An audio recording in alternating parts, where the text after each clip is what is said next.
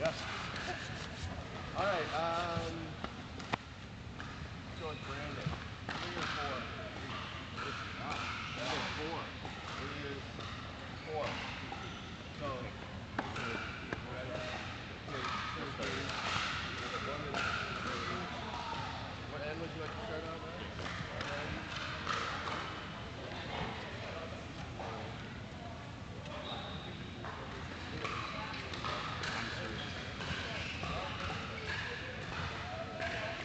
you start. You're on offense.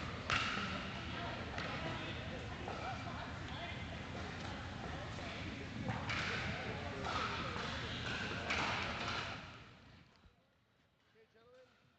Game 1. Time in 0:02.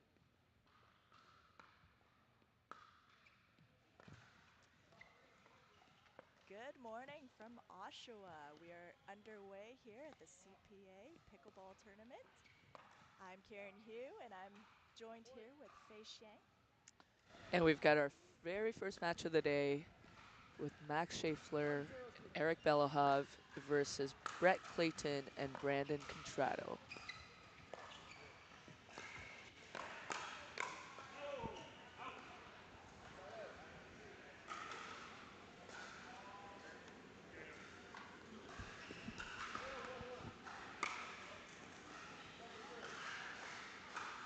And we have our team high sports here with Max and Eric up to serve.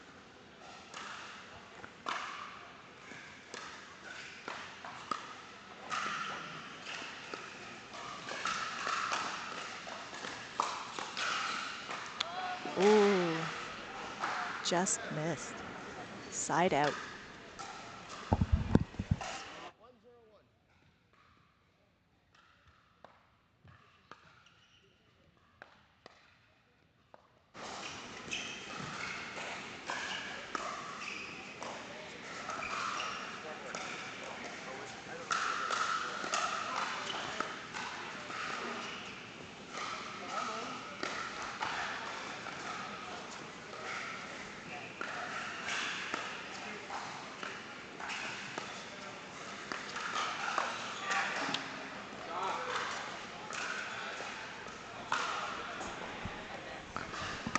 Our first long rally.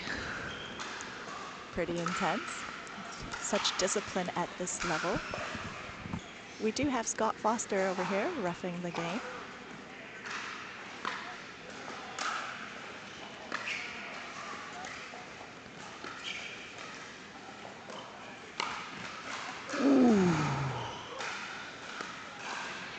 Net cord. Gotta hate those net cords, but it can go either way.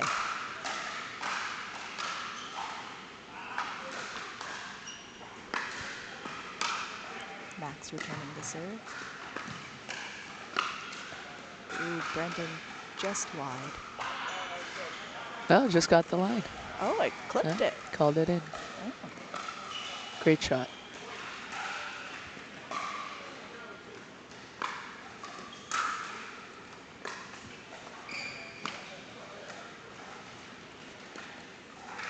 Side it.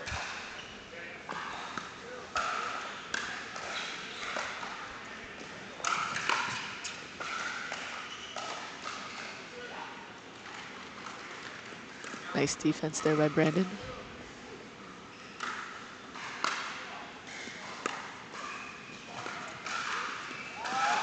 Ooh, just called out for Max. Go.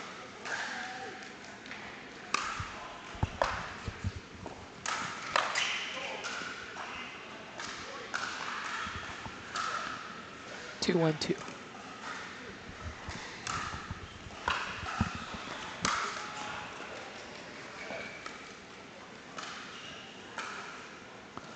I have a feeling it's going to be a long game. Seems like it.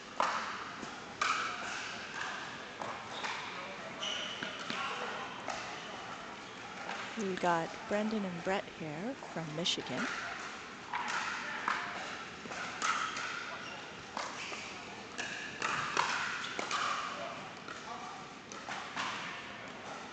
It's their very first tournament playing together. They're testing out this partnership. Let's see how they do.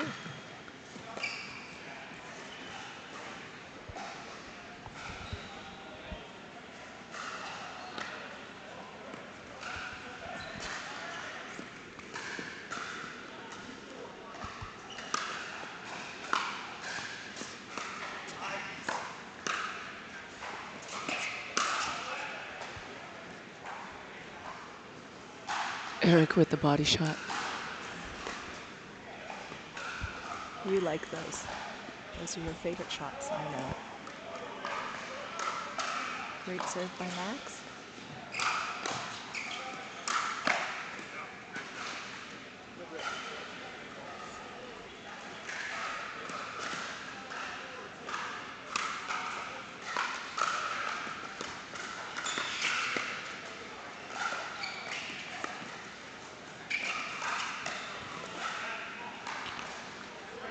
Just wide by Brett.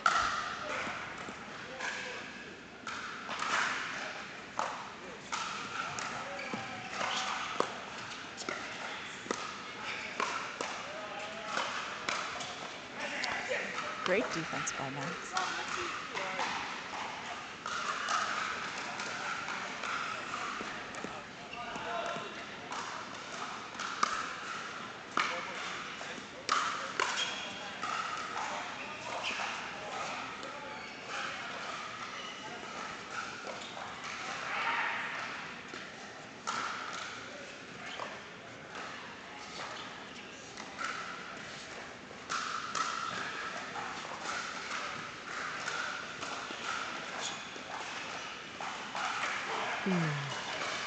Great patience by both teams.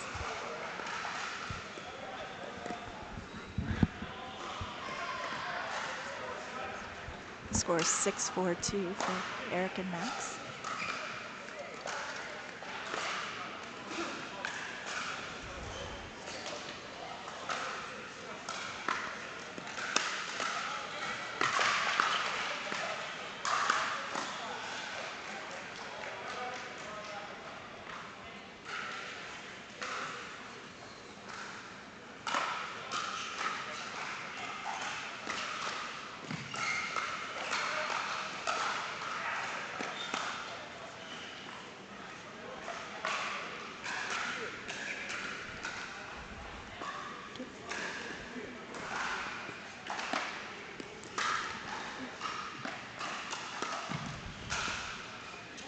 Great shot by Max, right behind Brett.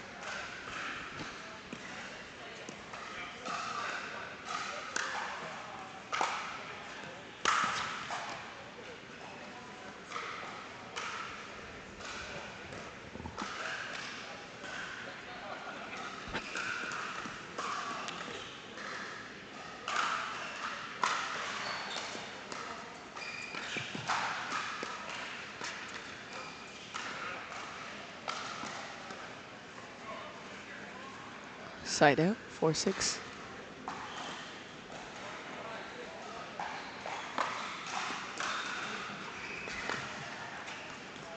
Oh, just got the net. There's that net cord you keep talking about.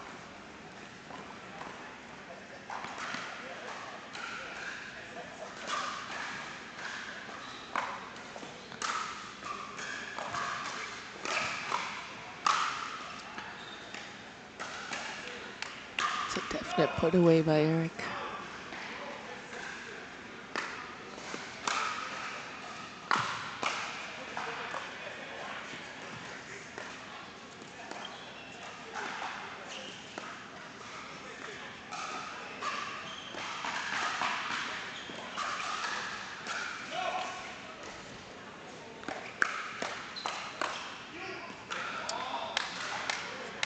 Great hands. Battle of the hands and then a miscommunication down on this side. Something we know often happens to us when we play. This level, very rare to see.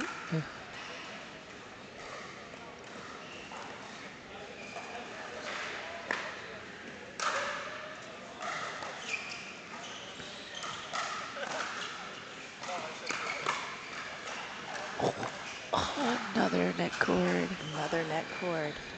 Well, you know, Brandon has transitioned from tennis. He does have the familiarity with those hands and having that soft touch.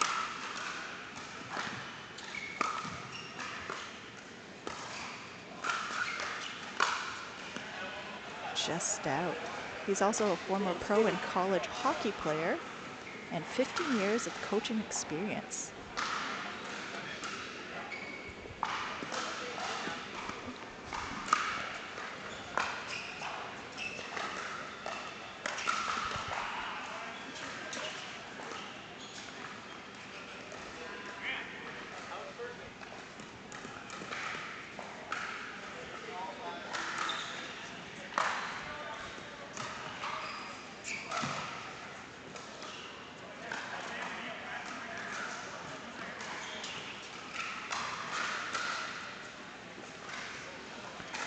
So close. Just a little bit more to get it over.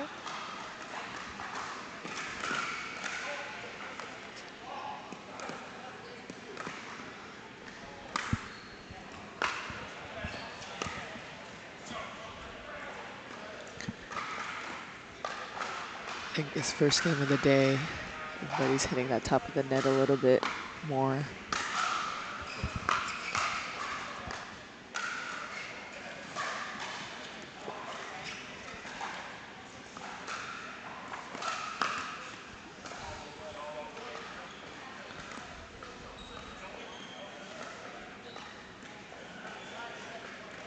It's 9-7-1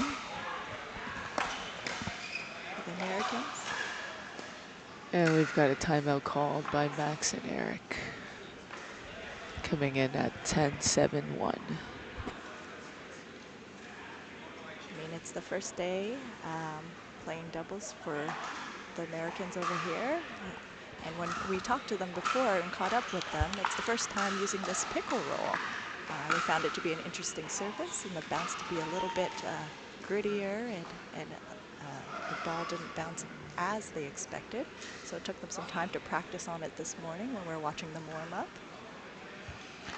They seem to have adjusted well. Yeah, very, very well. When we talked to Brandon and Brett earlier, Brandon said he likes to reset and control the point, where Brett likes to put him away, and as they called him, he's the little ripper.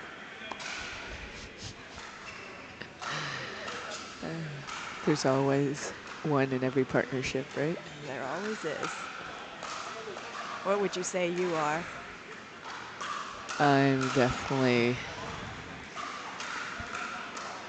You're definitely the ripper.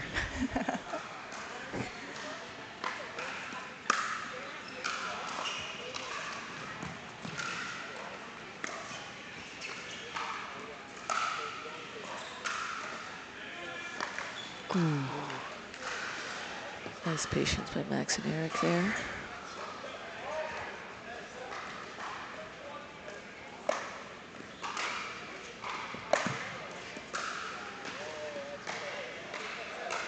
And now they get the side out.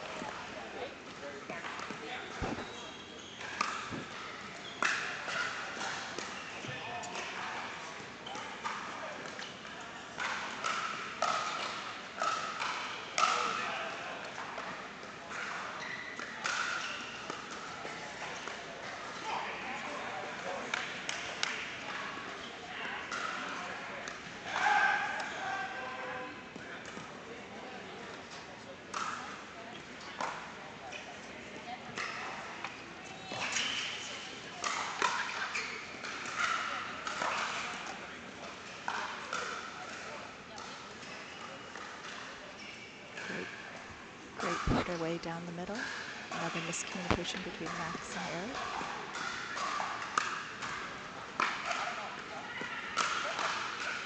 Oh, just a little short.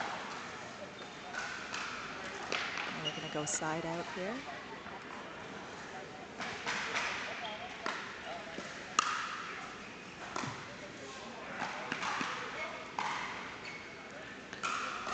Another hold for Eric and Max.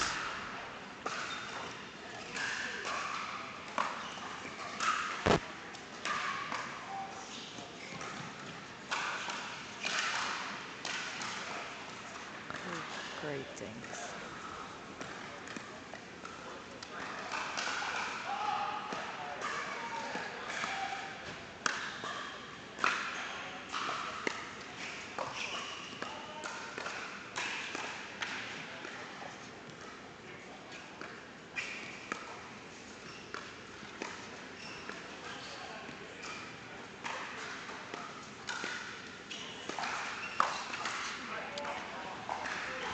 Slight pop-up by Max.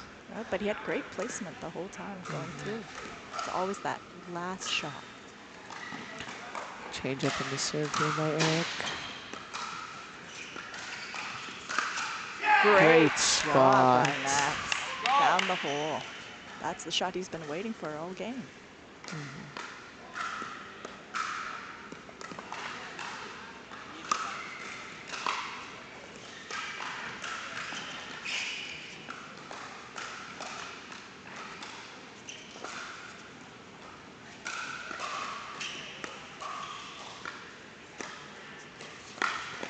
Oh,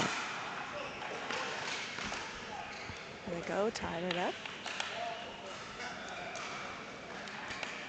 good try with the ATP. Timeout called by the Americans.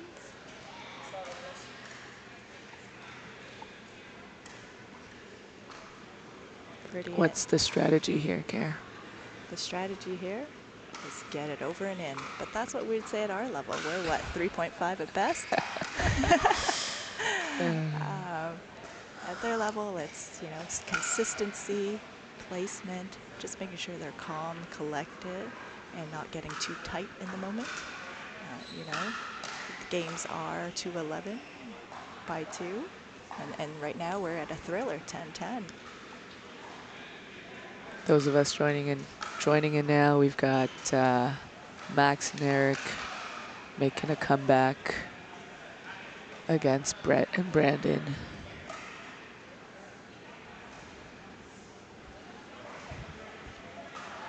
Exciting start to our day.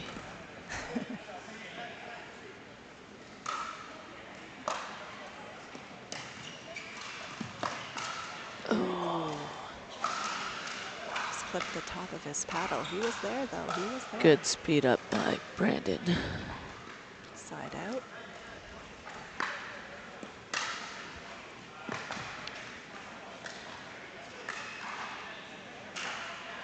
Brett to serve.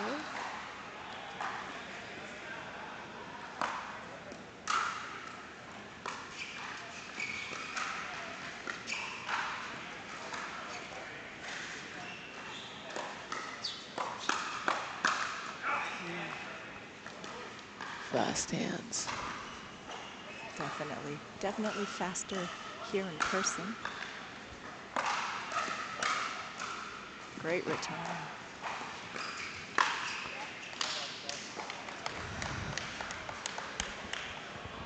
Having a side out.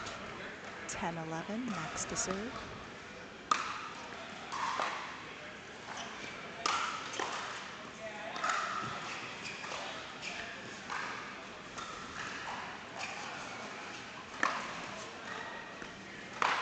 Seems like they've been targeting Eric for most part of the game. A little strategy change with Brett and Brandon. Now we've got Brett on the right side. Just giving Max and Eric a different look.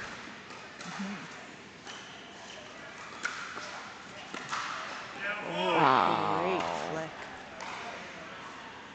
What a shot.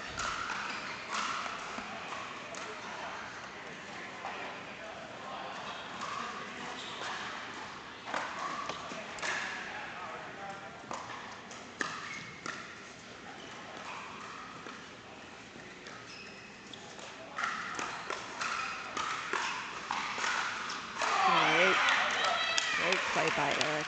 Way to hold his own. Love the emotions. One more chance.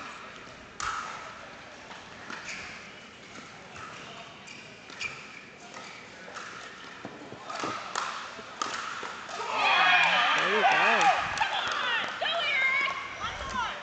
We've got the crowd into this. Got Team High Sports cheering on right now.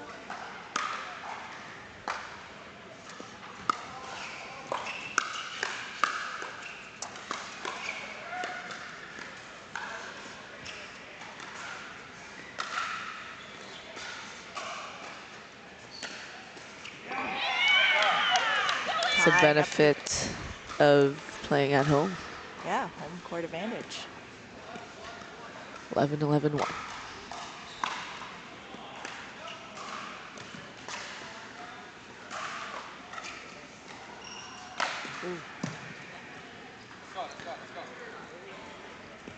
Haven't seen a lot of those today. That was probably the first one.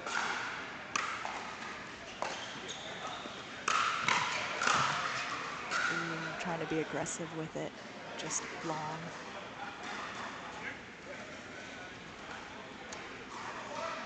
11-11, Brett to serve.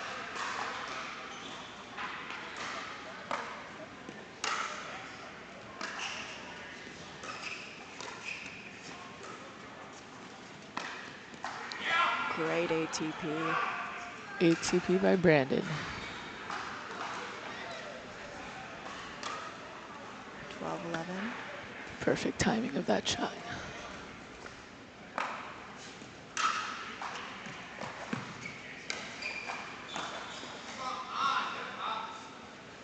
Great roll from Eric. One more chance to serve it out.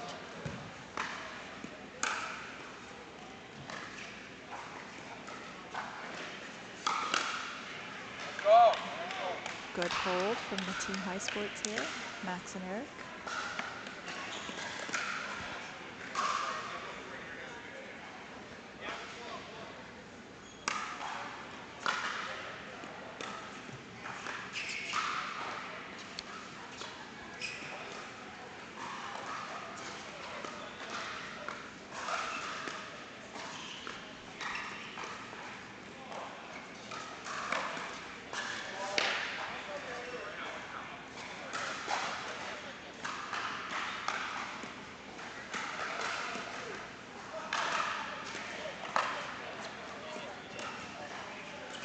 Great deep return by Brendan. Sorry, by Brett. Brett and Brandon.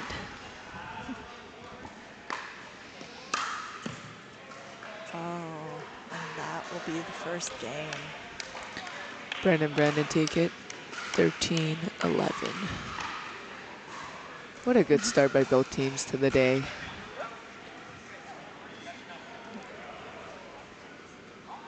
Just have a 2-minute. We'll just have a 2-minute break here before we start the next game.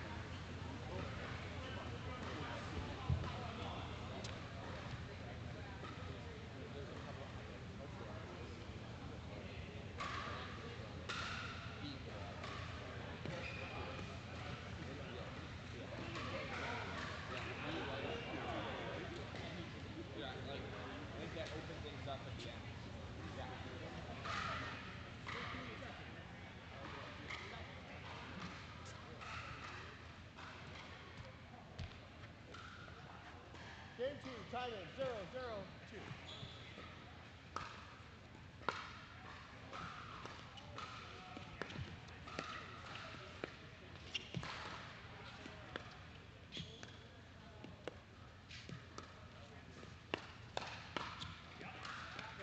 Point. 1-0-2.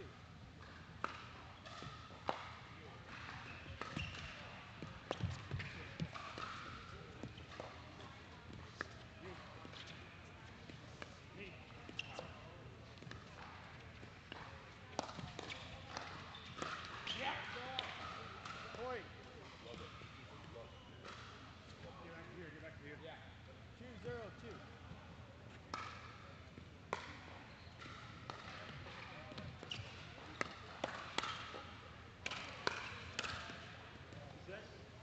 I can't overturn that. Side out. 0-2-1. And we're back here for game 2.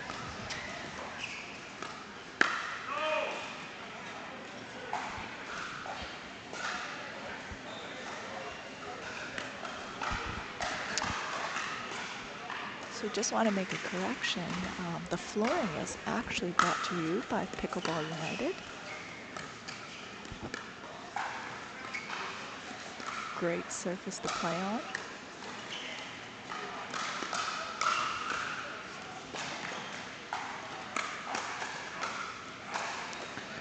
Just long.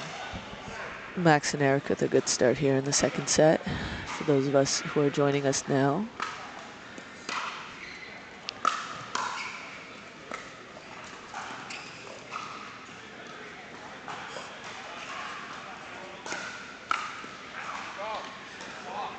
They seem more comfortable.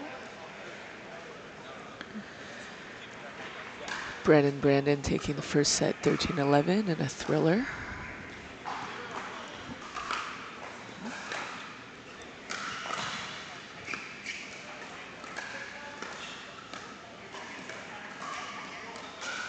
Great hands.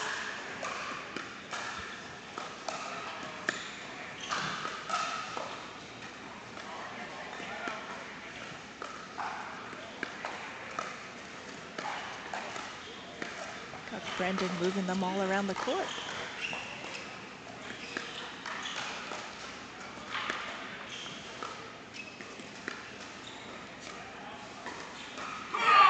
Oh. Great patience, great dink battle. By both teams. I'm so impressed with the feet movement of these pro players. Yeah, their footwork is impeccable.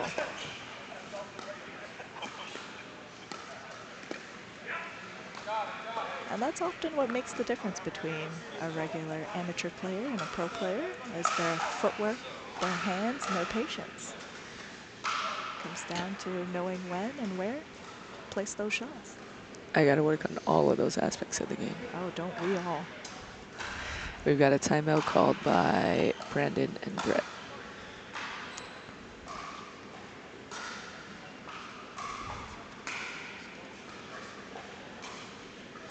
Well, if you're out and about near Oshawa, come on down to the Durham Sportsplex in High Sports and watch the CPA pickleball tournament live. Nothing better than watching it live, but if you're joining us, viewers, we thank you for that as well. Tournament brought to you by Yola, another sponsor of Franklin Pickleball, Pickleball United. Have some great sponsors on site and vendors for you to enjoy. And here we are, time back in. 5-0 for Max and Eric.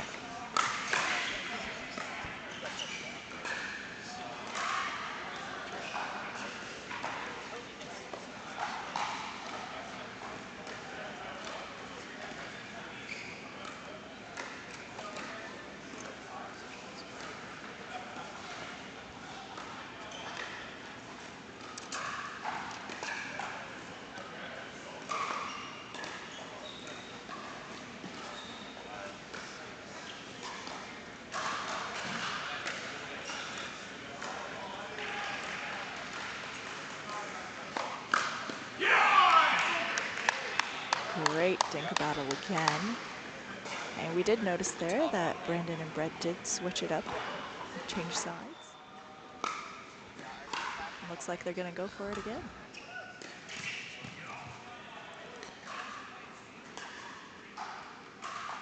Max and Eric off to a great start here in the second set.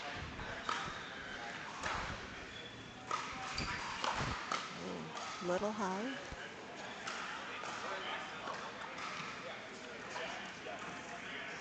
Eric to serve, 6-0.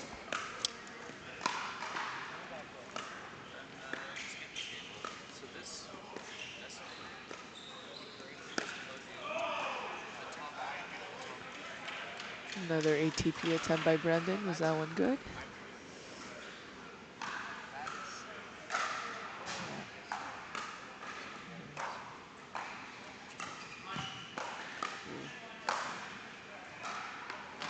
There's the power from Brett.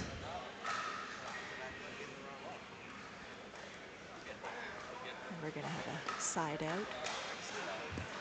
Let's see if Brandon and Brett can make a little run here, get back into the game.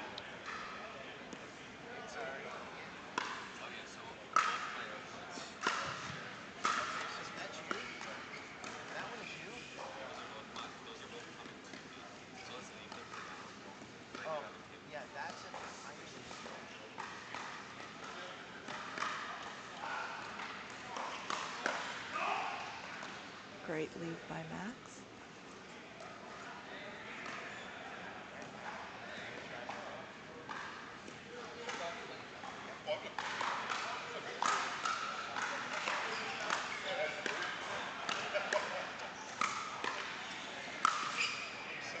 And Eric setting himself up for that point right there.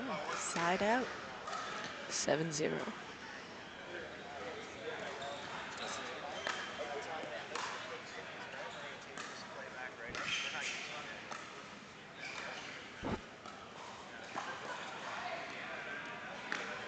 Point.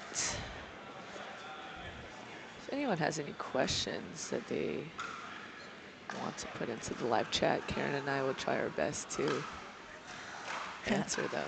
Operative word, we will try.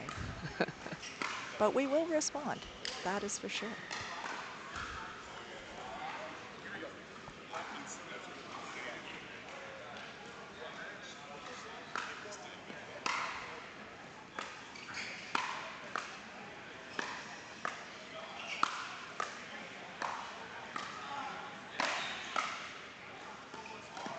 Great defense by Max and Eric, just a little wide on.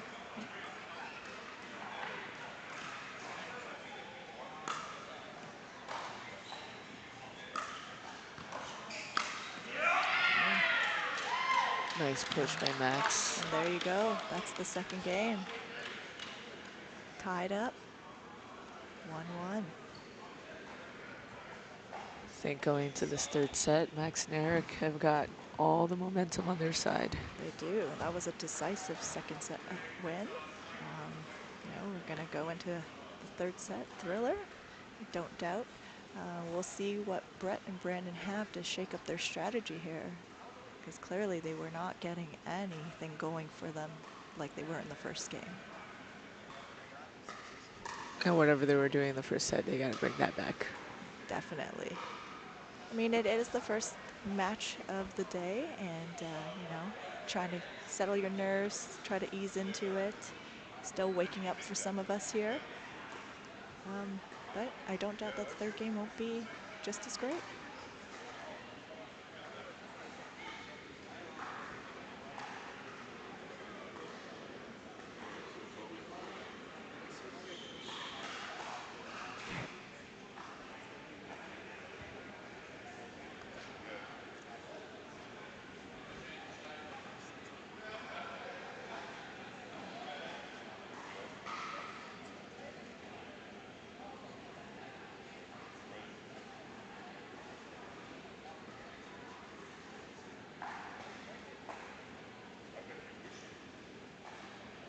On the other courts over here, we got Ryan Torsen and Tyler Tolston making it through to the next round.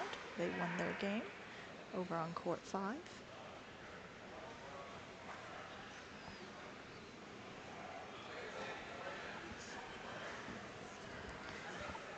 Here on championship court, we have Scott Foster refereeing this match. And we're about ready to start the third game. Here we go. Brandon to start serve. Best to 11. Going to 11. Changing ends at 6.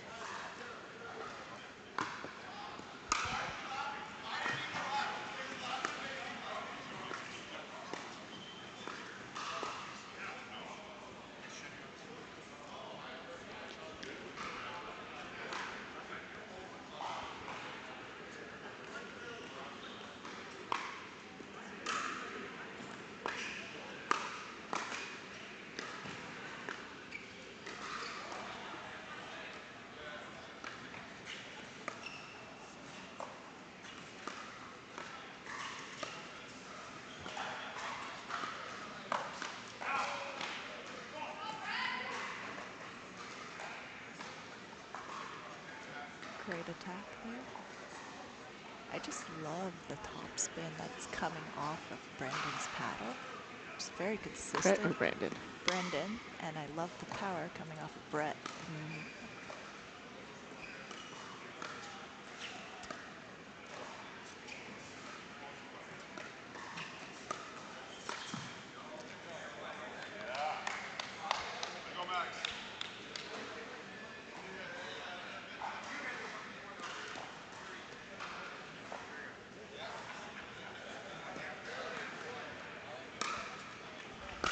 Zero, 2, 1.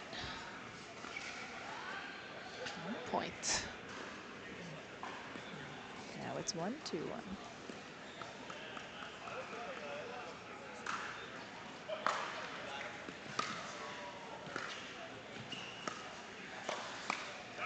That was a great dink right behind Max. Easy put away for Brett. I think Max just overran that just a touch.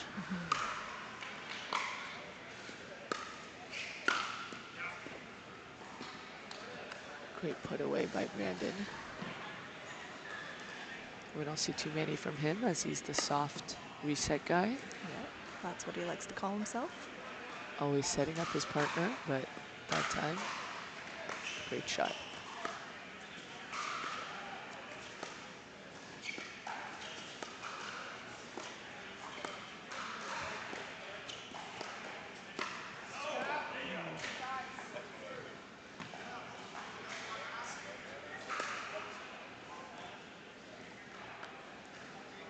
2-1-2. There you go.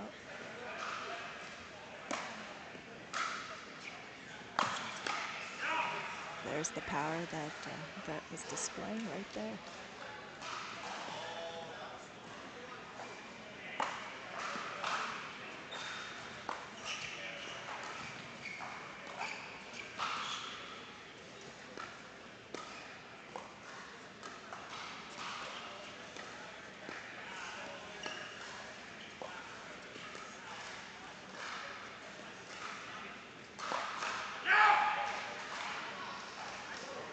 To the body. To the body, great speed up. We have a timeout called by Max and Eric.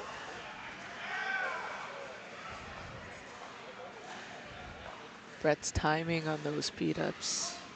Just picking it up from so low, it's almost deceiving, but he's speeding it up.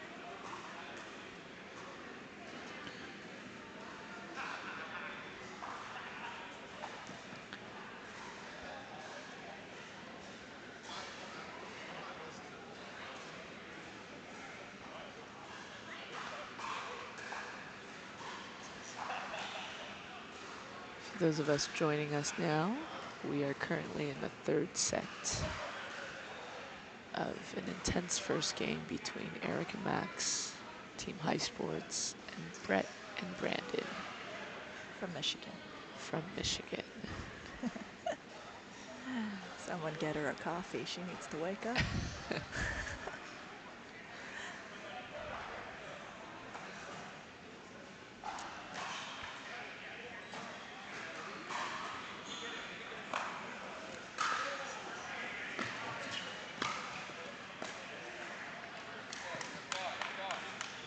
Great timeout.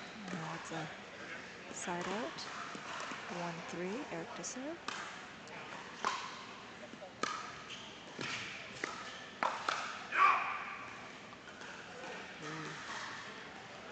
Just slightly moving with his hip.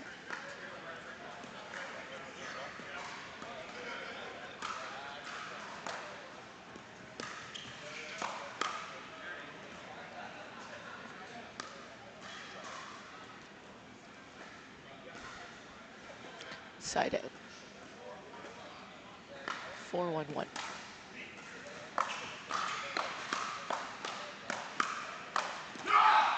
Notice that Brett has become more aggressive after the timeout. He's coming out swinging. He's got very fast hands.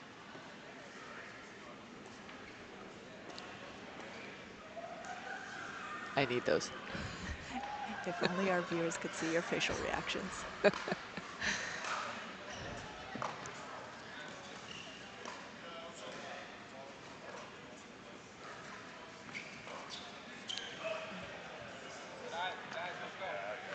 Just wide. Brett to serve. 5-1-2. Great deep serves.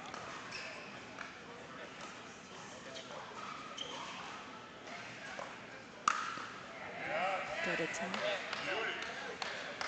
Put away by Eric. Side out. 1-5 run.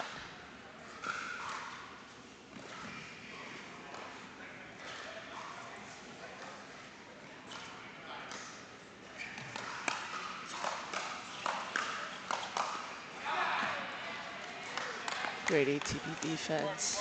Good try by Max. Did you notice that? Brandon actually switched hands on the ATP to pull it around the post.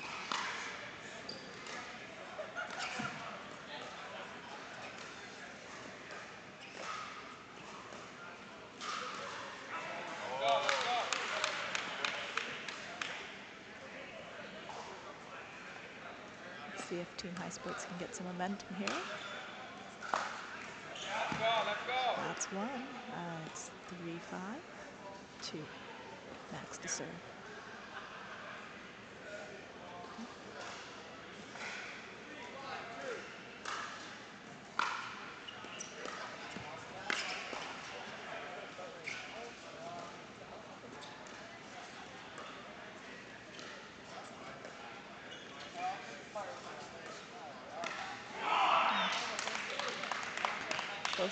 Both teams changing it up a bit there, having Brandon on the left side and Max on the left side.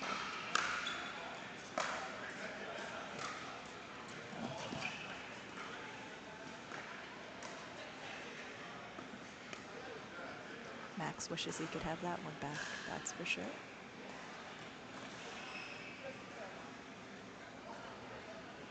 But good run. And the score is now 5-4-1 with Brett to serve.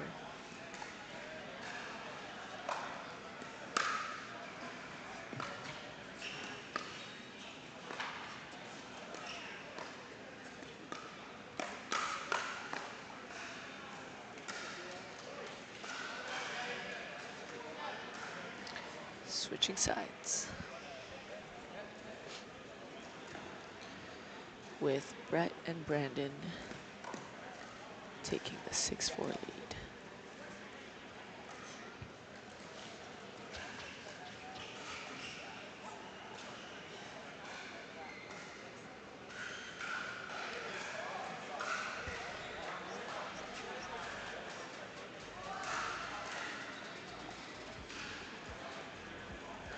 For those of you at home, if you want to be a part of the action, you can join in by downloading the app Fans Play, home of the fans.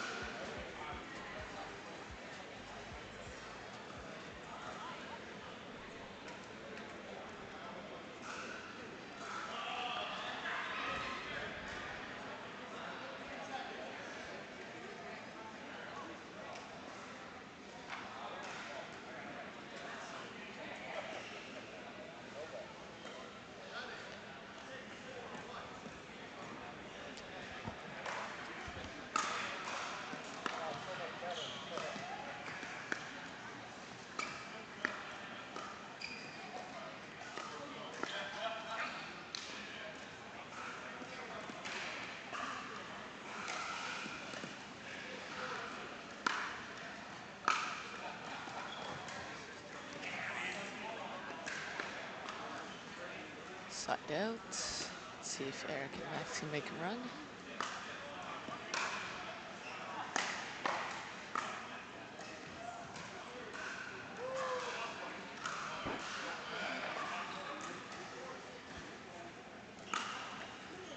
Great serve.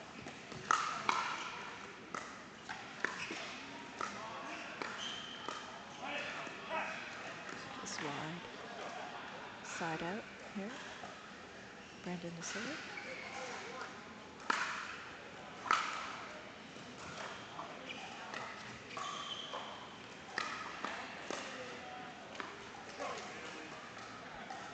Little clip with the net. 7-4-1 coming in.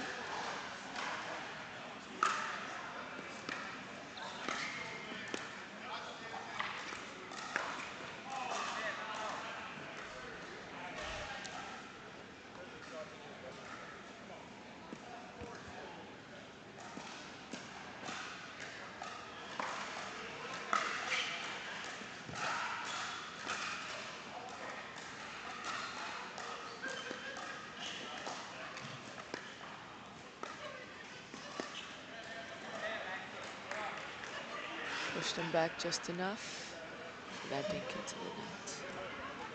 Yeah, I got the dink right behind him.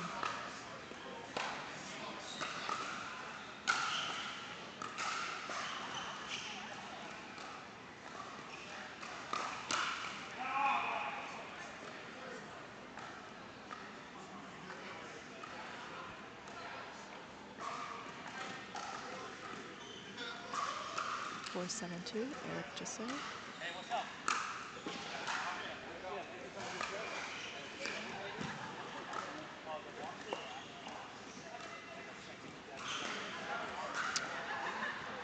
Another ATP attempt, but not this time. Just long. 5-7-2.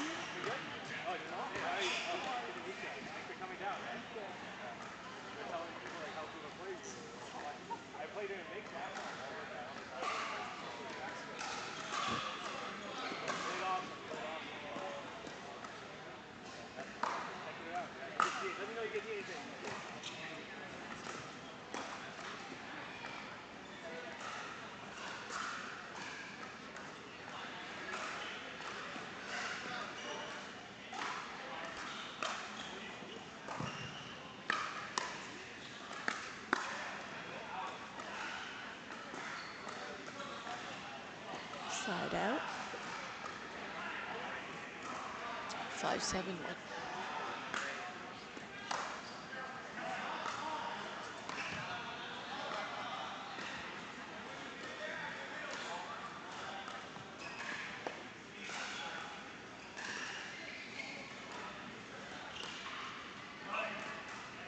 Just wide.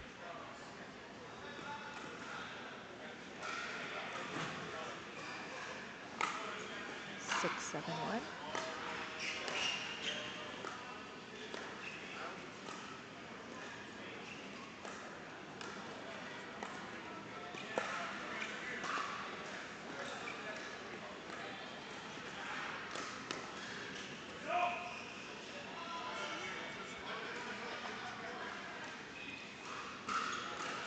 Ooh. Just called out.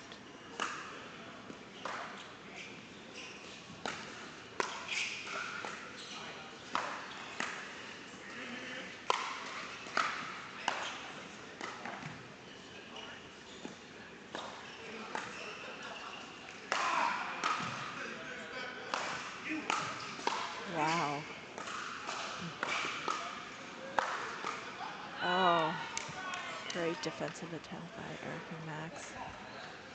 But just the sheer power from Brett putting that last one away. There you go, tied up here, 7-7. Max to serve.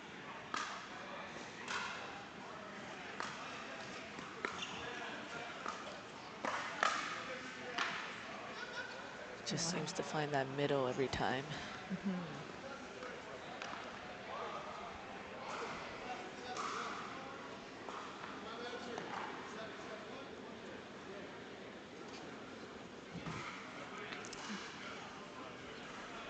Timeout called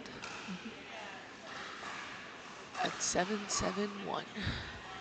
Let's see if the strategies change. We've seen that Brett and Brandon, out of a timeout, like to switch sides, where they are putting Brett on the right side and Brandon on the left side. And Max and Eric, they just come back more refreshed, ready to play, reset their minds, ready to go. So let's see how this timeout works for both sides.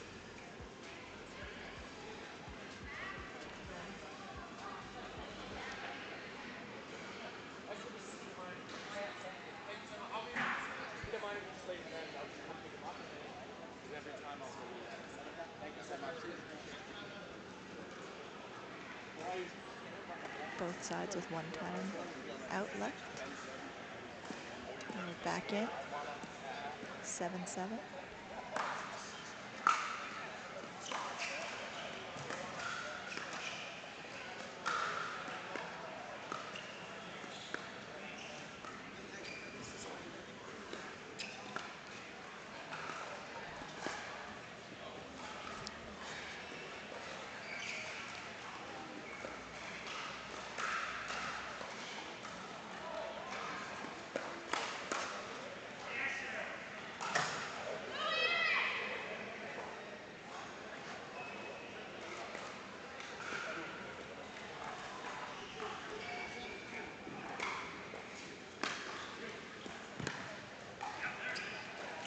Side out.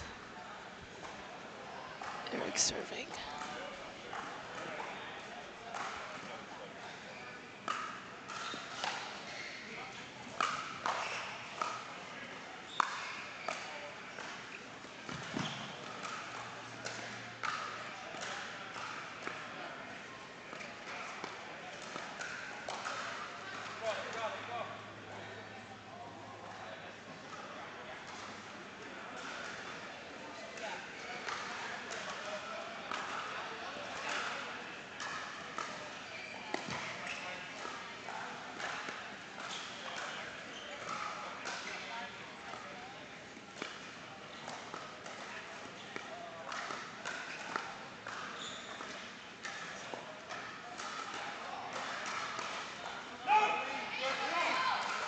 Oh, great patience from Good Brett and leave Brandon.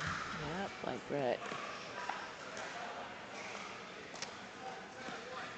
There we go, another side out, 7-7-1.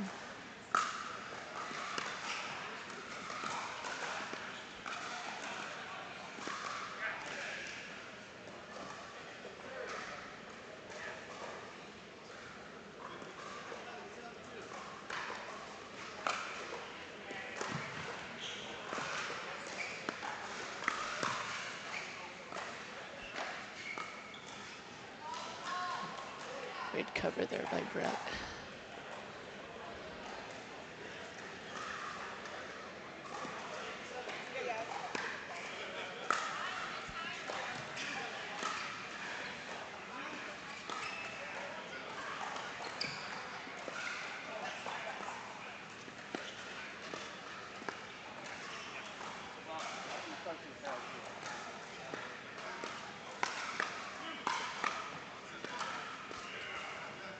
Great release.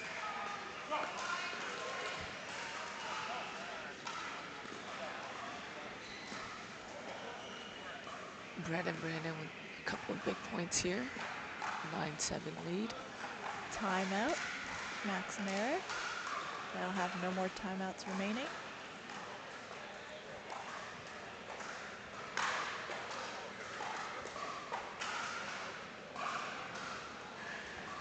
Just some updates from the other court. We have Mark Gottfried and Jonas moving on to the next round. Ryan Rim and his partner Brendan moving on as well, and they'll be facing Ernesto and Matt Kawamoto. That should be an interesting match.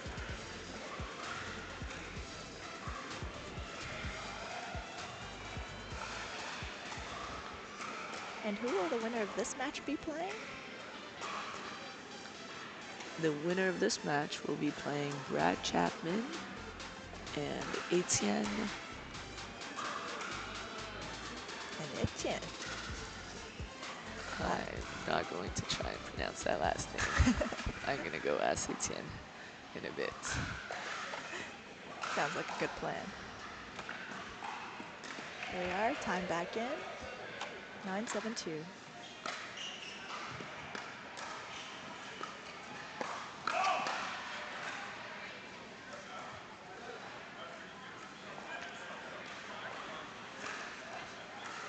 Side out.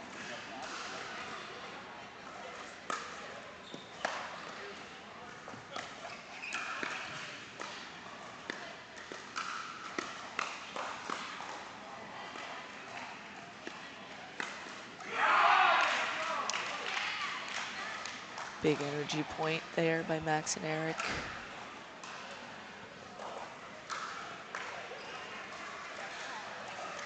For those tuning in, this is the third game.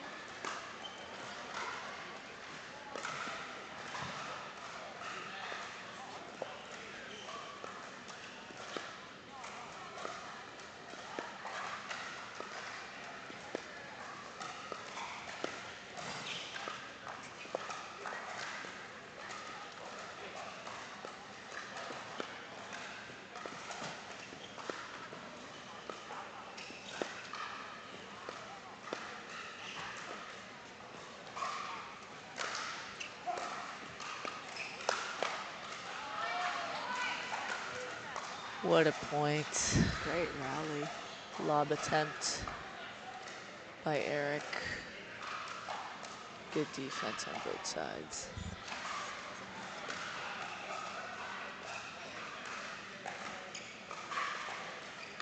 Just a little confusion now on who the server and the receivers are.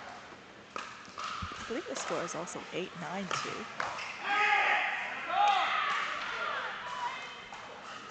And now Great tied up. line drive.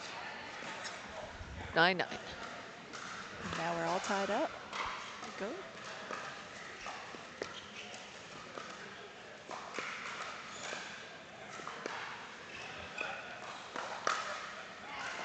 Ooh, good leave.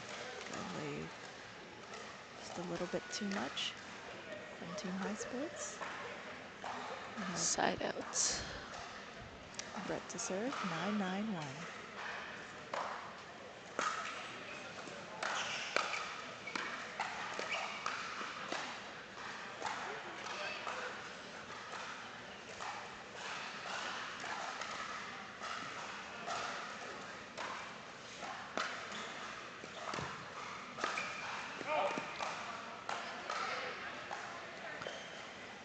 Just a little wide from Max.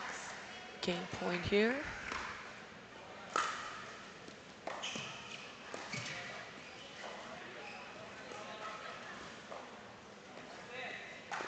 And they hold them off. Side out.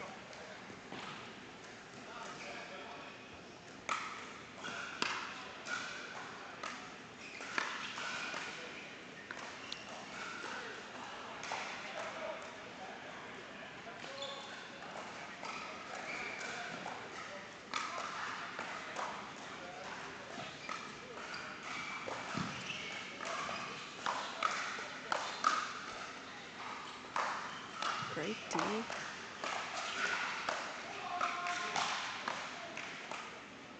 Great Reese.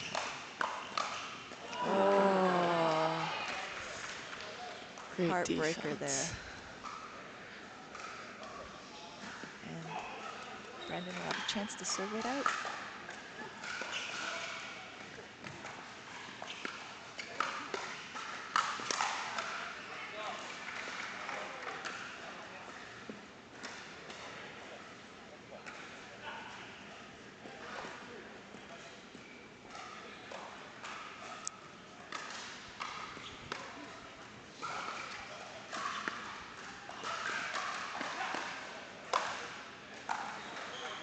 And that's the game.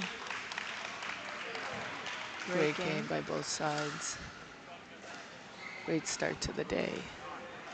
Yeah, 3-setter. Can't ask for more. Audio.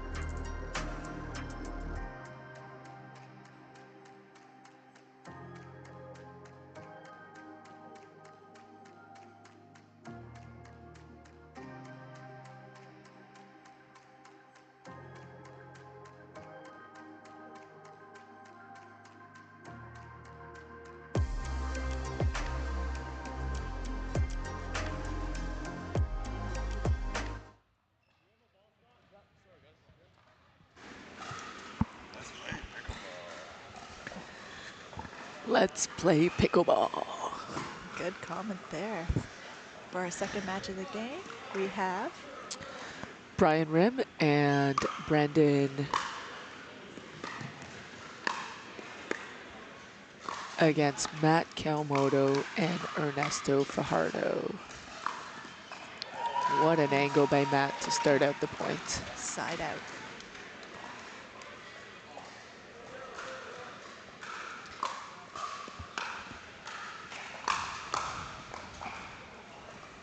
Great defense by Brandon there. Brian and Brandon have already won their first match of the day to set up this matchup.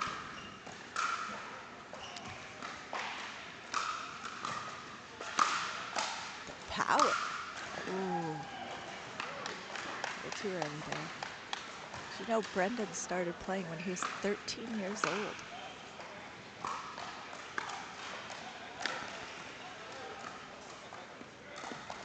Don't see that very often. Not at all.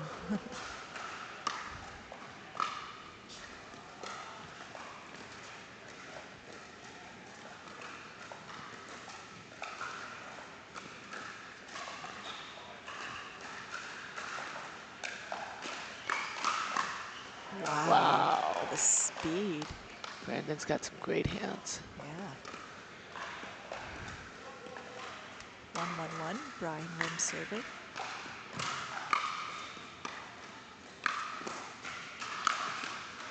And Ernesto showing you why he's a 5-time national champ.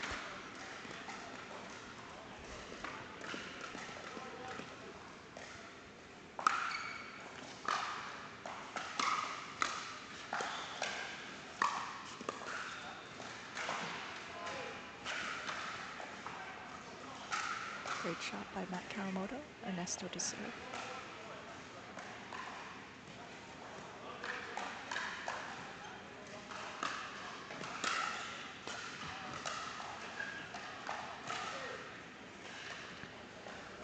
Matt and Ernesto playing their first game of the day.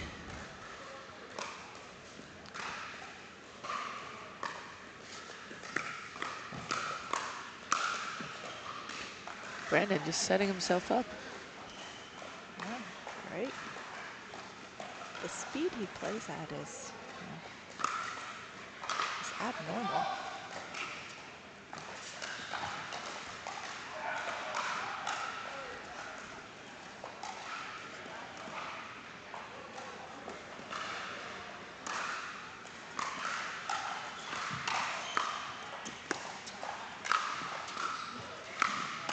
Ooh. Great attacks by Ernesto. Side out.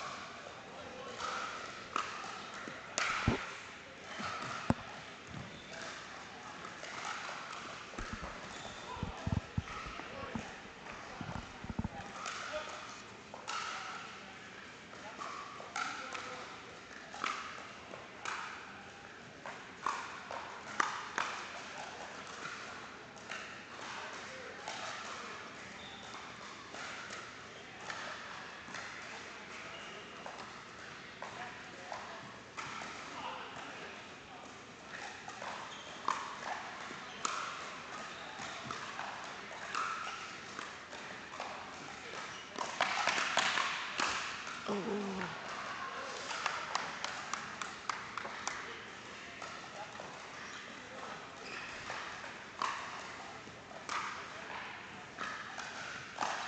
Ooh. Ernie by Brian on the put away by Brendan.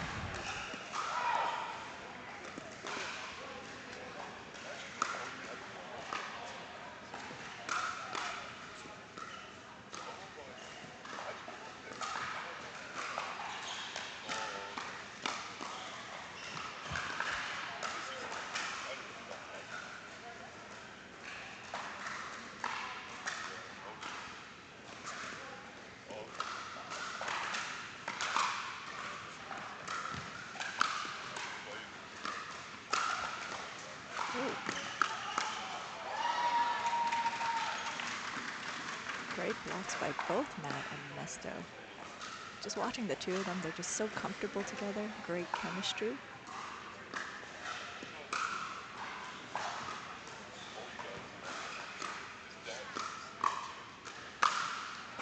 Brandon with the put away.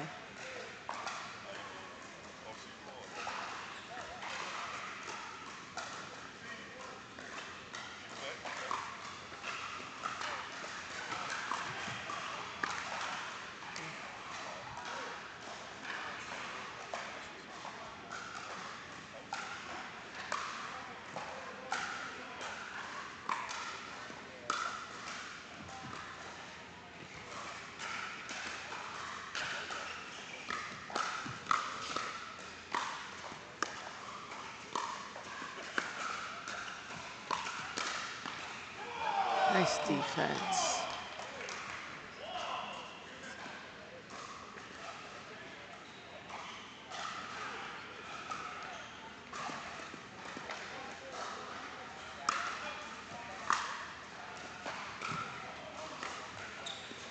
Great slice. Oh. He's okay.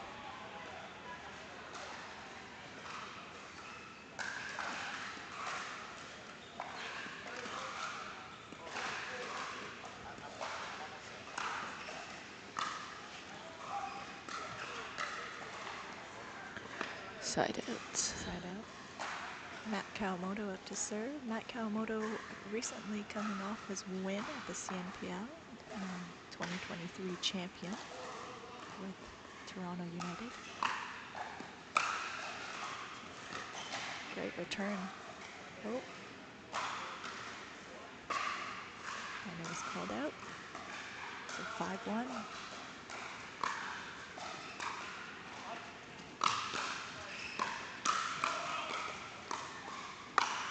Ooh.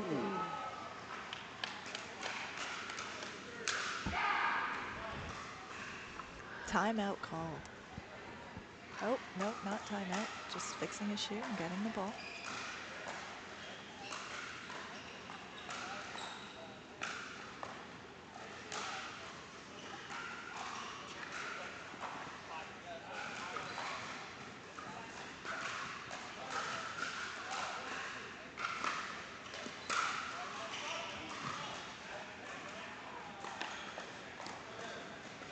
Side out.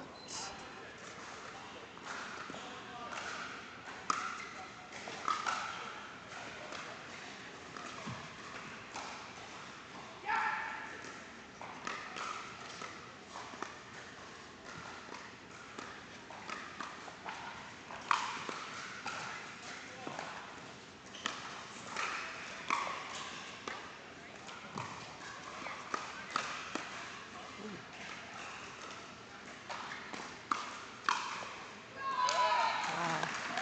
Great point there.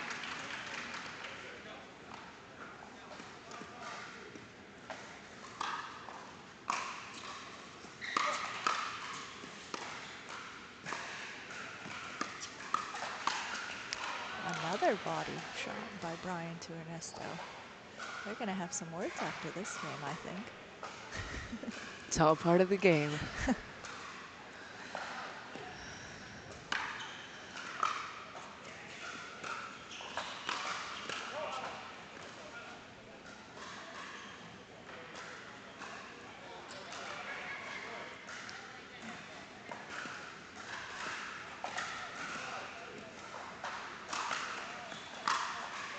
Ooh, another long return. And they're back in it. 4-5.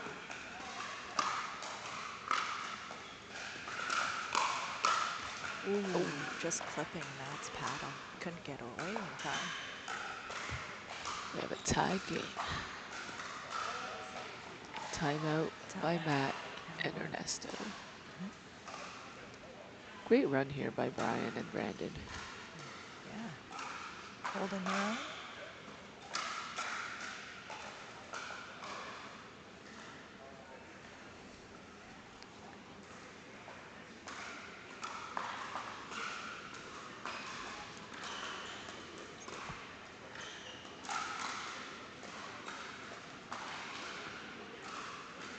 Get this replay. Brandon's drive. Setting himself up for the put away.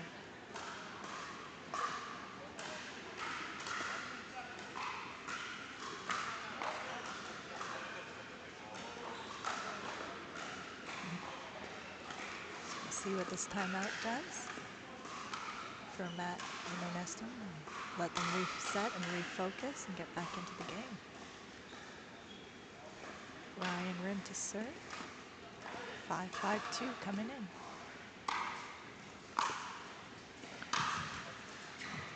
Oh, net cord. Talked about those earlier today. Happening pretty frequently this morning. Nobody likes them, but part of the game as well. Guess it depends what side of the net cord you're on. Great attack.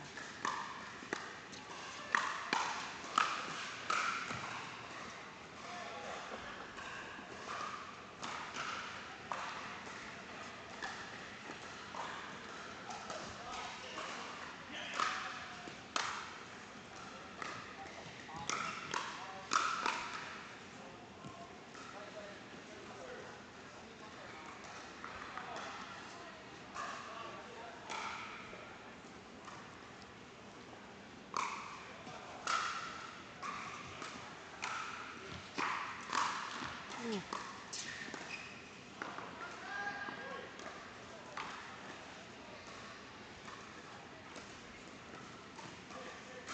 Tie game, 6-6.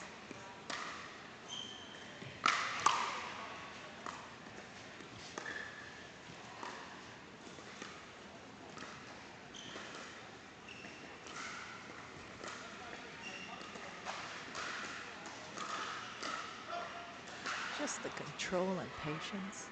Ernesto. Just haven't seen anything like it today.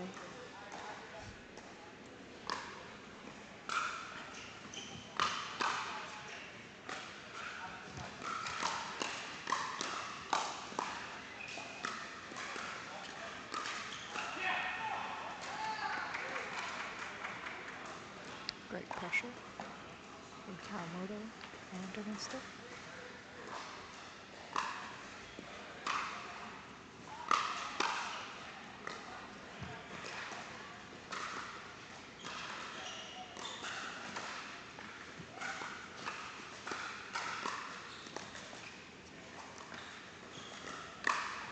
Oh, Matt with great shot selections and just setting himself for that put away.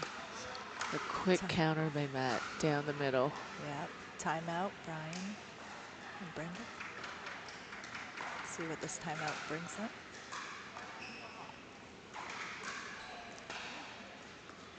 Today's event is brought to you by High Sport Pickleball, Pickleball United, Yola. Fans play. Of course, we're at the CPA Pickleball Pro Tour.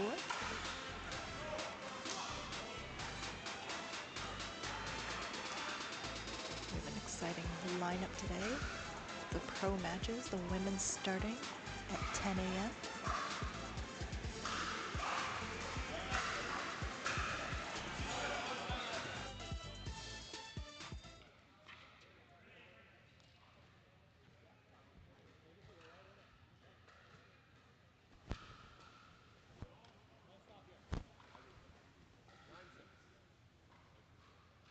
Time in. 9-6-2.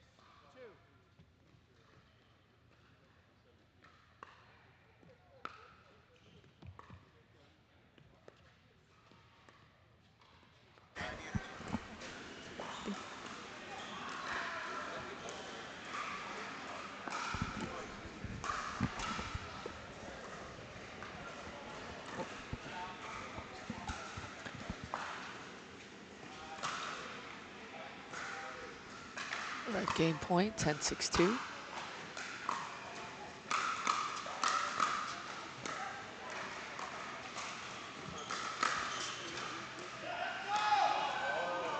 Good lead by Brian and Brandon.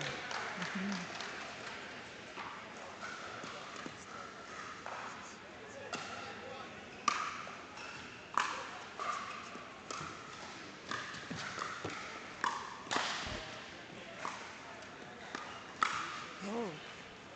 Good change of direction by Brian Rim.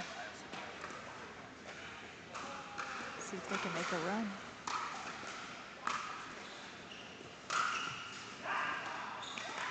There you go.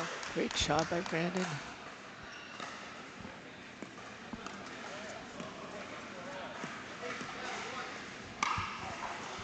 8-10-1. Oh, they're coming back. Love the energy. 9-10-1.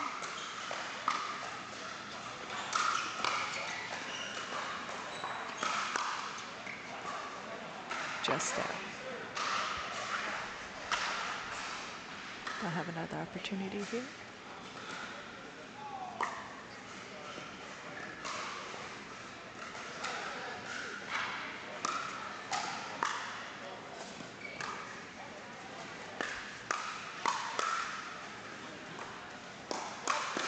Oh.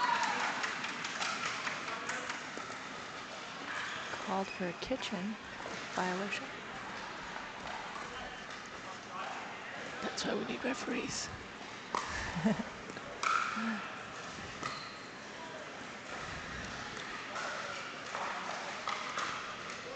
And that's the game.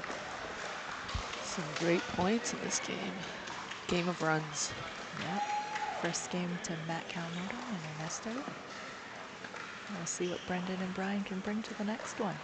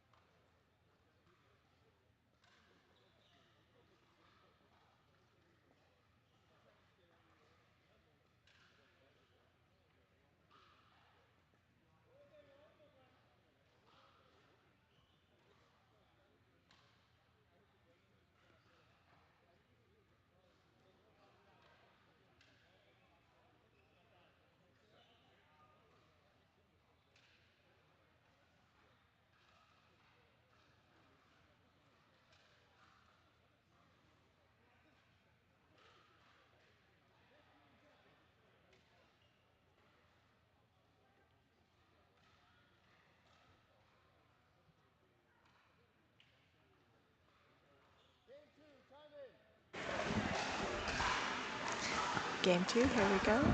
Matt Kawamoto to serve.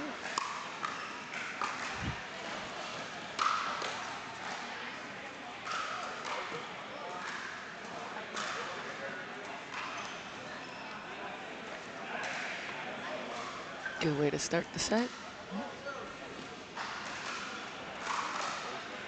1-0. Justin.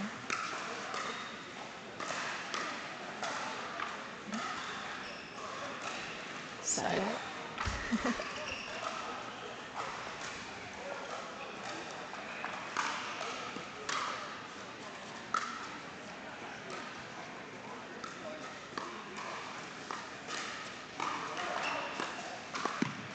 Great rolls.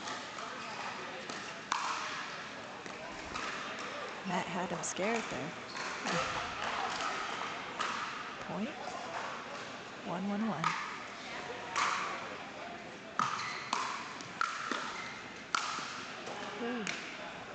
Way to set himself up. Yeah.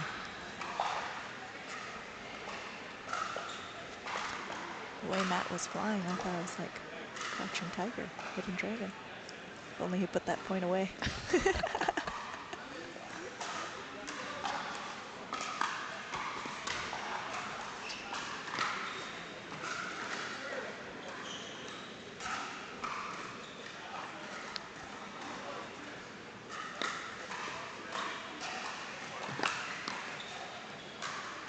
Nice shot by Brandon. Good start.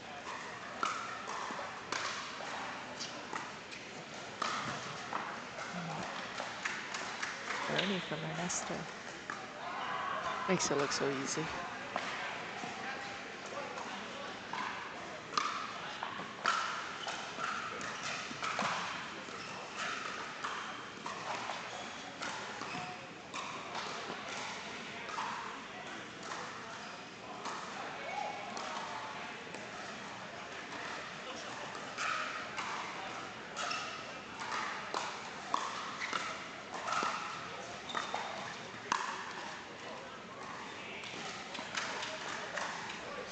that line.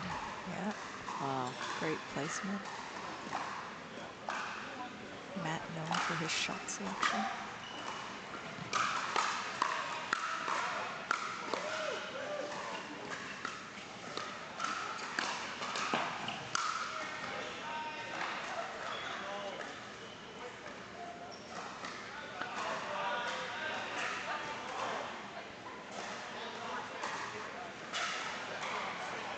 Ball called out.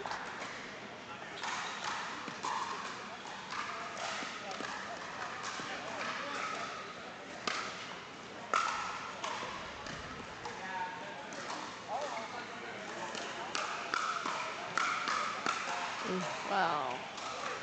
Great hands by both sides. yeah, those little firefights.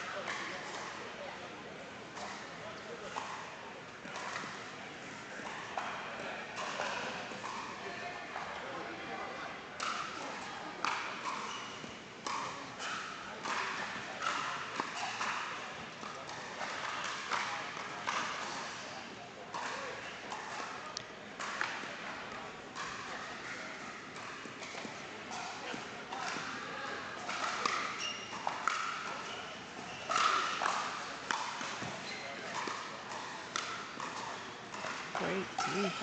Oh, the net cord.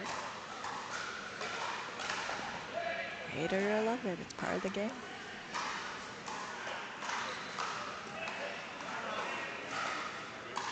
Timeout called by Brian and Brendan.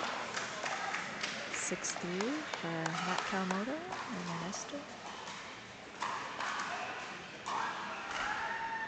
This is game 2 of best 2 out of 3, with Ernesto and Matt leading 1 game.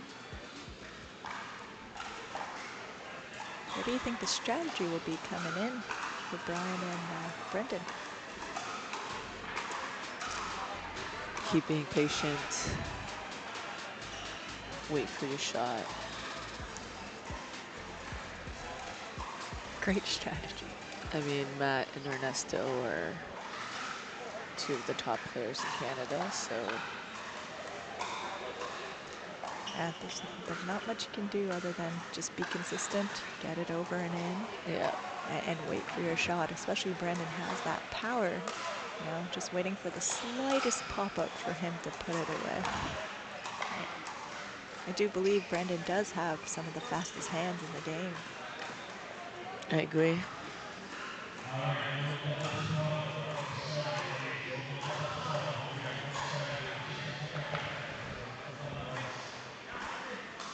Time back in, 6-3, Ernesto to serve. Ernesto quick off with the power and aggression. What a strong third shot drive.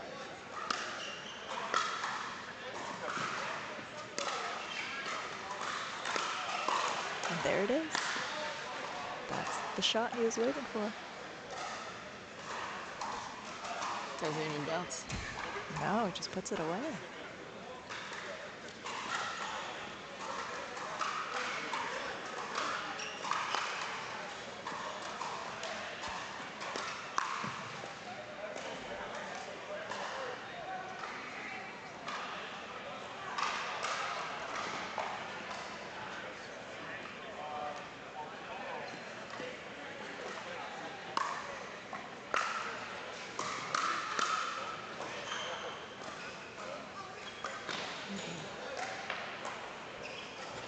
Great return by Brandon.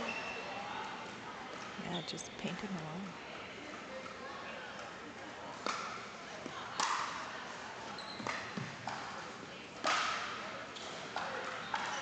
Great return by Matt.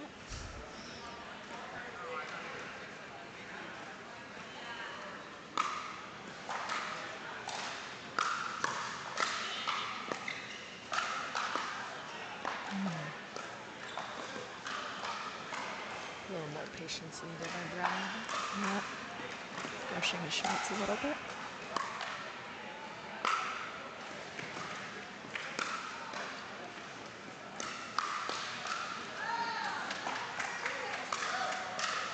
Just give him a little edge. He'll take a mile on you. Nice speed up against Matt and Ernesto. It's coming back fast. You know it. 9-3 here coming in.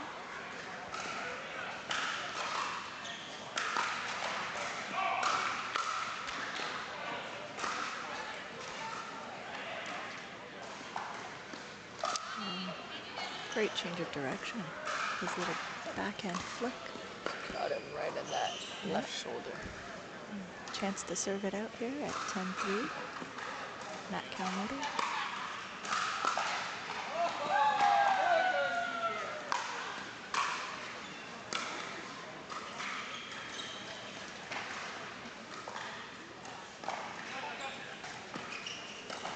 Oh, tweener.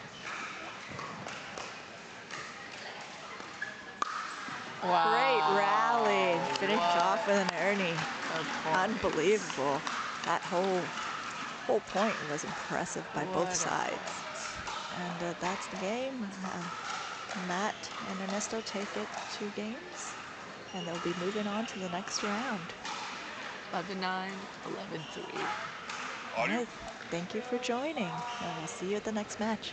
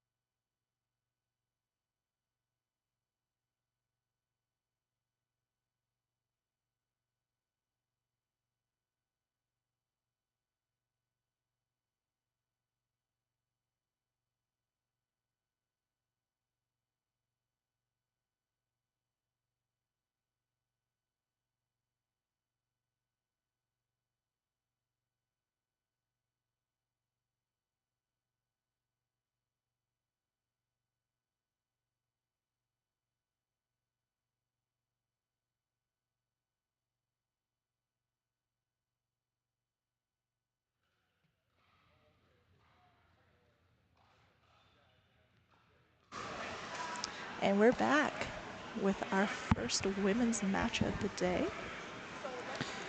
We've got in purple and black, Jessica Kawamoto and Maria Klokotsky.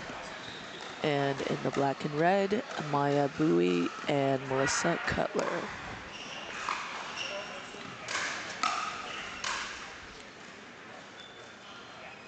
Maria coming off of a successful day yesterday. She'll be headed into Championship Sunday in singles, taking on Christina Chin.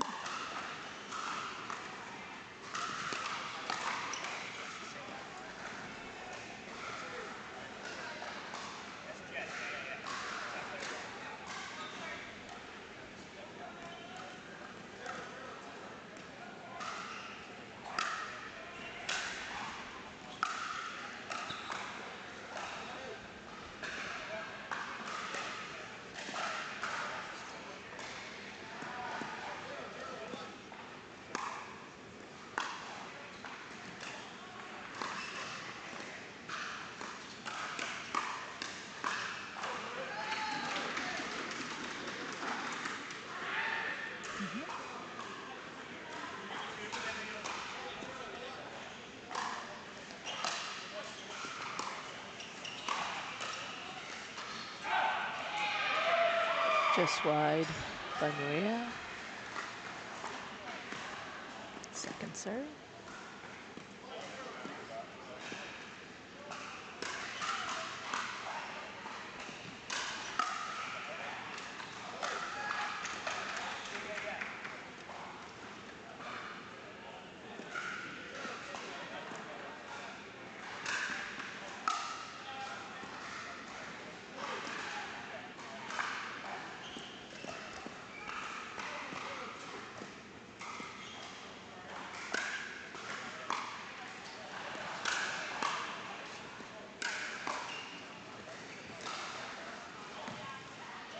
Great shot. Nice think by Maria.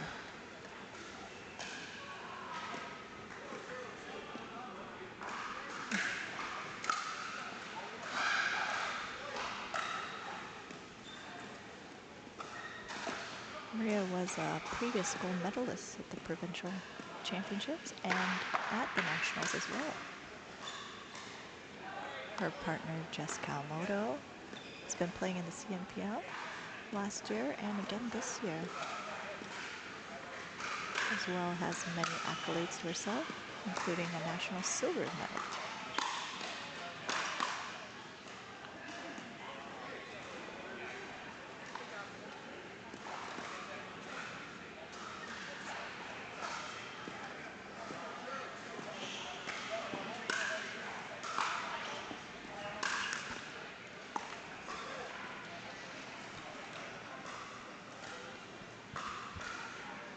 Quick start to the game.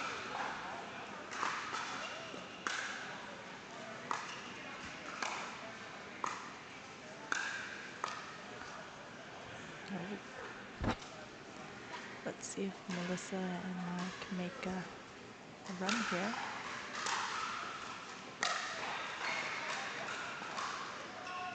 Just wide Just on the drive.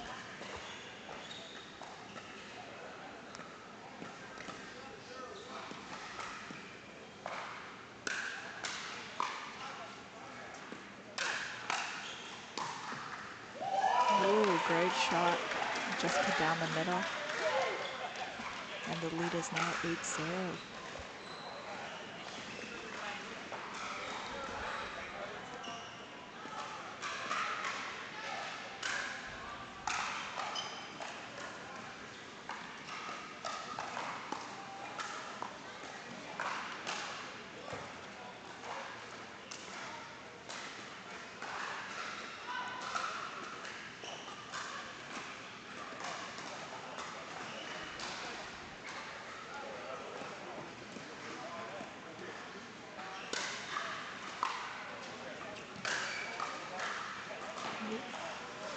Some great drives in this game. Yeah, she's got sheer power, that's for sure. Maria, a former tennis player at the Fresno Pacific University in the States. And that's the first game. They'll take it 11-0. Let's see what Melissa and her partner do to combat his strategy in game 2.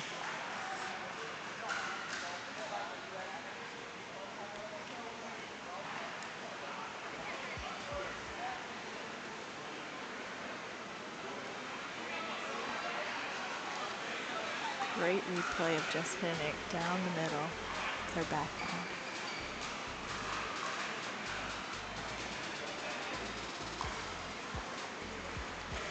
There's another angle of it.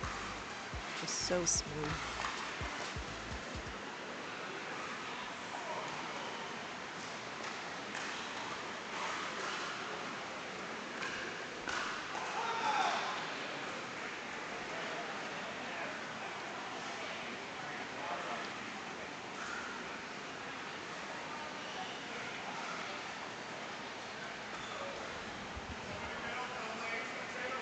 For those of us joining us now, we've got the start of the set number 2 between Melissa and Maya against Jessica and Maria.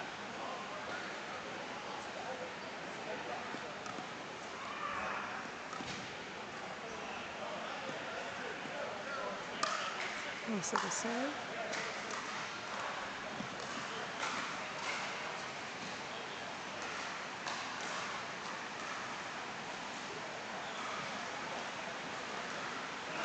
Great rally there, great rally. Melissa, a head coach for both tennis and pickleball, Mayfair. Also the head coach of women's tennis at York University. Amazing. We find that a lot of tennis players do come over to pickleball, and it translates very well.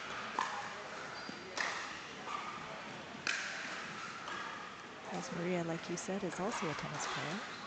As we can see on display here, their forearm shots, their forehands, rather.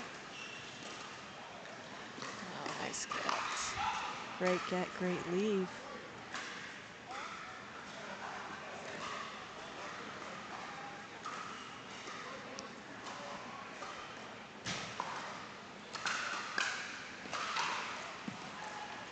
Great serve by Maria.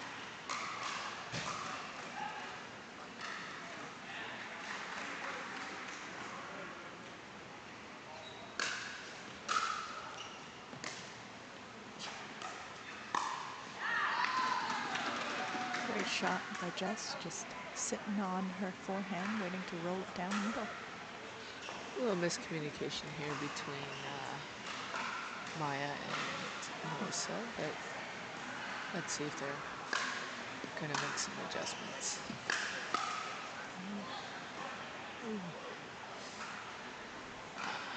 Just missing the line on that neck hold.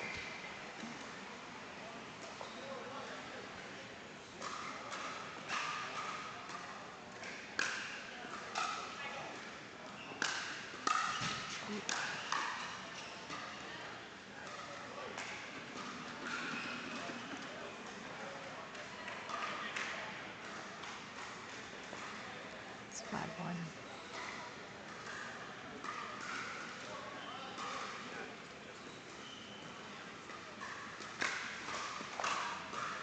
Just long.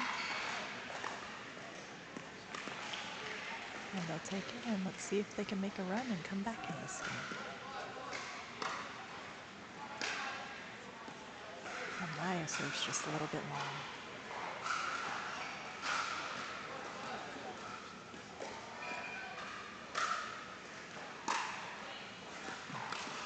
Ooh.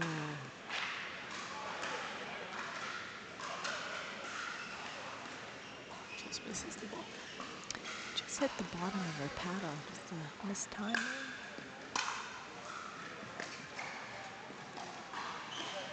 No, and she got it back.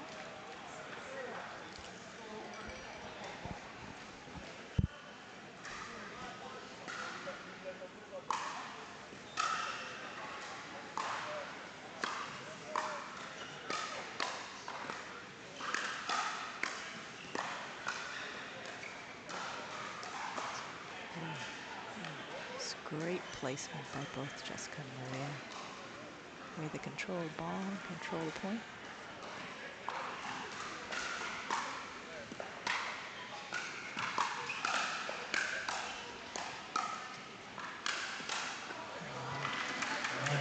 Maria setting herself up there with the put away.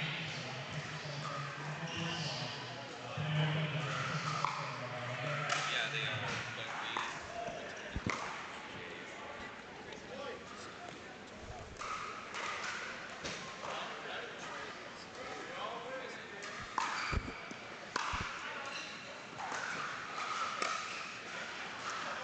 Great shot. Great spot. Great by shot. Melissa. See if they can make a run. 1 point at a time.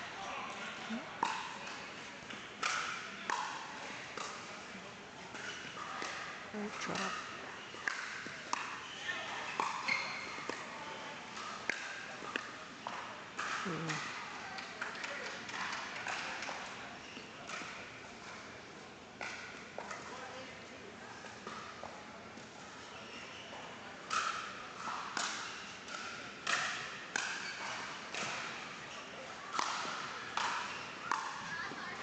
Great D. And there they go.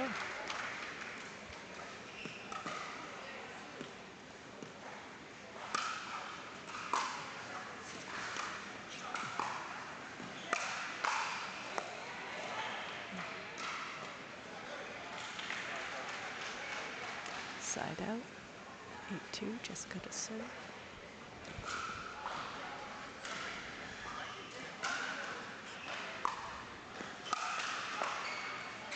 Oh, just long.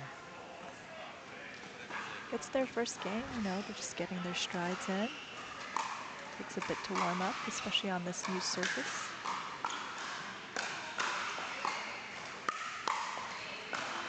New surface brought to you by Pickleball United. Everything pickleball.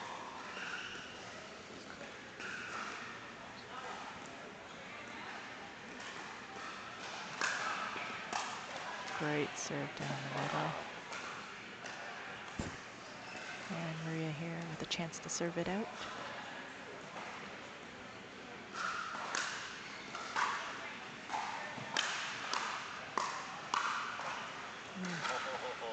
Nice defense. Nice. Turner's offense.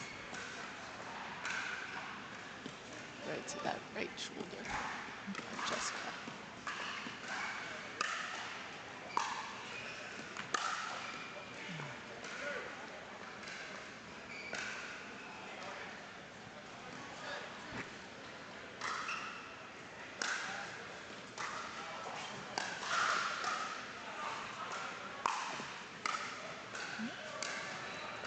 What an angle.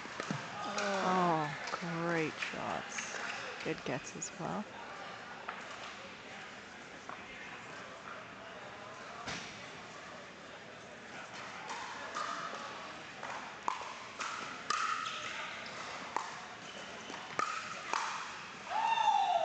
Wow, just painted the line. That's the game. 11-2. So Jessica and Maria will move on to the next round. And we'll see you back for the next match.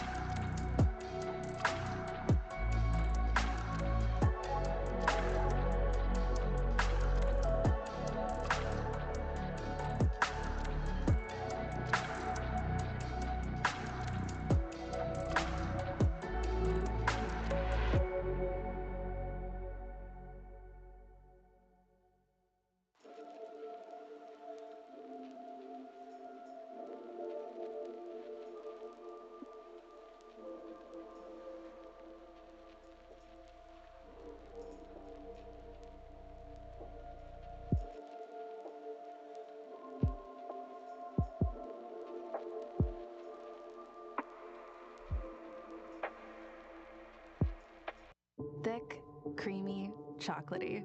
The delicious taste of Cadbury Dairy Milk. QuickBooks helps me make smarter decisions so I can stay on top of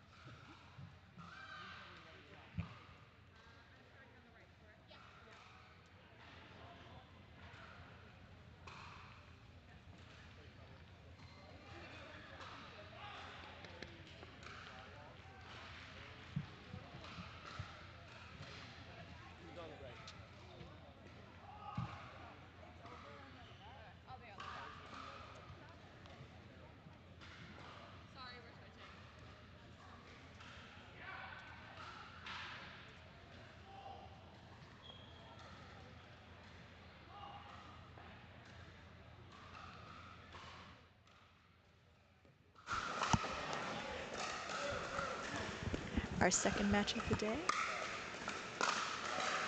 Women's.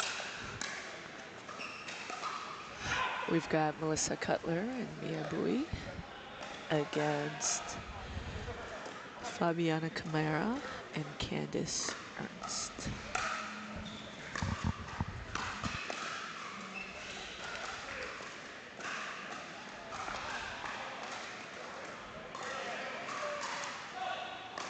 Candice to serve.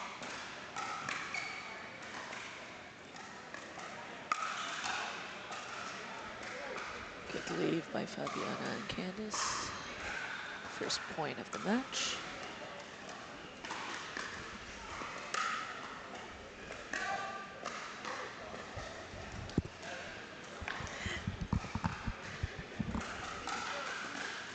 For those of us just joining us, I'm Fei Shang with Karen Hugh, and we're trying out commentating our first day today. In pickleball terms, we're 2.5 at best. If anybody has any questions or wants to interact through the live chat, we would be more than happy to.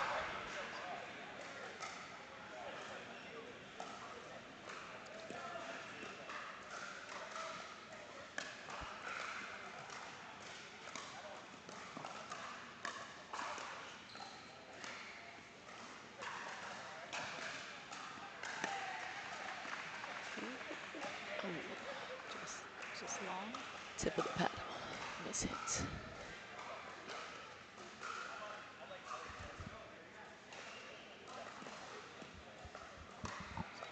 2-2.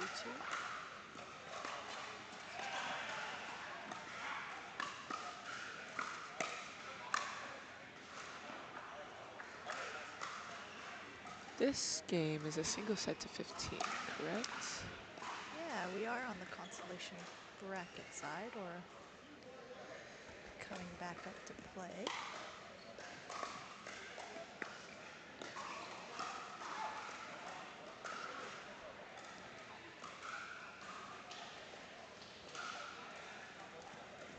Fabiana to serve.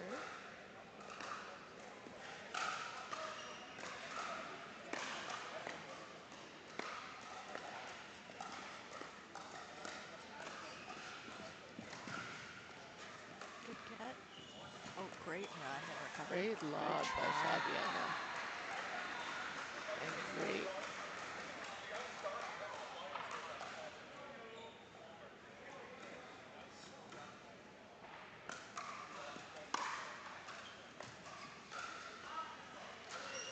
Great return.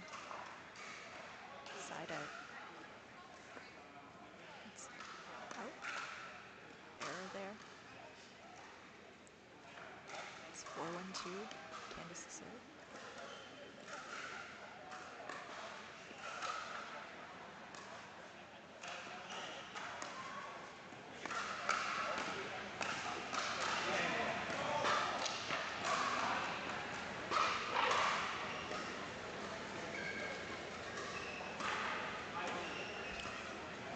Candace was a former national silver medalist last year, 2023.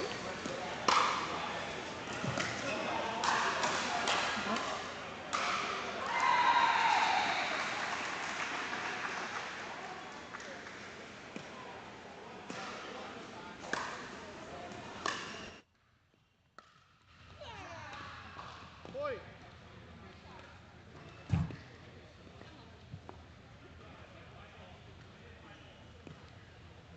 2-5-1.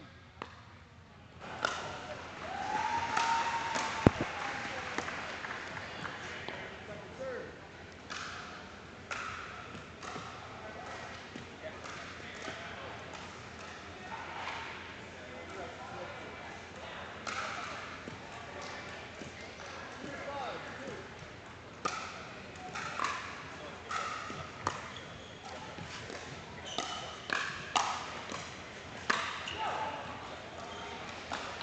Just a little high by Mia.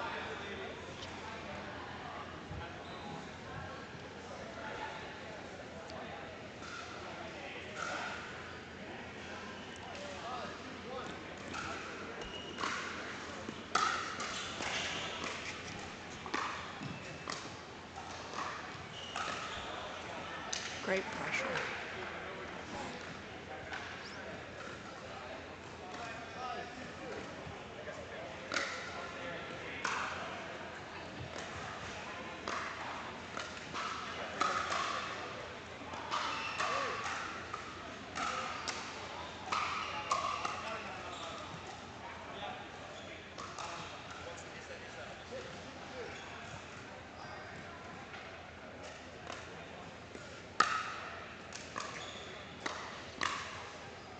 Good leave.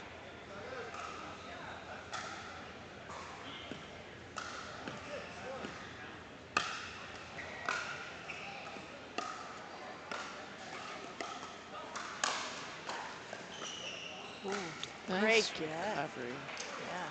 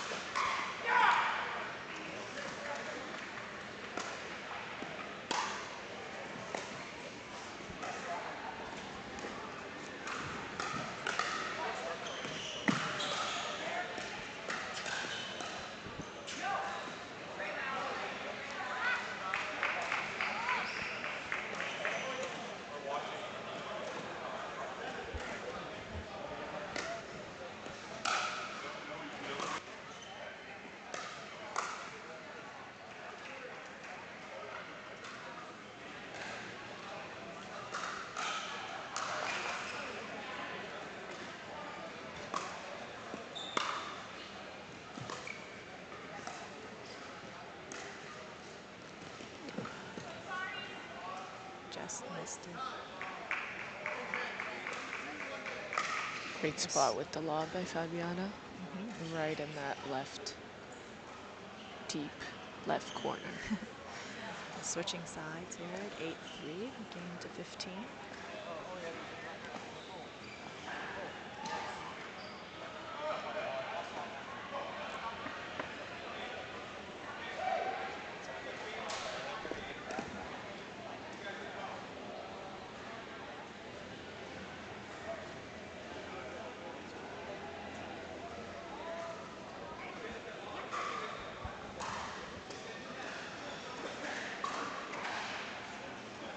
Let's see if Melissa and Maya change up their strategy coming into this. See if they can make some adjustments on the fly and get back into this game.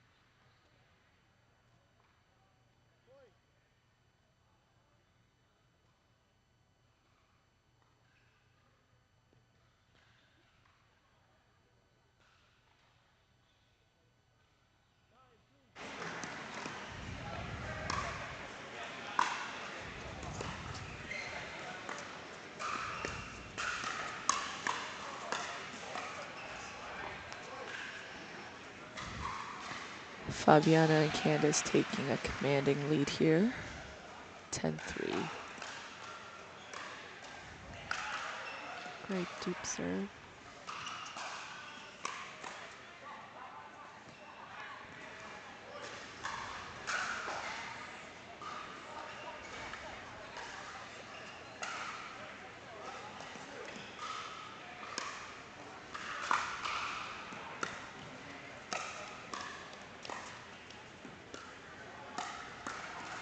Great backhand. There we go, side out. Let's see if they can push a little bit here. 3-11, Maya to serve.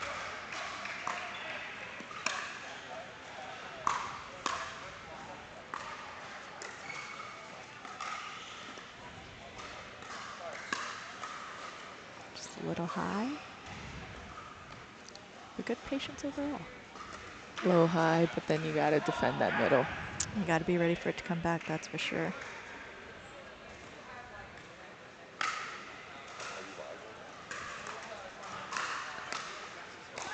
Oh. Great slice. Oh, got her.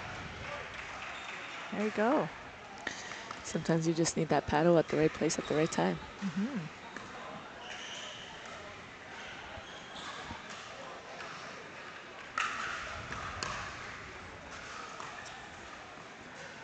Oh, and side out. 11-4.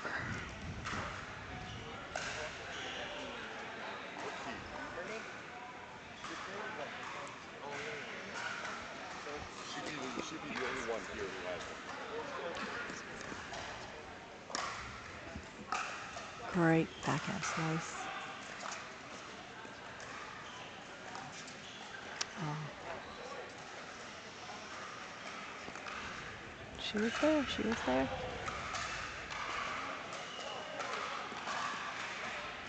12-4-1.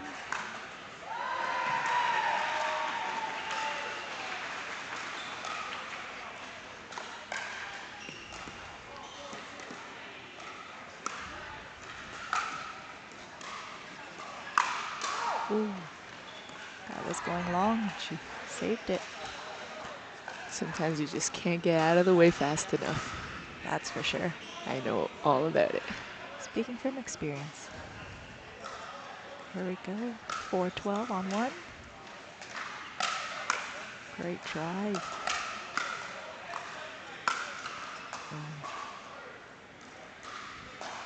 I like to see the aggression from Melissa. She's got great drives, especially from her tennis background. Really translates well.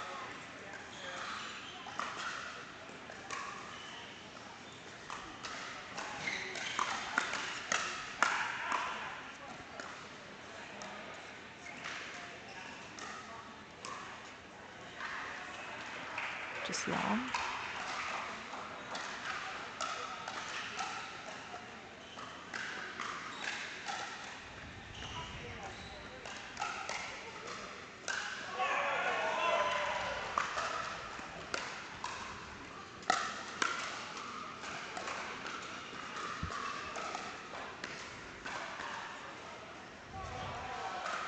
Side out. 12-5.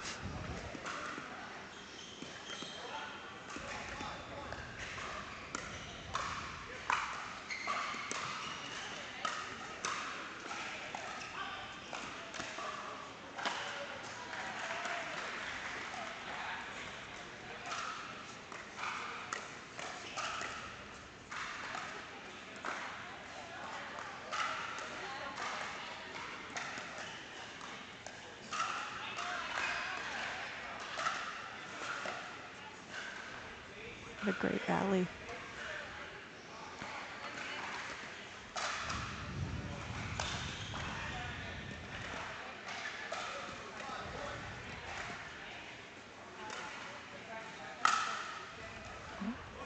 A chance to serve it out here for Fabiano.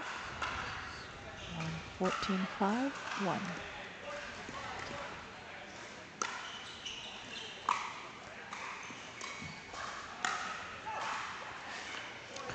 Great leave by Fabiana and Candace. Game, and they'll move on to the next match.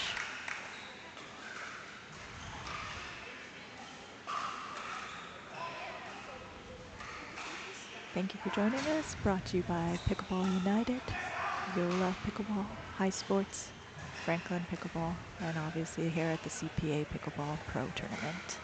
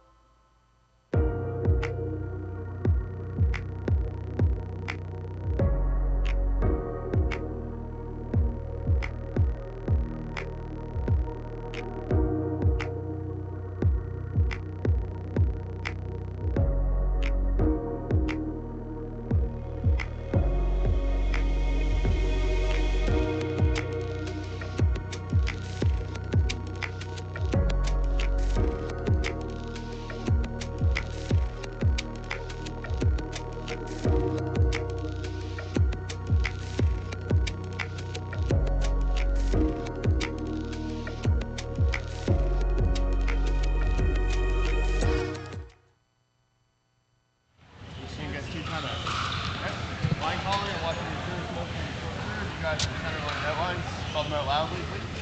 During the rally, close your cheer. Guys are everything else, call them out loud. Fields, come to me. Paddles up. Hold on.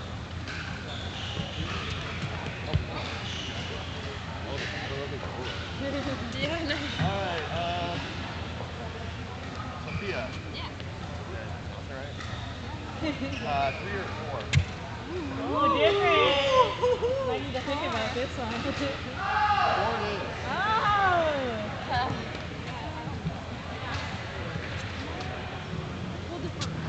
Oh! Can we do that? What? Up to you. That's the first, actually. That's the first.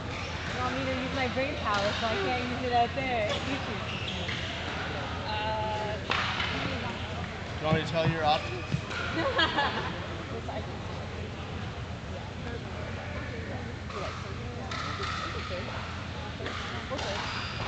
Because you served games 1 and 3, you will serve games 2.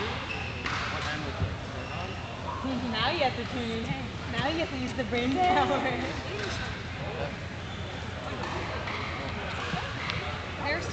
Who's on right? And yourself?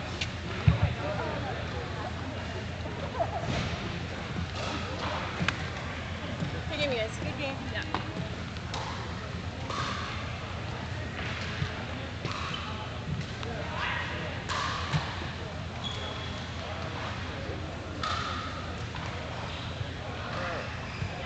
Game 1, time in. 0-0-2.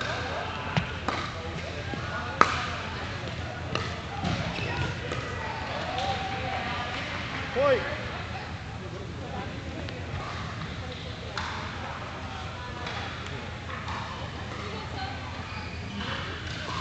One, 0-2. And we're back. I'm Fei Shang with Karen Gu.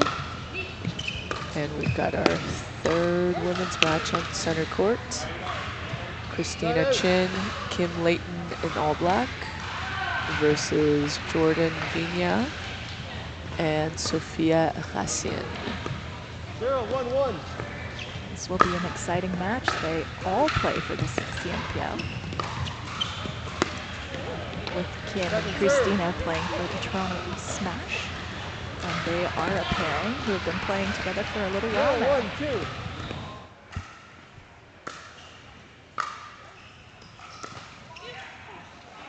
1-2. Ooh, a little bit of miscommunication there.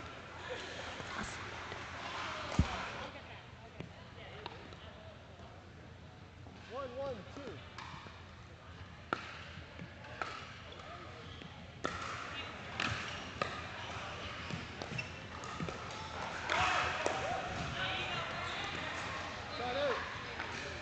And Sophia and Jordan on the Vancouver Rush of the CNPL.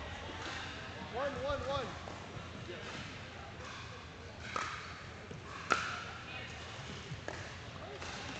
Second serve. 1-1-2.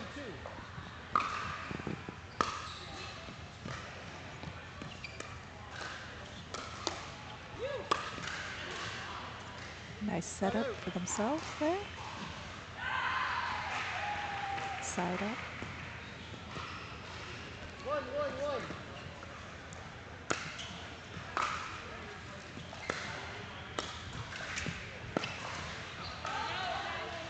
Just missed the line. Today's game is brought to you by Pickleball United and Fans Play, home of the fans. Get in on the action. Download the app today. As well as Pickleball World Rankings.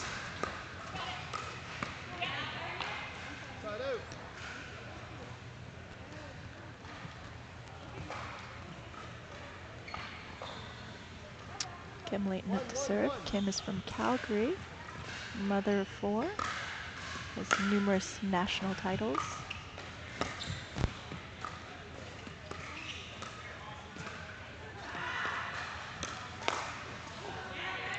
Yesterday, unfortunately, she had to pull out a singles due to a hamstring injury, so let's see how that holds up today. You can see that she has a compression on it, and seems like she's doing all right so far.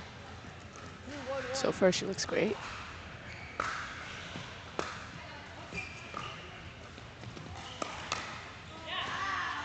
Great ball. Point. Looks like the exact same point. Yeah, almost like deja vu.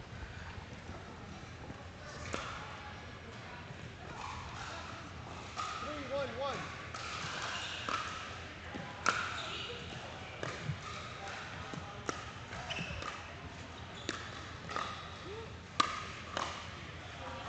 Second serve.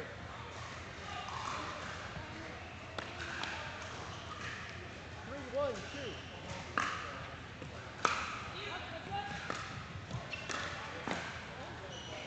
Side out. Just off the paddle there.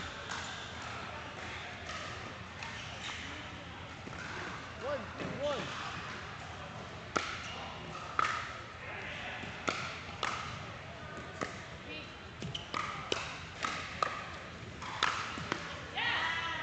Second serve. Great point by Christina and Kim. 1-3-2.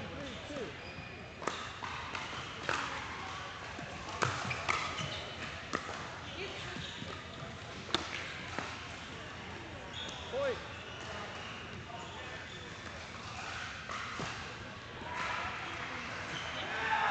Working out the communication on that side. 2-3-2. 3-2-2.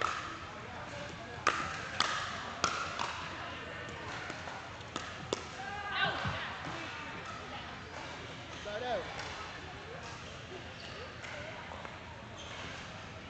Great point to target that gap. 3-2-1.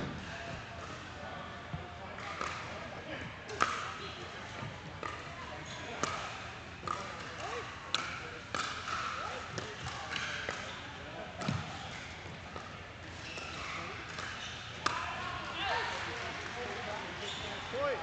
Had that middle opening, but just missed the court. 4-2-1.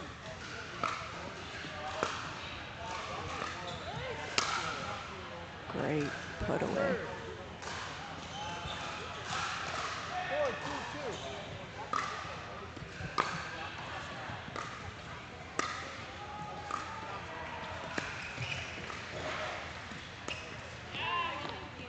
Point.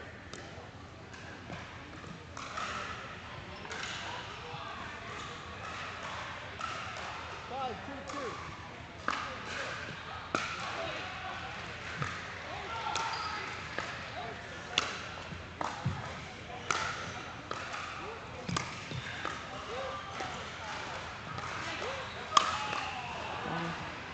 Side Great out. put away. Christina with great defense at first. Just couldn't hold them off. 2-5-1. I'll call it again. 2-5-1.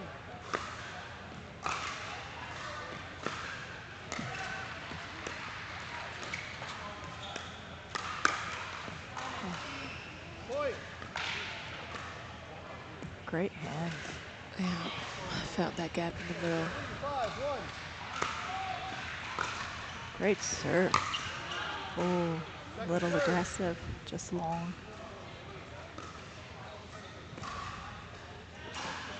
3-5-2.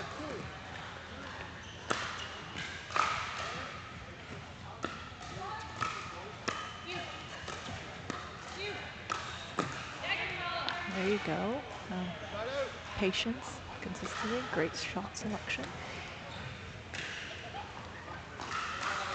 Side out. Here we got 5-3-1. Kim to serve. 5-3. Great deep return.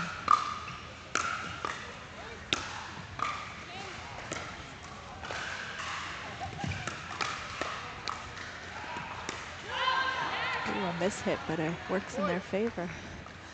Nice defense by Christina and Kim there. 6-3-1.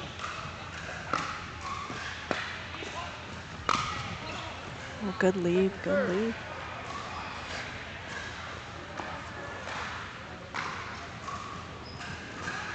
6-3-2.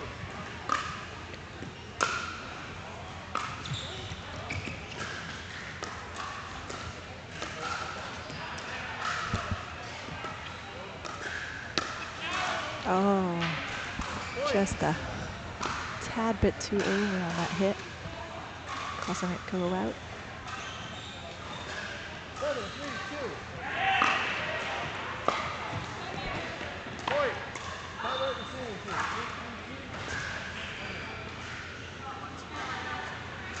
3-3-2. And timeout has been called.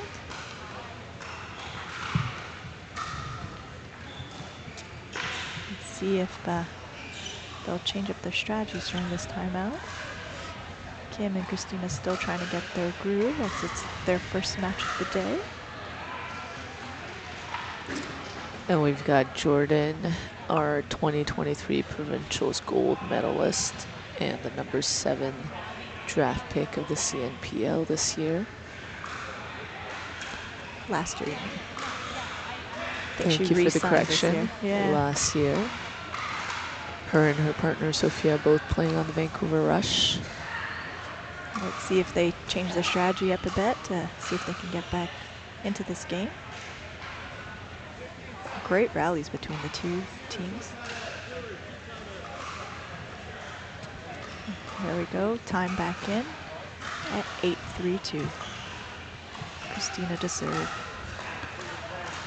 Big thank you to our sponsors, Pickleball United, Fans Play, Pickleball World Rankings for making this tournament possible, and for growing this game of pickleball.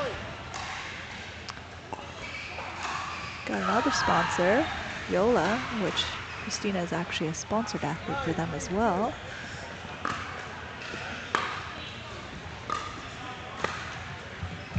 A great line shot. Oh, just missed it right over her paddle. She'd love to have that one back, I'm sure. She knows she'll have the next one. 3-9-1.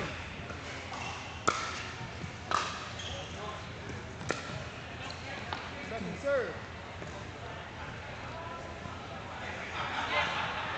3-9-2.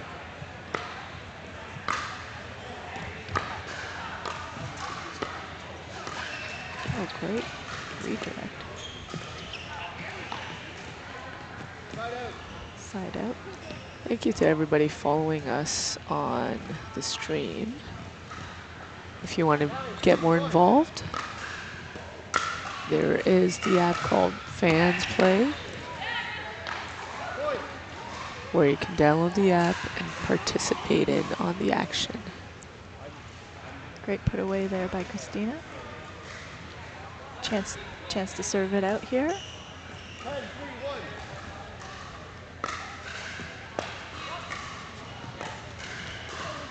Just short. Second serve, second chance. 10-3-2.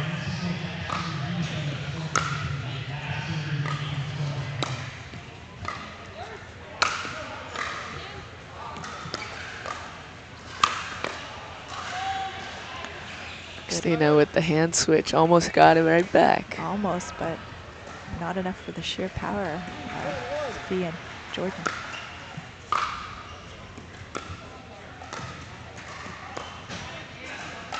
Second serve. Let's see if they can make a little run here. 3-10.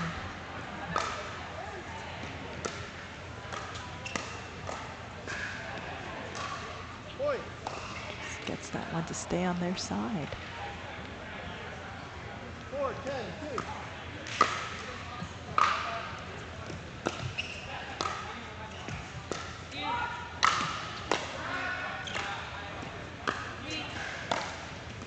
Oh, great spot. Side out. That angle.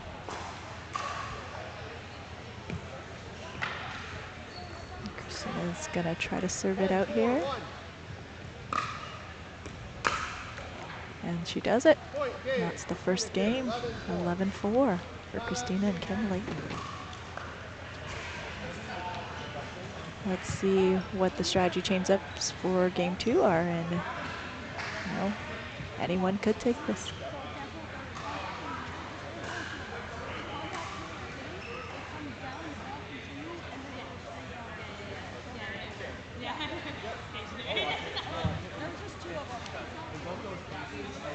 Wonder what Jordan is asking the referee here. You're not allowed to. Not sure. Not sure if she's asking for a rule interpretation or if she's asking if it's a double hit. It is.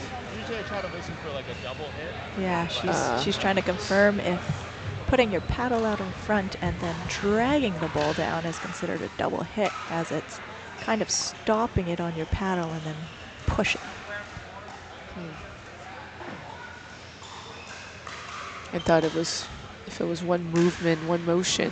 One consistent motion, I believe it is considered good, legal. The ref also ruling, our ref today, Scott Foster, doing an amazing job, reffing all our championship court matches today.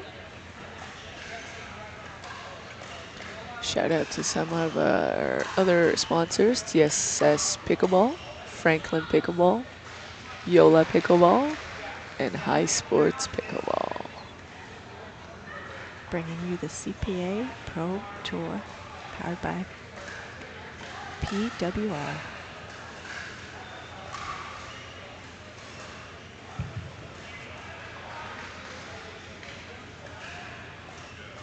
Getting ready to start our second match with Christina Chin and Kim Layton leading by 1 game.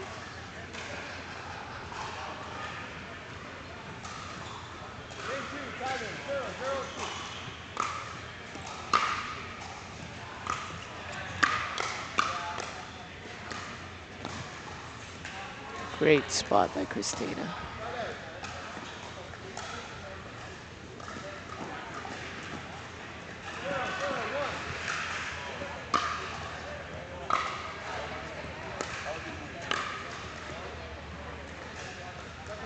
Sophia just caught the line there. Second serve. Great shot.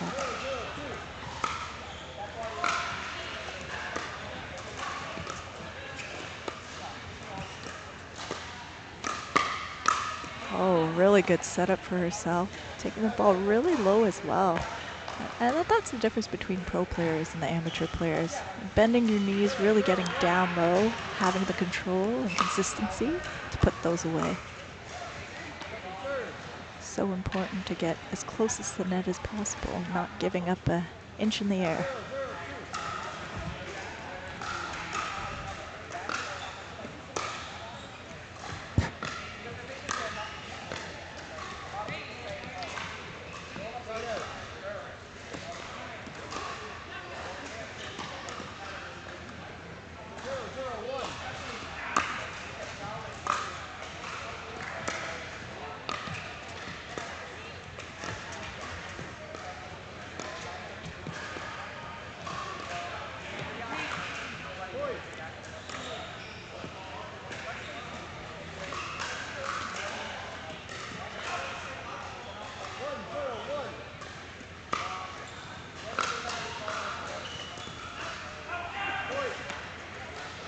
What serve do you prefer, Faye? Christina looks to prefer the drop serve.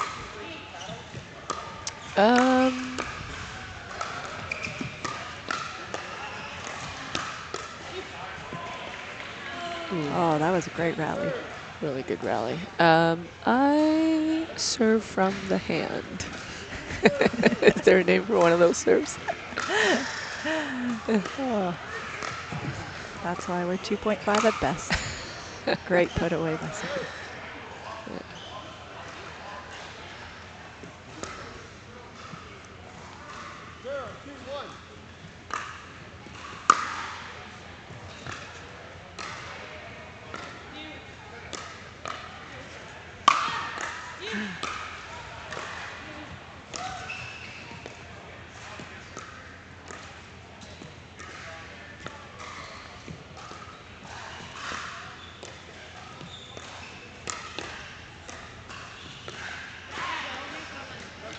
Great rally again, as always.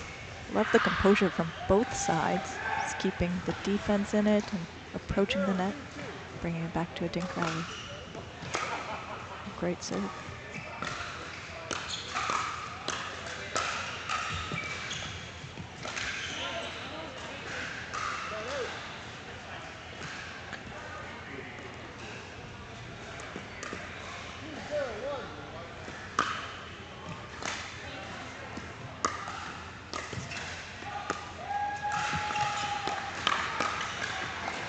Great hands by Sophia. Yeah, she's been winning all the hand battles today.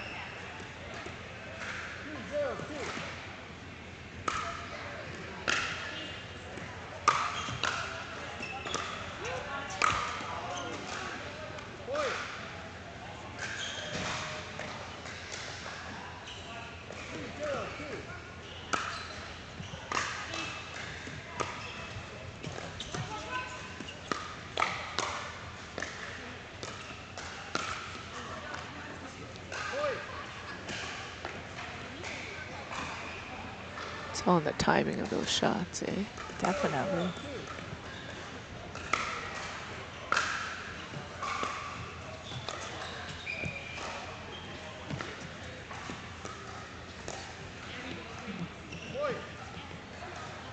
Great start here for Christina and Kim Layton. Timeout called. By Jordan and Sophia. I think this is a great timeout. Chance for them to reset. Focus in, changing their strategy. What would you recommend them do against this powerhouse team of Christine and Kim? I think they're, in terms of positioning, they've been covering the court well, but sometimes maybe just a little more patience, a few speed ups into the net. Yeah, waiting for the shot to come to them. Yeah.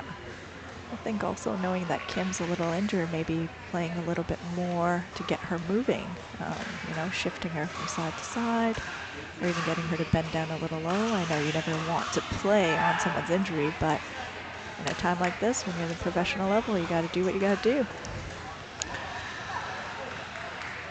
Coming back in at 5-0.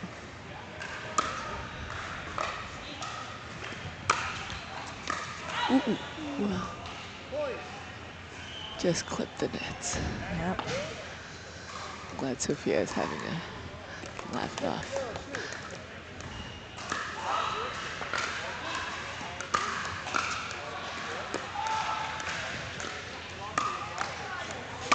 Oh, great setup by Christina.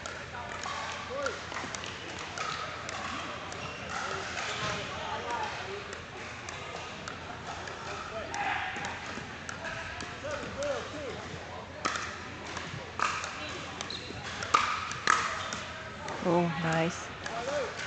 Just love how low she gets and just so close to the net when she brings those down. The angle of that one too.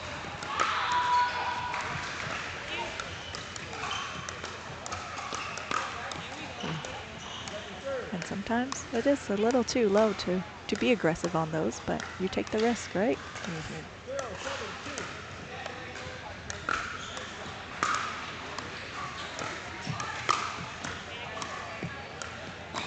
Kim makes that shot look so easy. She does have a little bit of a height advantage on the other players, so it's within her reach.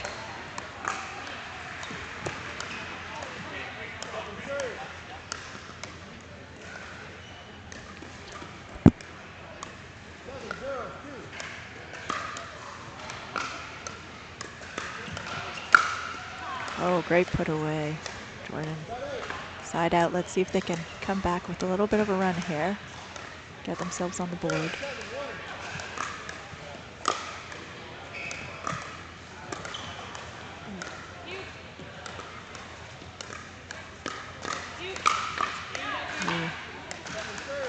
Great point.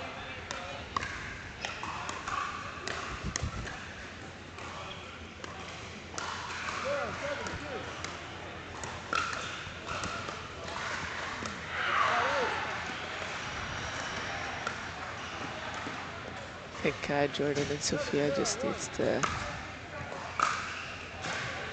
regroup a little. Great timeout called right now. Great timeout. Let's see what they can do. All right, we're gonna. Oh, well, we were gonna interview another player, but they just walked away. Must be our commentating.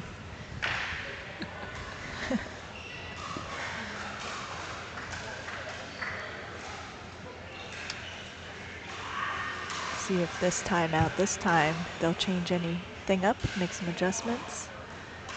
No. I mean, they're playing well, playing consistent. It's just, you know, after a 20 dink rally, it's that last one that you remember, right? The last shot. I think Kim and Christina has also found their groove. They just look very smooth right now. Yeah. Communication, movement, I setting know. up and finishing every For sure. point. And this matchup is something we are going to see. We're going to see both these teams in the CMPL face off against each other. So this won't be the last match. And coming back in at 8-0.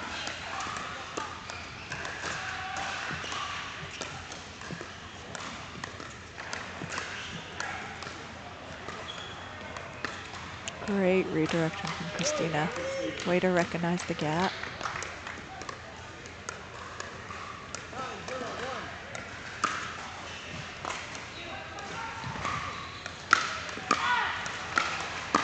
Good defense.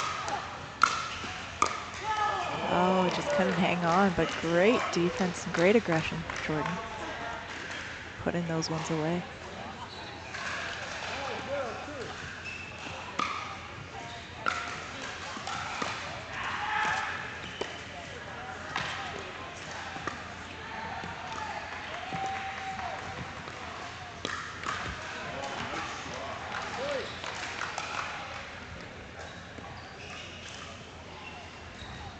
Chance to serve it out here.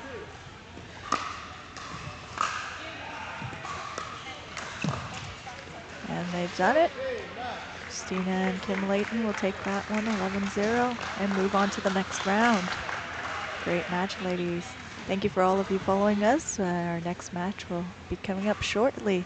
Thank you to our sponsors, Pickleball United, for everything pickleball. Fans Play, home of the fans. Download the app today to be a part of the action.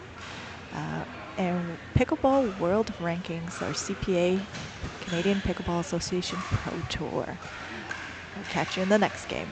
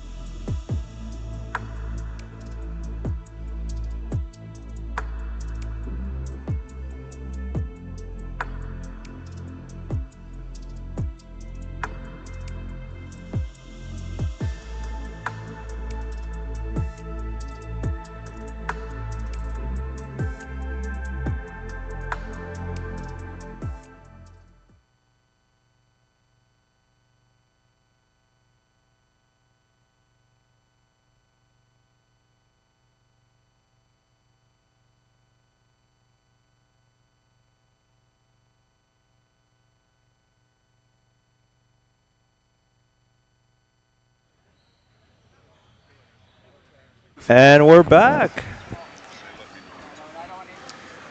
We have Karen Hugh here on the mic with me, and Faye. I'm just she's with us. I'm just subbing in, giving Faye a little break. This is Brian Rim. Happy to be back on the mic after a great day yesterday after men's singles, women's singles. We got gender doubles, men's doubles pro on center court. We have Ernesto Fajardo and Matt Kawamoto, a staple in the pickleball community, as well as Brandon and Brett, 002.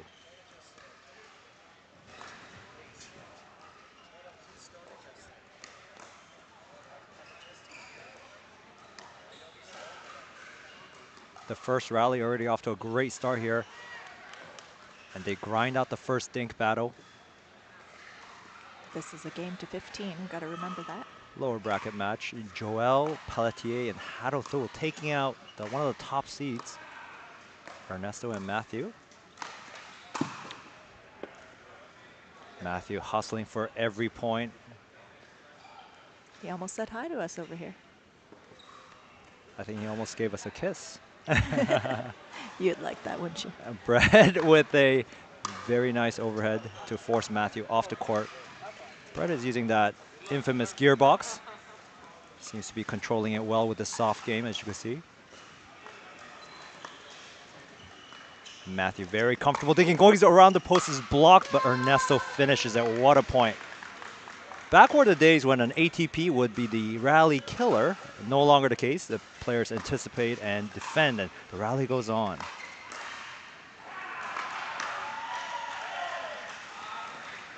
Ernesto with some great backhand blocks.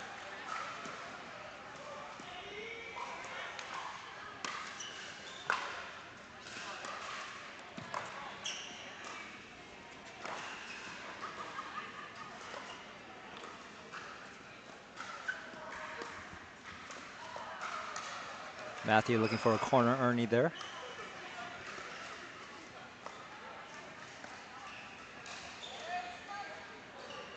And the viewers at home might be wondering, why are these players hitting such small, slow, low shots? Well, it's because of the net, and if the players speed up the ball and hit it above the height of the net, it becomes very attackable.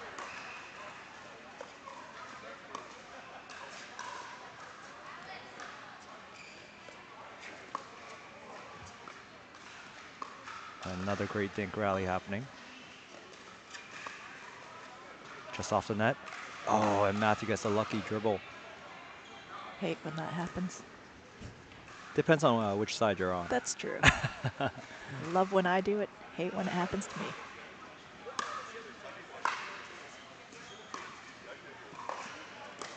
Matthew with a left-hand switch. Oh. But too good for Brett's forehand.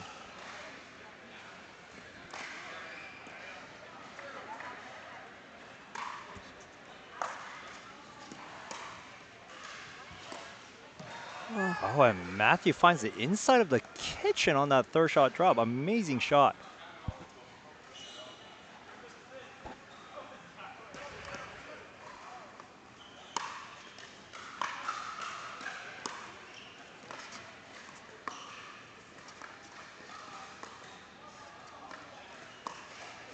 Brandon and Matt going with each other. Oh, and there's the Ernie. Oh, but he overshoots it.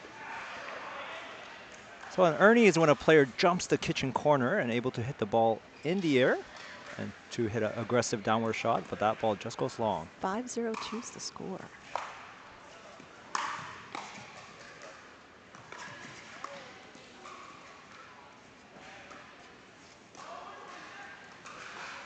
And Ernesto just finds the white tape of that net, but starting off with a solid lead. 0-5-1. That's correct. Oh, and Ernesto just with that placement over power, finding the down the line on Brett's side. And just behind him, too, where he can't reach quite. Such a well-played shot. And a big serve from Brett, putting them on the board at 1-5-2.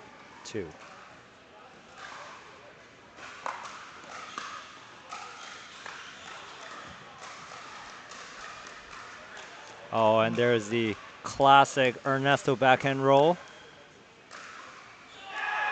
Ernesto known for having such a great fine touch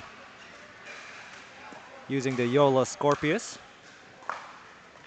Great serve, nice deep return. Oh, and the deep return forces a second server.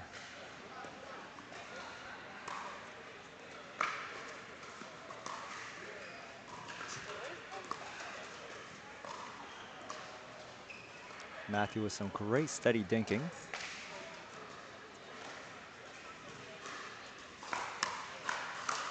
Oh, and such a nice backhand counter there. You'll see at this level when the rallies are sped up, it's very low and very quick.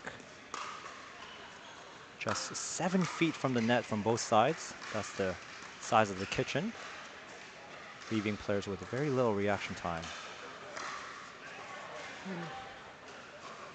And there Ernesto keeps that ball low, keeping it unattackable, forcing an error there.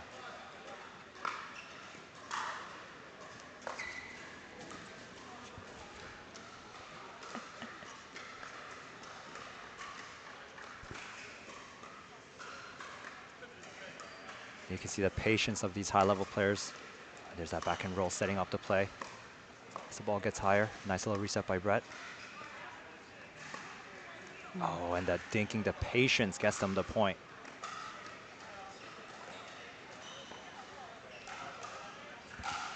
Shout out to Pickleball United for providing with such a great pickleball center court, as well as Yola for sponsoring the event.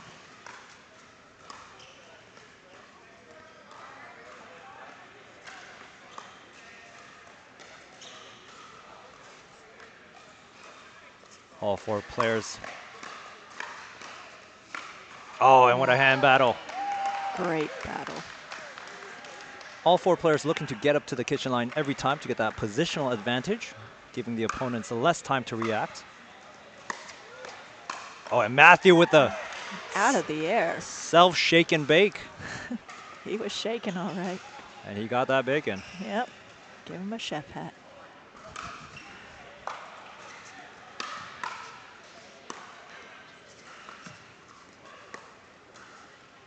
Seems that pickleball and cooking analogies go hand in hand. Maybe that's where the kitchen comes from, Karen. Well, I don't know if the kitchen comes from there. But you definitely don't want to be in the kitchen. Oh, and speaking of the kitchen, that was a low ball off the kitchen bounce. Brett trying to make something out of there, but just not quite there. Because of the nature of these slow, soft things. Oh, and that's too easy for Ernesto. And that concludes the first game.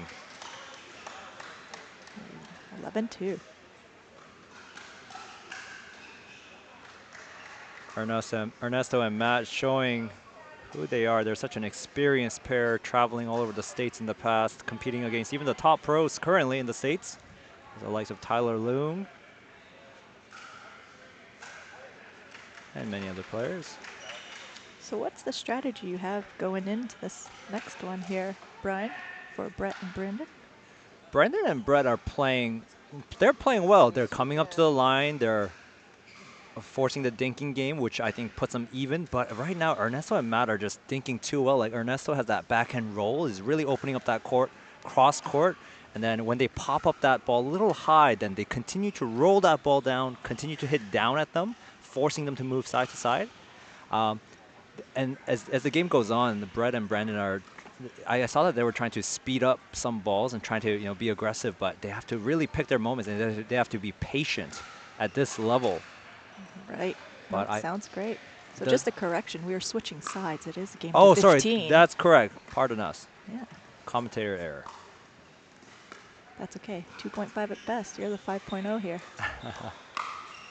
And Ernesto says no, his middle forehand, he's got that covered. Side out. 8-2-1. Yes. Oh, and the return just goes long. It's not side out. They came in because they switched sides. So it'd be 10-2, I believe. 10-2-1.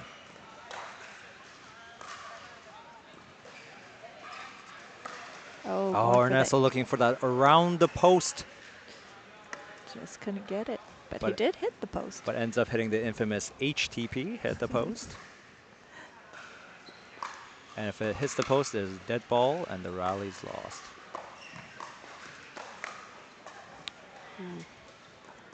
Brett forcing it to the body of Ernesto there. Brett, who also played in the men's singles yesterday, showing that he still has what it takes, some fresh legs. Ooh. And Brandon finds the middle as Matt goes for the corner and leaves the side open a little bit, just threading that space to the middle. And Matt's so quick, he almost recovered back there.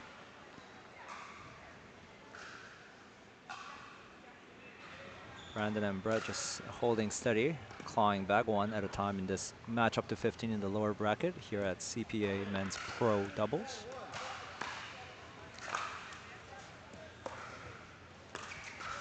Lovely backhand roll from Ernesto. Oh, so close.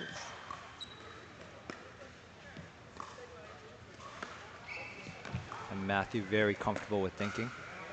Oh, and Brett finds the corner. That gets them fired up a bit, making some noise. And that was a tough shot as well. Matt thought it was going out, just left it, but just finds a deep diagonal corner. Great spot.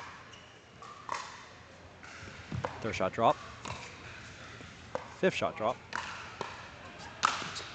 Great setup. And at this level, that's what happens, Karen. You hit it a little high, just at their waist height, and it just comes downwards. I wouldn't know.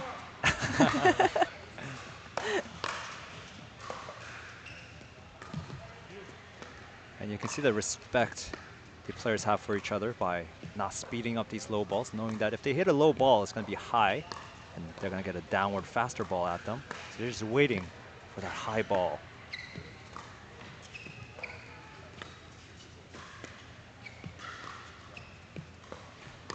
Oh, and Matthew looking for that down the line dink to Ernie it. But Brett does a great job keeping that down the line dink low, forcing Matthew to hit the net. Just like that, 5-10. Oh, and Brett with a great drive. I played Brett yesterday in singles, and boy, that drive is good as yesterday. Nice drop from Brandon. Gets them to the kitchen line.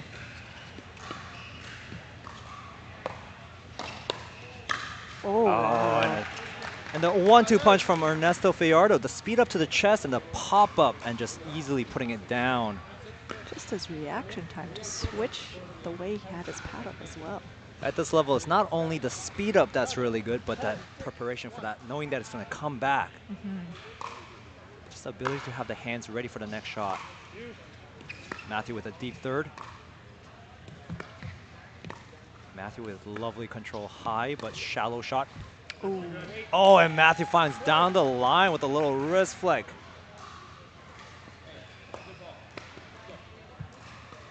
What a great shot. Such a creative player, Matthew Kawamoto. Will have you going right when the ball goes left, vice versa. He'll keep you on the move. Basketball, we call that ankle breakers. I believe Matthew has broken some ankles in his time. Again, steady. We'll see who speeds up the ball first there. Matthew initiates. Oh, and again, he's ready for the second one. Knew what he was doing all along. And Matthew follows up with his 1-2 punch, putting them at 11-6 and 12-6 in a game to 15, just 3 points away from the match. Ooh. Oh, and Brett tries to roll it deep, just goes wide, putting them 1 point closer. With this classic side-out scoring, as long as they get the serve back, they're able to keep on scoring and limit the opponent from scoring, so they just need to make 2 stops here. 13-6-1. Deep return.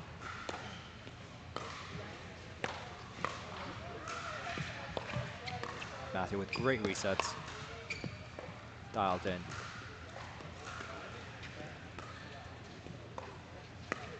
Ernesto with the back and roll, and that's a high one, and they continue to roll it. Oh, and Matt just misses it. wow. But you can see that set up, Karen, as they're dinking. Not only they get a higher ball, but they don't initiate the attack, but they roll it again towards their feet, causing another pop-up, and then they attack from there. Yep. Shot selection. And waiting, making that perfect decision to hit the right ball. Correct. So this is that decision making you see, and the sort of the patience in top level play. Ooh. As Brett rushes in trying to get positional advantage by the kitchen line, Ernesto recognizes that and speeds one up at him as he's moving, forcing him to cause an error. You could be a part of the action too by downloading Fan Play, home of the fans. Download the app today and get in on the action. Find on the Android App Store or the Apple Store. And Brett misses the third. Pickleball being such a mental game, when you're down, you have to really encourage yourself to keep hitting your strokes and trusting your shots, no matter what the score dictates. And Matthew with such steady hands, no problem receiving. Oh, and then Brett finds the corner. That's just so calm, collected, comfortable in those positions. And that's a veteran's play there for you. Having played dozens of tournaments. The Kawamoto family very well decorated in pickleball history, as well as I'm sure Brandon and Brett are as well. Brandon, who is currently residing in Michigan. Oh, and a little lucky clip. A little bit of a momentum there. Brandon is coaching and teaching at Lifetime Fitness in Michigan, or yeah, Detroit, Michigan, I believe. Participates in the APP PPA down in our southern neighbor. Brandon saying, "Get it down," as he does a swing.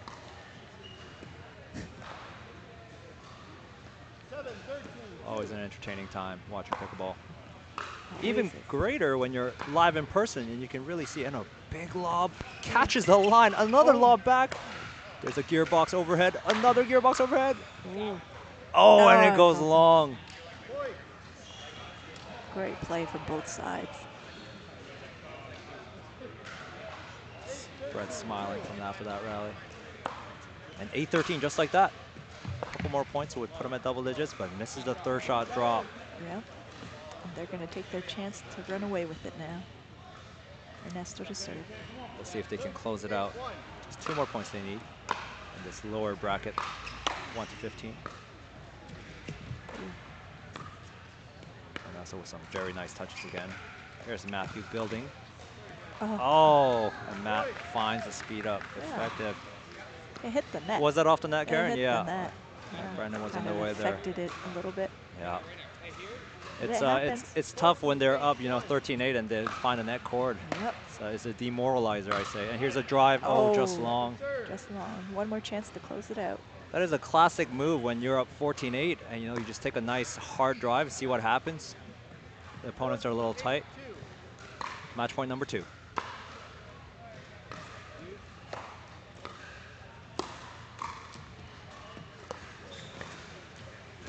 Great recess from Matthew. Oh, and there's the point. 15-8. Great game. Great game. Well played on both sides. Ernesto and Matt finding their groove once again after the tough loss to Joel and Hato. They're going to be climbing back up in the lower bracket. We will take a break and we'll be right back with some more great pickleball.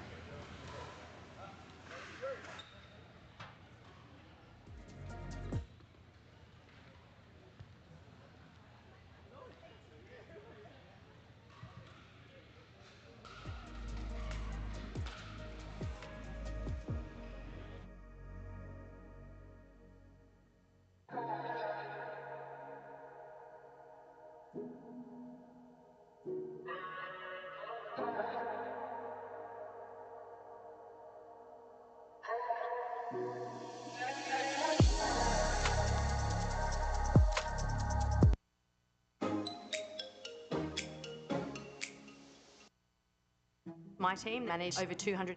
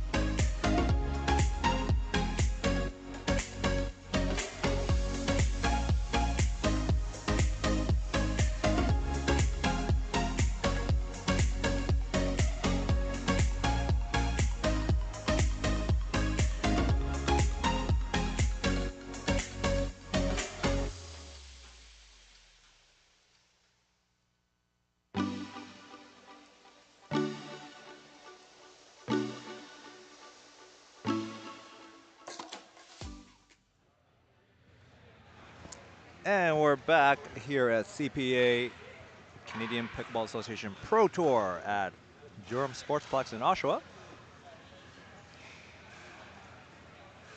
We got women's doubles here. The semifinals winners bracket. Got Christina Chin and Kim Layton facing off Jessica Kawamoto, sister of Matthew Kawamoto, who was just here on center court, and Maria Klokotsky. Yeah, Maria will be joining us again on Championship Sunday as she'll face Christina actually for the gold medal match. In women's singles. In women's singles. Oh, excellent. Yeah. So Maria, no stranger to center court as she played women's singles as pro yesterday. This will be a very high caliber women's doubles match, so very excited to see what's going to come up. Yeah, and I believe all 4 ladies are in the CNPL as well. Except Maria, I believe. Yeah, but Jessica and Christina and Kim Layton are playing the CNPL. Christina and Kim Layton are actually in the same team at East Toronto Smash. Shout out to Daniel Goffrey, their manager. And just a reminder to all the viewers that this is a best out of 3, as it is a winner's bracket.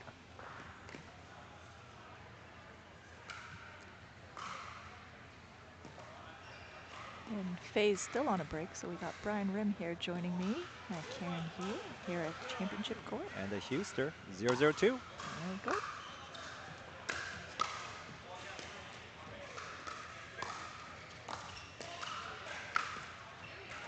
You'll notice that at the high level matches, not only do they do a third shot drop, but they implement the third shot drive, forcing a block, which is short, and then a 5th shot drop, allowing them to get to the net a little easier.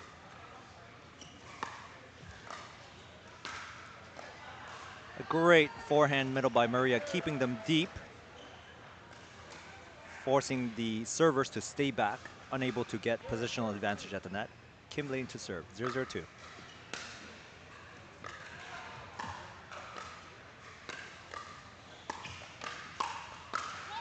Oh, and a fiery hand battle ready to start. Unable to keep it down and in the court. Side out gets Jessica to serve, 0-0-2. 0-0-1, pardon me.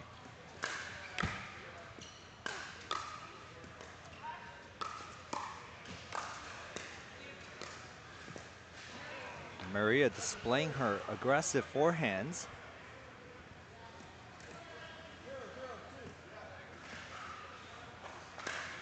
We'll see who breaks the ice here first. Slice back and cross court. Oh, and a two-handed speed up. Cross court to Kim Layton. Getting them on the board.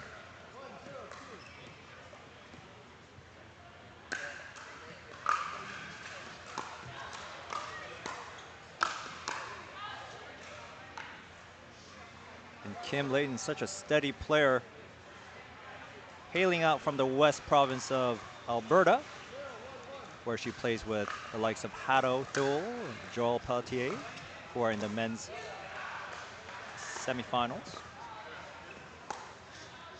Oh, and Jessica tries to find the middle with a little wristy shot, just goes long. Right idea, though. Right idea. Love that they're looking for any opportunity they can get, try to create something.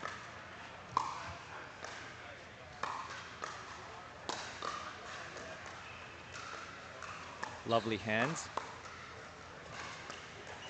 Nice reset by Jess there. Oh, and just couldn't quite make it over the white part of the net there. Lovely rally. This is very high level pickleball there. You can see a lot of resets, trying to soften it up back to the opponent's kitchen, forcing them to hit up. And a high ball. Kim Layton known for her defensive game. Gets them back to the kitchen line.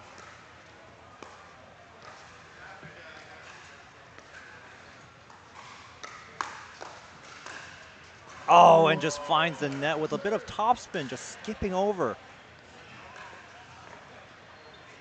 A can already tell this is going to be an excellent match there, Karen. Already is. Got me engaged. And Ooh, hopefully great the serve. viewers are as well. Great serve. In pickleball, you only get one serve. So there's always a risk of missing the serve and losing your chance to score a point. Ooh. But if you commit to it, it'll get you a point, which is a nice payoff. That forehand put away, Maria.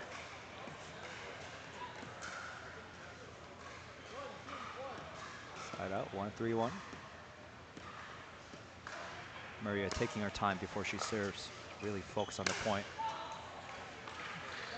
Forehand just goes a little bit long. You can see the experience of Kim and Christina just smoothly leaving that out ball, not flinching. Ooh, just With a in. deep return.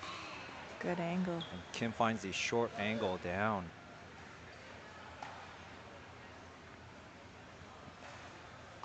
Gets him the quick side out, 3-1. Jessica signaling to Maria that she's going to switch. So Jess will move over to the right side, giving Maria the strong forehand middle. Some recess from Kim. Good lead. Oh, and Christina tries to find a forehand speed up from low with a nice little wrist flick, but just goes long. I love how aggressive these ladies are playing, not passive. They're looking for opportunities early in the game, while they can play a little bit looser. Nice topspin drop. Ooh, there's that aggressiveness you Oh, were talking about. And Jess sees that ball, but Christina added a little topspin, which even though it was a higher ball, it just dipped down at the last second.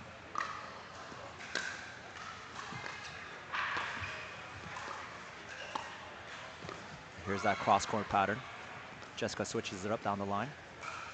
Gets Kim and Maria engaged. Back cross-court. Oh, and finds a speed up. Just between the both of them. So at this level, they're dinking not just to dink, but they're looking for that slightly high dink, which they can use to speed up that ball or roll it in the air before it bounces. Of course, outside the kitchen, aka the non-volley zone.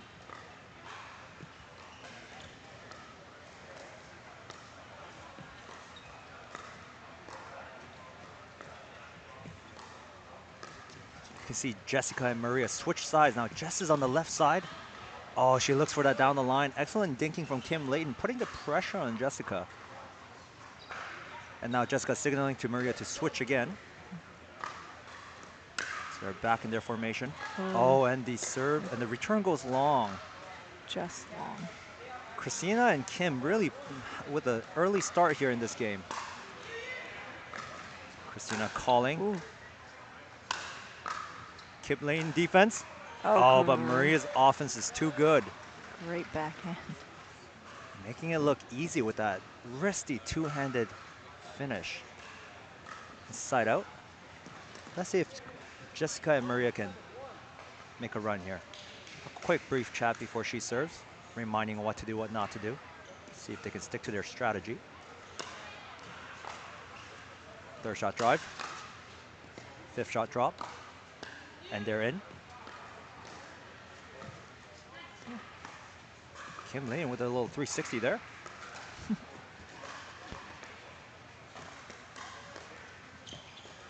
Sliced in cross court. Oh, and the patience gets them that point. Maria really talking to Jess. Love to see that communication. Helps them double their score to 2-7-1.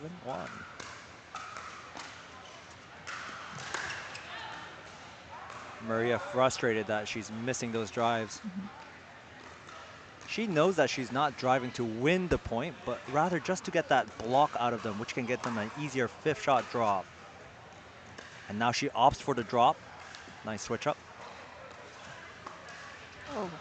Jessica tries that redirection with the backhand off the down the line dink, but that's a tough shot. It can be. Well, Jess is known for her excellent, consistent dinking. Nice deep return. There you go. Makes that third shot tough. The third shot drop, which is the known as the hardest shot in the game, allows the players to come up to gain a positional advantage. So there's the third shot. Too high. Great pickup by Christina. And now they're in. You can really see Jessica getting those touches going. Look at the control she has. Yeah, she's really using that wrist to make it unpredictable. Oh, and the dinking gets them. We can really see Maria and Jess picking up their dinking game, playing a bit more patient now as the score wraps up. 2-7-1. See if they can come up to the line here. Maria opts for the drop, but just goes wide. You guys will see at this level, if the third shot in the game after the serve and return, and then when that third shot is being played, if it's a too high shot or too low, the point will end right there. Here's the third shot, high. Ooh, good get. Oh, and Maria plays some great defense. But just based off that shot, they continue to roll Christina and Kim, forcing them down at their feet, forcing pop-ups. Christina with a nice mid-court reset, allowing them to come in. Oh. Oh, and Kim Layton attempts to one-hand it back and around the post. Unable to find its place inside the red. Here we can see the replay. Yes, Oh. we see some nice gray between.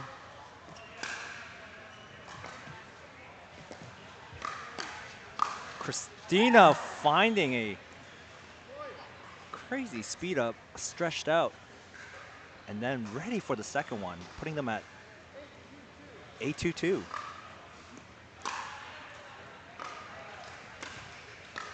Ooh. What hands. Great defense.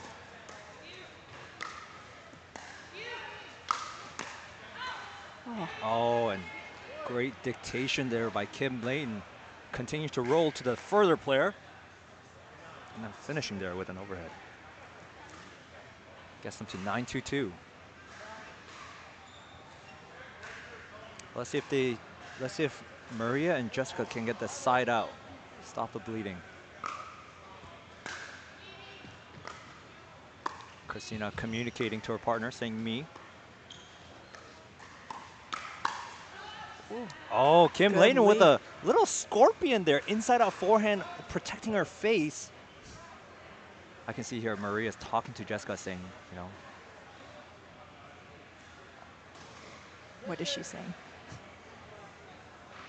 I wish I could lip read. That'd be a good commentator skill. I think she's just saying be more patient. That they're saying to the opponents that they're ready. And we can see Jess. I think Maria and Jess, being the seasoned player they are, they know that if they stay patient and give them low balls, they can counter it. Right. Maybe Maria was just reassuring that their dink game is just as good, if not better, saying that they can out-patience them. See, and we go right back to the dinking. Jess is so good. She just gets so low on all her dinks.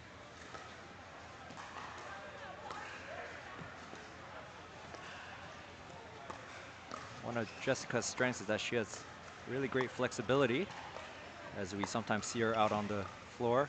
Oh, and the patience gets them. And Jessica and Maria nodding in agreement. Great As I always tell my partner when we're down, you're down but not out. And you just grind 1 point at a time. Ooh. Christina and Kim just so good at the net, keeping the ball deep to their opponent, forcing them to stay back where they have to cover a lot more court. Oh, and a little miscommunication as the ball comes to the middle.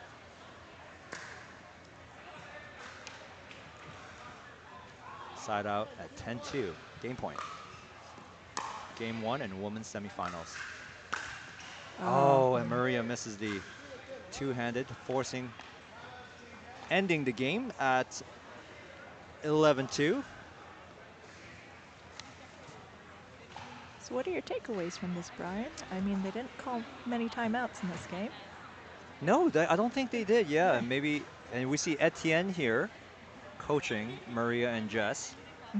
Etienne, a very accomplished player, Canadian. He headed down to Texas to play with some of the best players, and we have Matthew Kawamoto, another great player, who we just saw win his last match here on center court. And you can really see them coaching, and Jess and Maria listening to them. Matthew flashing me a smile. I think he heard me say it. One of the great things I enjoy about Matthew's coaching is that he's really mindful of what he says. Sometimes it's not what the players need, is not the technical coaching, but the emotional coaching sometimes is just cheering them on, especially if they're down 11-2 and feeling bad about their game.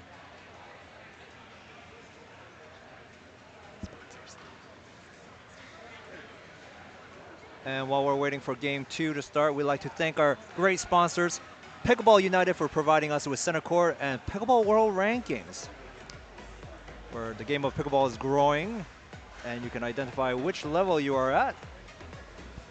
Come check us out here at Durham Sportsplex in Oshawa. And if you're not, download the Fans Play app, home of the fans, where you can get in on the action. Straight from home.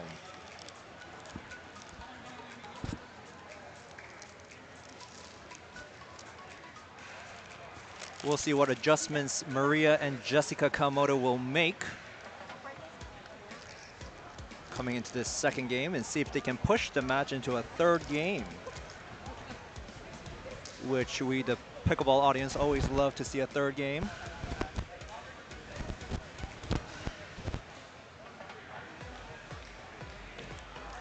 So if you were Jess and Maria, what would you do, Brian? How would you shake things up a bit? I would, what I'm noticing here is that the Maria and Jess are having a tough time coming up, and I think when they're actually up and dinking and applying a bit more pressure, Christina and Kim are looking really comfortable at the kitchen line right now, and they're really pushing them deep. But I think they have to make their drops maybe a little bit more slower, a little bit more cross court, so they have time to come up. And once they're up, they can maybe be a bit more aggressive, leaving them less time. Here you go, game 2 of the women's pro doubles semifinals. Christina to serve at 0-0-2. And you can see how Kim and Christina are already up at the line, even though they were serving. Back in their dinking rally. Let's see who they target. They're dinking to Kim. Yep, they're dinking to Kim's corner. Christina taking the middle, trying to support her partner. But Kim just so comfortable dinking. Oh, and Jessica finds the middle off a high dink. You'll see a lot of cross-court dinking patterns, and it's all about patterns at this level, creating patterns that will earn them the slightly higher ball. And when Kim is dinking down the line, and if it's a little high because of that short, straight distance, just behind her, Jessica is able to take that ball and push it. Gets them the point. 1-0-1. Already a different energy coming out into the second game. And there's that cross-court drop I was talking about there, Karen. Yeah. Gets them to place. And now they're refocused. Oh, and Jess is looking for that down the line Ernie. Kim goes back cross-court. Oh, and a speed up by Kim. Jess excellently covered. Keeping Christina back in her side. Back to Kim. Oh, and Kim gets a lucky roll.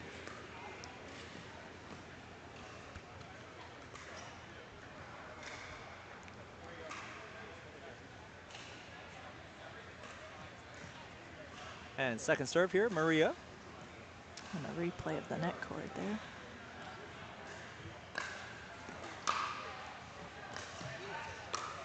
Maria hits that third. These are good thirds, but just a little bit high, forcing them back. And now they're in. Ooh.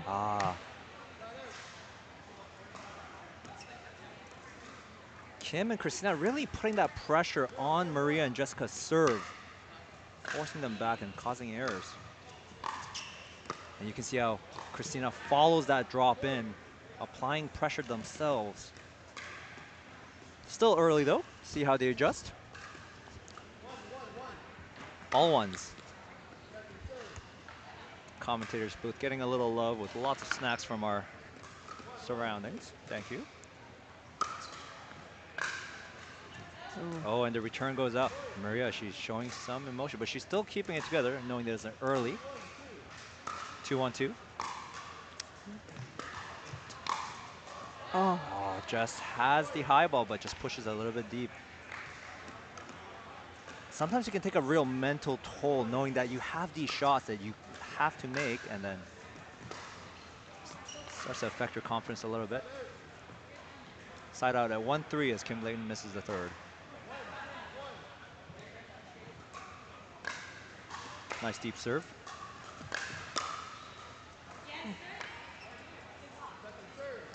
Oh, and Kim makes the block. They thought it was going long, but just catches the line. 1-3-2. Oh, just out again.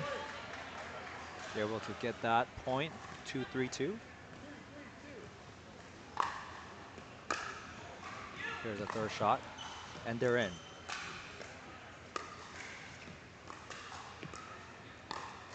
Oh, and Jessica finds the backhand. And again, there's that pattern, Karen, where they're dinking down to Kim Layton, and Kim's dinking back straight, and Jess is able to find that height on that short distance. Right, and she's just sitting on it, waiting for it too. Mm-hmm. Ooh. Oh, oh, deep serve, but just goes long. In the game of pickleball, currently the players are calling their own lines, but they can question the ref, and the ref also says the ball was long. We have a great ref today on hand, Scott Foster. Got Calling Scott all here, a all familiar our face. Games. Another one just long. Kim just narrowly avoiding it with some quick feet work.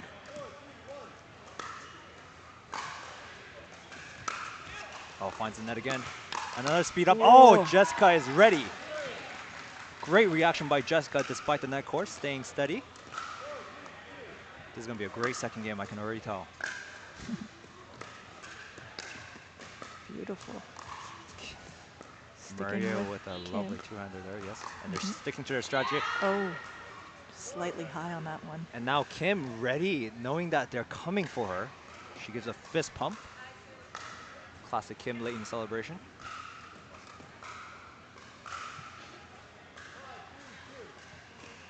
Coming at 5-3-2. Oh, and the return goes long. See Jess take a deep breath there. A little bit of frustration. Totally understandable as a player.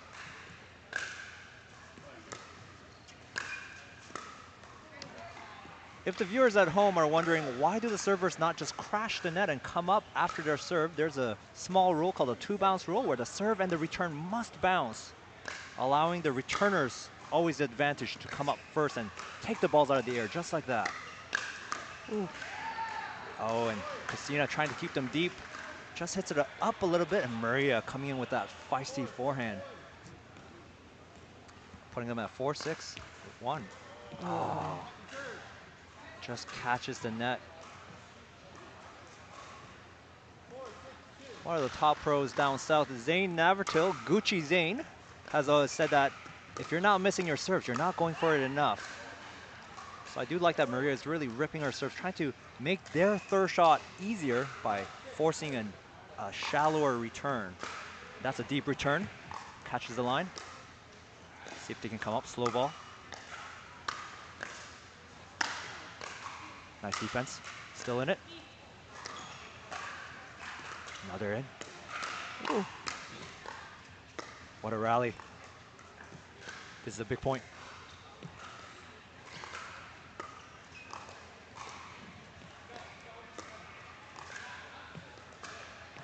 Oh, and they get the point. What a rally. Had a little bit of everything in that. Little reset, little smash. Oh, and they take a timeout as the game gets tied up at 6-6. So Jessica and Maria really showing their focus, their new strategy of focusing on the corner and then adjusting as needed. What a play. They're looking lively as they know Kim and Christina are feeling a bit more pressure, taking a timeout to cool them off. The classic heat check. And during this timeout, we like to mention Pickleball United, Pickleball World Rankings for providing us with such great facilities and the resources to showcase such great pickleball. As well as shout out to Franklin Pickleball, which is our official tournament ball, the Franklin X40, a classic in the tournament scene. As well as Yola Pickleball for providing us with awesome equipment. As you can see all around the center court, the barricades. And of course, TSS Pickleball, who are also the sponsors of Toronto United, Matthew Kawamoto and Mark Goffrey's team in the CNPL. Great to see these companies supporting the growth of Canadian pickleball. And we are back at 6-6-2, Jessica to serve. Third shot drop with lots of topspin, gets them in at one go. Ooh. Great defense by Christina. Oh, and Christina tries to speed it up, just stretched out a little bit there. Maria now keeping the patterns unpredictable, going down at Christina all of a sudden. Puts them the lead, 7-6. Great drive, drive and drop. And they're in. And you notice how Christina and Kim have now switched, forcing them to adapt their strategy. Right out of the timeout. The score is 6-7. Christina on the right, the first server to play.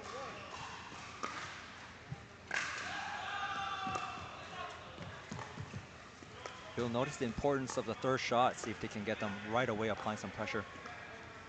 Getting the player to the net. Ooh. Oh, and Christina feeling some pressure there. Missing a backhand volley dink.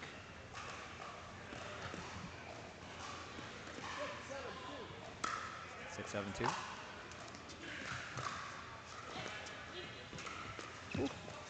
Nice communication there.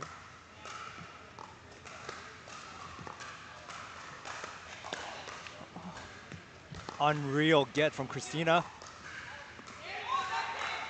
Oh. And Maria really vocal here. This is a crucial point in the second game. Oh. Here we're going to look at the replay here. Yep. Oh, that is a very close call. Tough to see from our angle here, but... Jessica, the veteran player, calling a timeout as she knows that emotions. And Maria apologizing, yelling at Kim Layton. As much as the players can make the calls, if they do have a different view on it, they can always ask the ref. As much as intense as this is, I love to see some emotion and some passion on the court, as it just shows how much these players want it, as they've been preparing and drilling countless hours off the court, preparing for these high-level games. For sure, and this is a very important one. This is the second game. They need to stay in it. They need to win it. And the women's semifinal, moving to the finals, yes. If Jessica and Maria win the second game, it would get them to the third and potentially to the finals. Correct. So every point matters. We'll see the replay here again on the screen. Oh, that from this angle. I see some gray from this angle. This angle, not so much. Oh, Kim, she has her eyes right on it.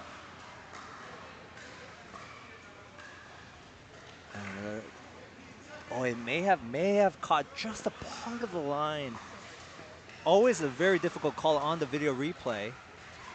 Personally, as a player, I've seen points on court where it looked totally out in real life, and on the video replay, it looked totally in, so very tough to tell, depending on the angle. And Jessica called the timeout, and now we're back in with a cooler head. And a fiery serve from Maria. She's coming out, very aggressive. She still hits that control shot.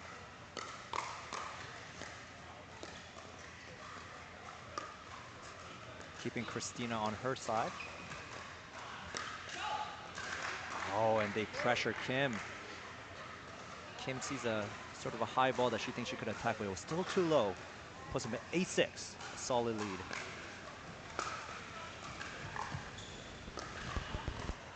Going back to Kim down the line. Jessica looking for a down the line dink to Ernie.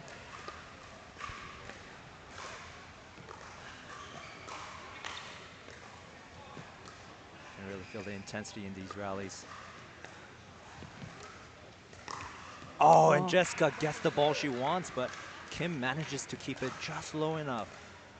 The It was focus. high but shallow ball, forcing Jessica to reach beyond her limits there. Ooh. High ball, still good. Oh, and the ball goes out. Putting them at 9-6-2, 2 points to the second game. Lovely slice back and volley. We'll see how Kim holds up to the pressure here. Very steady player. We can see that as Kim gets targeted on the left side, that Christina's hovering around the middle trying to help her partner and force the opponent to hit into the open space. Oh. Oh, gets them at 10, and Jessica is fired up after that point. 10-6-2. Chance to close it out, eh? What a game. Ooh. Serve catches the inside of the line. High third. Oh, Maria gets it. Reset. And they're in. Oh, and Maria misses the forehand.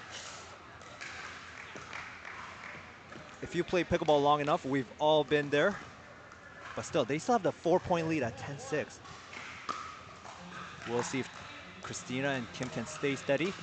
Great drop. Oh, Christina. What a shot by Christina Took a Chin. risk. Yeah. When a Okay. player jumps the short corner in pickleball of the kitchen, it's called an Ernie. But when she jumps over the partner side, it's called Bert. After the famous Ernie and Bert. Ooh. Oh, and Maria does not miss that overhead that time. Still second serve.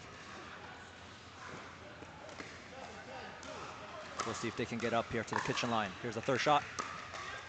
It's high. Oh, that's a good one. Oh, dribbles over the net. Oh, and Jessica misses the high one. Coming back into this.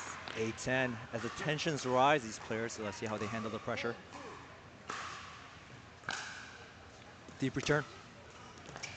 Kim hits a great third shot. Oh, and ball goes out cross court. It is so hard to be aggressive when the opponent hits such a great drop shot.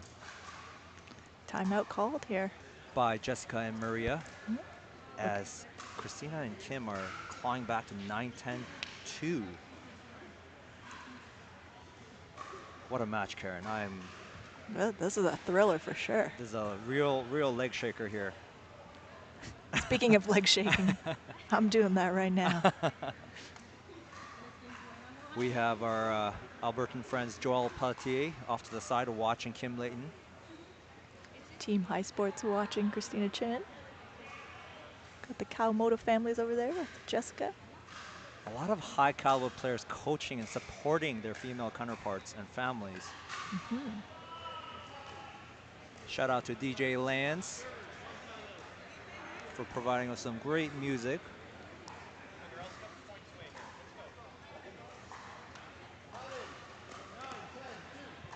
Timing at 9-10-2. Here we go. Crucial point. Oh, and Jessica just places it just at Kim Layton's feet, forcing the side out. Match point. Pardon me, game point for number 2. 10-9-1, 2 chances. Third shot drop. Oh, and the cross-court top-spin drop gets them game 2. Great game, great game. Looking forward to the third one. Love to see it, Karen. Love to see it. This is the stuff that gets me out of bed in the mornings. Really did today. So that was really interesting. As the first game, it was a very one-sided game, 11-2. And then Maria, and Maria talking to Scott, our ref here. You can see on the screen here. She's apologizing. Or maybe more than apologizing. Questioning. Yeah, having a little conversation.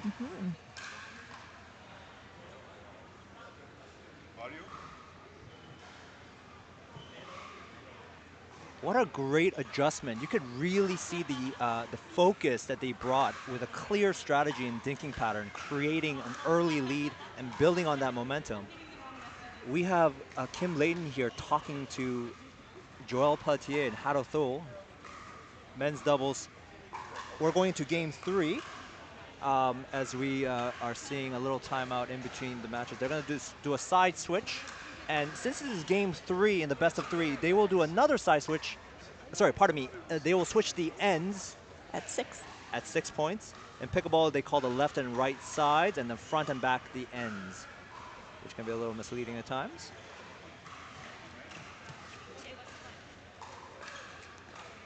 Christina coming over now. Talking to Joel, seeing what they have to do different.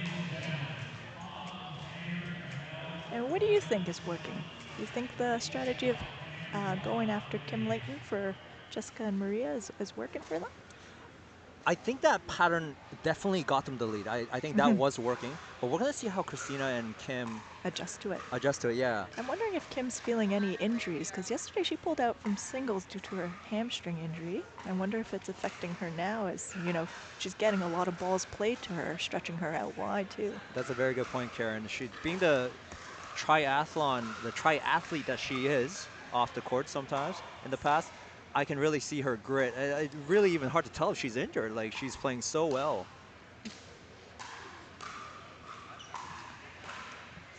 But big kudos to Jessica and Maria for really sticking to their plan and executing. You can always have a strategy, but you really need to execute at the same time and make it happen and come to reality. And definitely after that controversial call, Maria composing herself to really come back and just close it out. And Jessica, her partner, knowing Maria's energy and that she knows that that energy is good, but when it's too much, it can lose focus. So calling a timeout right away, that's a veteran move from Jessica. Definitely. Well, here we go. Third game underway. Of women's doubles pro here at CPA, Canadian Pickleball Association Pro Tour. Jessica to serve, 0-0-2.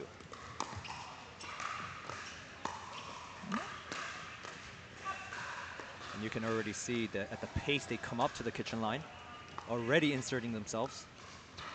Very different from the first game.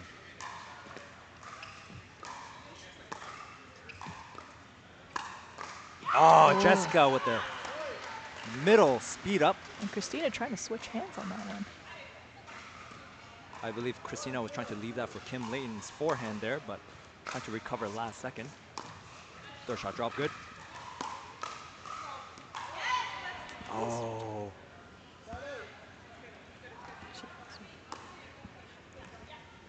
Jessica leaves that ball thinking it was going to go long, but just catches inside the line. Side out. 0-1-1.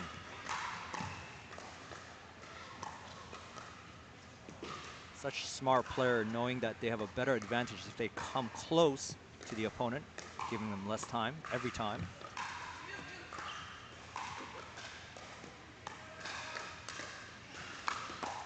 Oh, and they find the roll and the overhead to put them on the board. 1-1-1.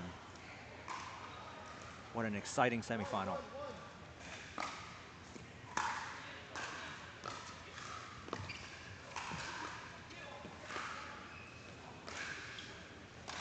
And a lob by Kim Layton. And a lob back. Oh, catches the line. And a drop shot. Christina's there for around the post, but just goes wide. Wow. Oh, what effort by Christina Chin, turning on the jets. A former hockey player. No stranger to short bursts of speed. 1-1-2. Oh, and Kim being dominant in the middle forehand there. Oh. Just got a good look at that ball. Unable to push it straight.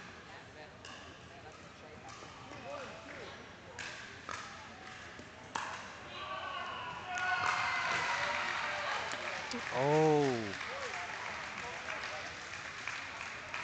Kim loses her balance a little bit there, but that ball goes out wide. Gives them a solid lead start here at 3-1-2. And in the game up to 11, that's already a third of the game almost right there. Oh. Kim hits a flat high ball, but just goes long. It's not only the speed and the power, but the timing that makes these shots very tricky sometimes, as the ball comes very fast at you. Third shot dropped by Maria. Too short. That is the challenge, right, Karen? Like too high and they hit it hard at you and the point's done, and too low and the point's done right there. But you would rather want to miss it a little bit higher than lower for sure. Still keeping them in play. Ooh, right idea. Christina with the fist pump there, knowing that that was a well-placed dink to Maria's left feet just behind her. 3-1-1. Oh, Kim Layton serves just a little bit long. The depth of the serve and return are great in pickleball. The deeper you return and serve, the deeper you can keep the opponents back. Oh.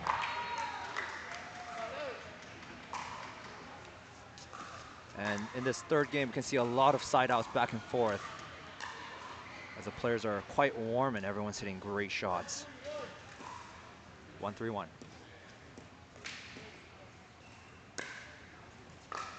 Deep serve, deep return. Nice touch there from Maria. Oh, Maria with an excellent short hop into no man's land. Or in this case, no woman's land, but she converts the point. The transition zone. Oh.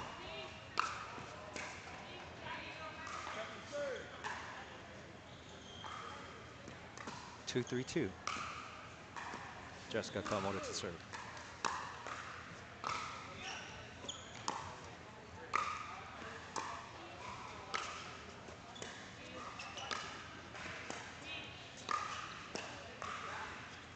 Finds the net.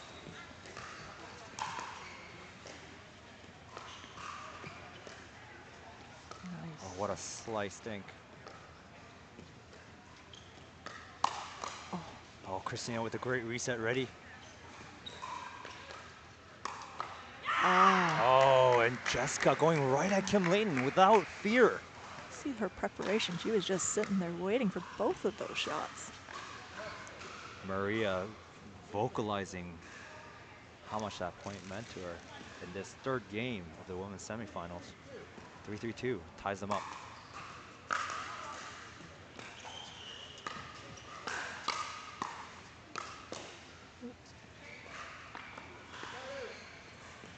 Kim and Christina doing such a great job. Not only is the third shot hard, but keeping that fourth shot after the third shot, keeping them back. Nice drop by Kim Layton there.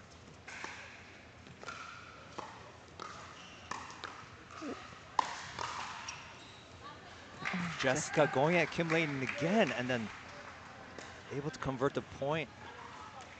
Now, Maria and Jessica does not get a point because they were not serving, but rather it takes the server count one more for the other team. Now it goes to second server. And if they win this rally, they will get a chance to score.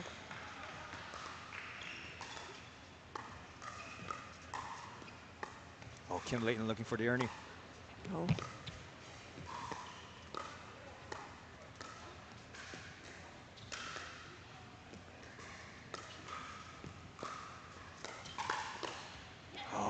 Jessica again converting. We'll see if Kim can make some adjustments and be ready for that speed up.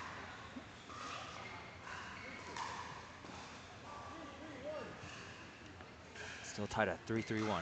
Maria taking her time, focusing in.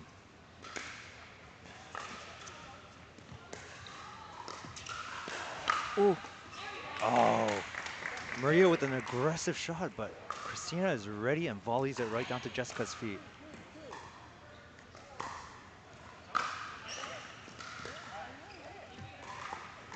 Christina and Kim really demonstrating that not only is the power one part of the aspect of the game, but rather the height. As long as it's above the net height, they can volley it back deep down towards the opponent. Ooh. Oh, and the drive catches.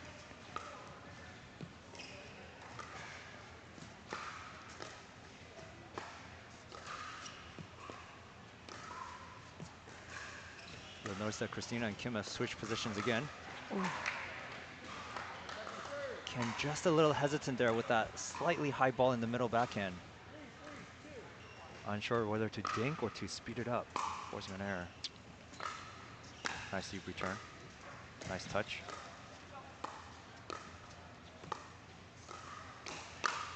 Oh, Oh, Christina sure. ready for the speed up from Maria, and Maria showing her frustration. Christina smiling. And Quite we're only at 4-3. 4-3-2. It's very back and forth. We'll see who comes big at these tight moments. Oh, wow.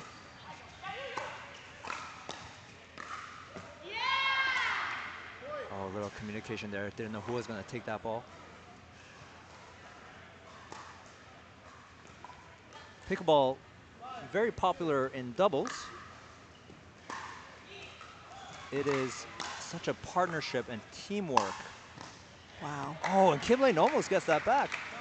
Great corner shot by Jessica, who is known for her placement over power.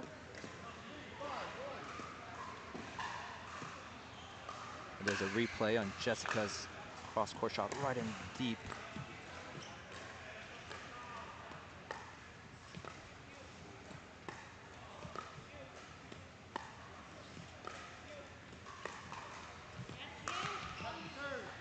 And the viewers, if you'll see that, Jessica was in front of Kim Layton before, but now Kim has switched sides with Christina.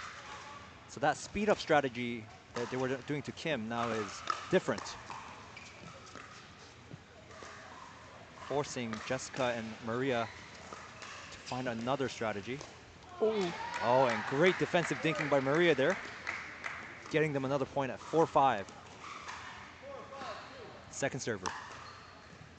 See if you can tie it up here. First shot drop by Jessica. Oh, nice. Oh, and Christina knows that ball is going wide. Side at 5-4. Still anyone's game.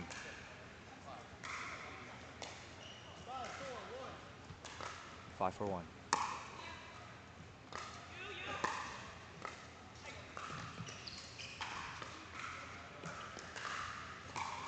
Oh.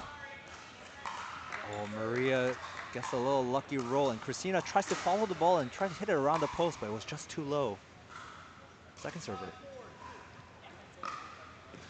See if Maria and Jessica can get the side out here. Oh, and a great two-handed middle shot by Maria, getting them the side out. This thing is tied up, 4-5.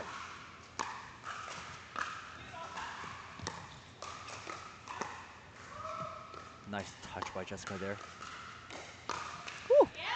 Oh, and Christina says yup as she knows where that ball's going. Finds the middle forehand counter shot off Maria's speed up. What a match.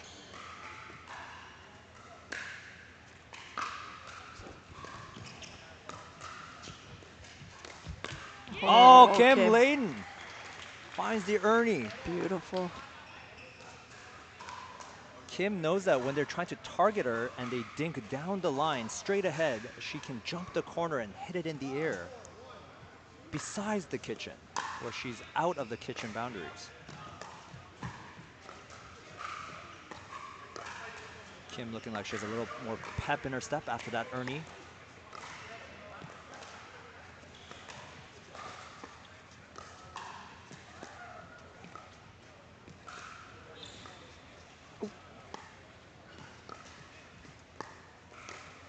Nice redirect. Changing sides now? Yep, the third game in this women's semifinal, because it's a game up to 11 at the halfway point at 6 points. Whoever gets to 6 first will switch sides. Players have, I believe, a minute. And during this time, they will go back to their benches and get a little encouragement, a little water.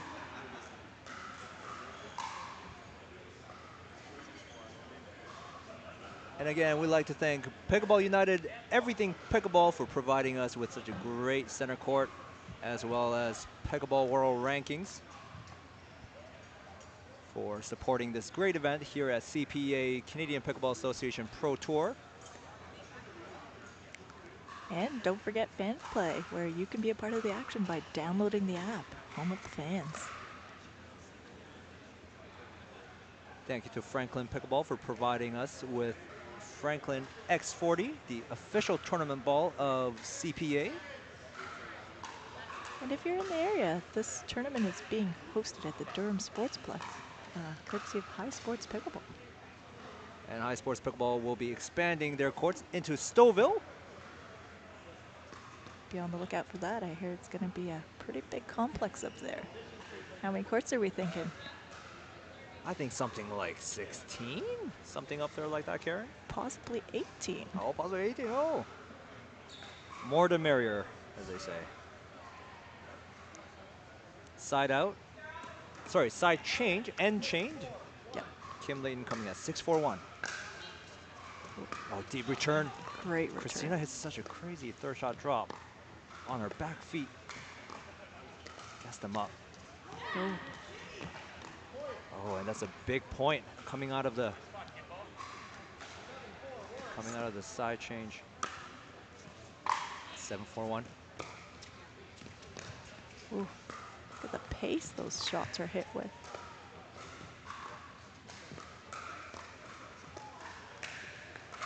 Back to dinking. We got Maria in front of Kim. So far, Maria has sped up to the middle, and Christina was ready for that. I wonder if she's gonna speed up at Kim a little bit, see what happens off this straight thinking.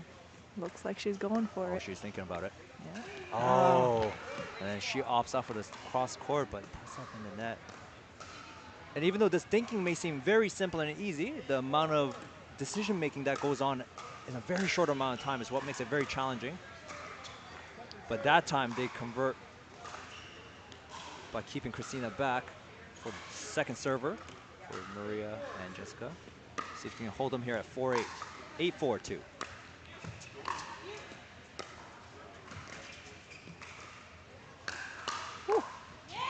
And again, Maria, even though that was an excellent attack with a lot of pace and low, Christina ready with the forehand, redirecting it to her partner, catching her off guard. 9-4-2, just like that in a blink of an eye. Kim hitting some very high but shallow. Oh, and Kim with an excellent eye, putting them at 10-4, match point for the women's doubles semifinal.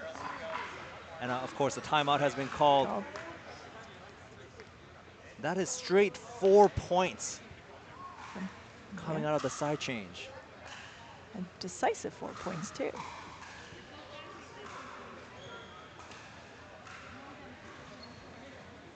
Oh, we have Matt Kawamoto coming over to assist her, give her some pointers.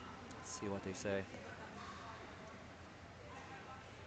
Now, when it's 10-4, it's 1 point to win the whole match. So Jessica and Maria will feel some pressure knowing that if they initiate an attack and it's not successful, it could cost them the match. So players tend to play more conservatively, playing more higher percentage shots, but we'll see if they can hold it here, get the side out, and then climb back up. And if you're Christina and Kim, what do you do to close this out? If I were them, Karen, I say keep focusing on doing what's working. They're smiling and they're loose. They know they have the lead. They know they're playing well. They know that they're playing smart pickleball, hitting low balls, waiting for the high ball. They're in a great spot right now in this women's semifinal. I would not change a thing. Neither would I. If it ain't broken, don't fix it, right, Karen? Never.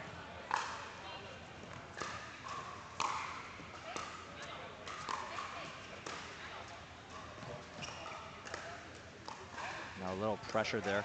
Oh, a lob. Oh. Jess gets the overhead. Going back to dinking. Oh, and they get the side out. There you go.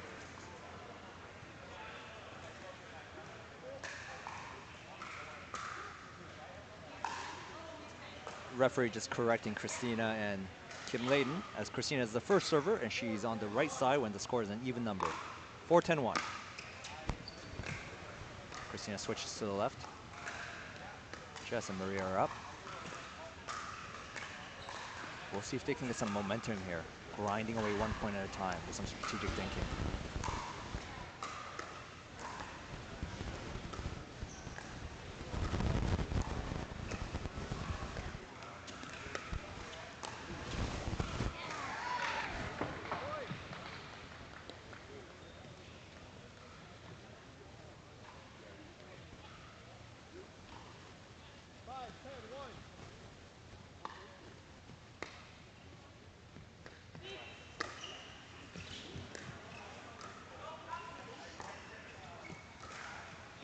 What a long rally here.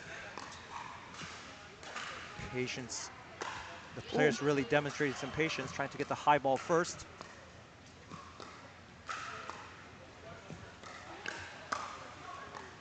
Oh, and Christina again able to handle speed up. Putting them at 5-10-2. We have quite the crowd here watching this excellent match.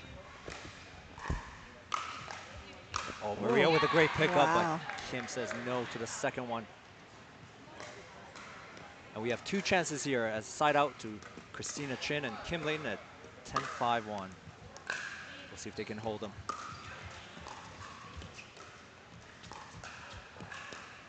You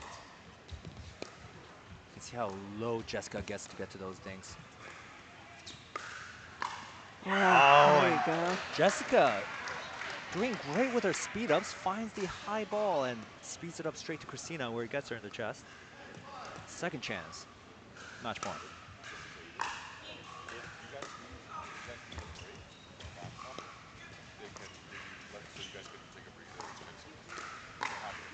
Oh, and they leave the out ball. There you go. Game, set, a match to Kim Layton and Christina Chin. We'll be moving on to the finals on Championship Sunday. What a match here at CPA, Canadian Pickleball Association Pro Tour. Team High Sports happy as their very own Christina Chin is moving on.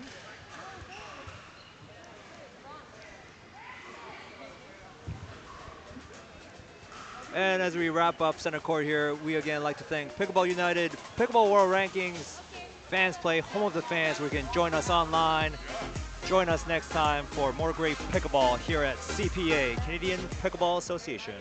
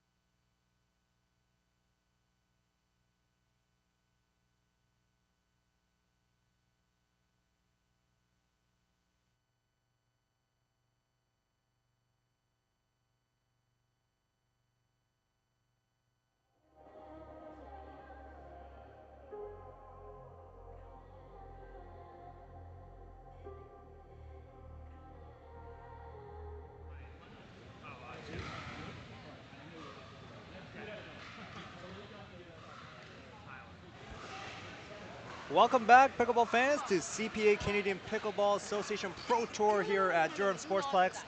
It's Brian Rim and Karen Fay on the mics here. We are happy to be here, watching some great pickleball live and up close.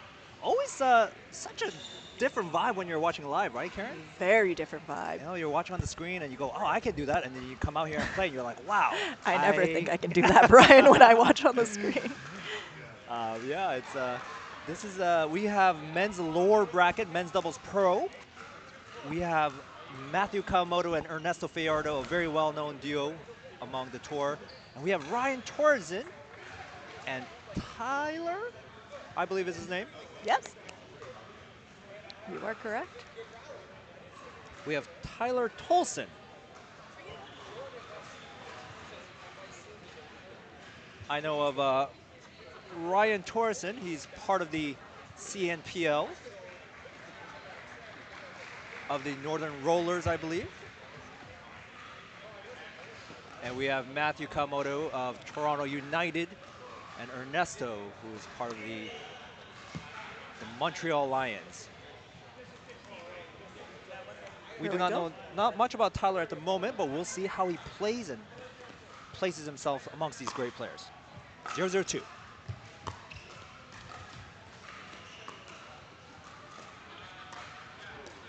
Matthew and Ernesto already establishing themselves at the kitchen.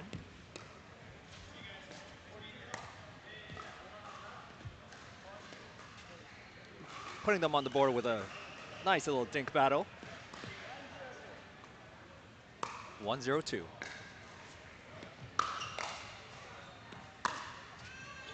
Matthew finds the middle alley open with a great forehand drive.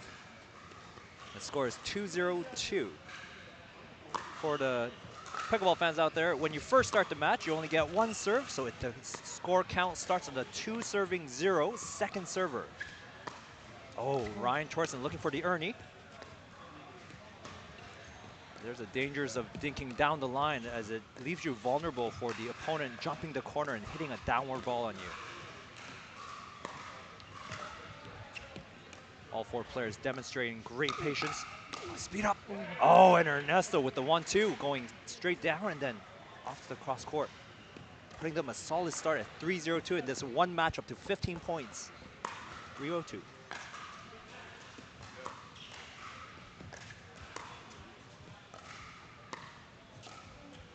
Ernesto and Matthew looking very ready as they come quickly to the kitchen line. Ooh.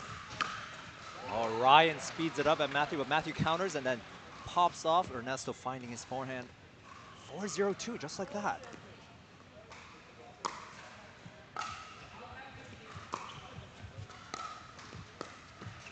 Little high balls keeping Matthew Ernesto back. Oh.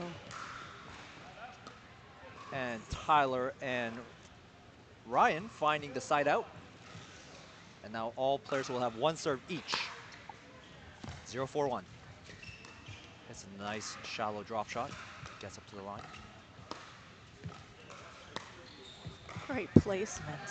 And that is Matthew Kawamoto's specialty, one could say, where he just has so much control with his things. So he can place them. It looks really easy, but he's really placing them, really making it hard to read where he's going to go next. Matthew says great hits to Ernesto, his partner, after Ernesto keeps him deep and low, earning them a side out at 4-0-1.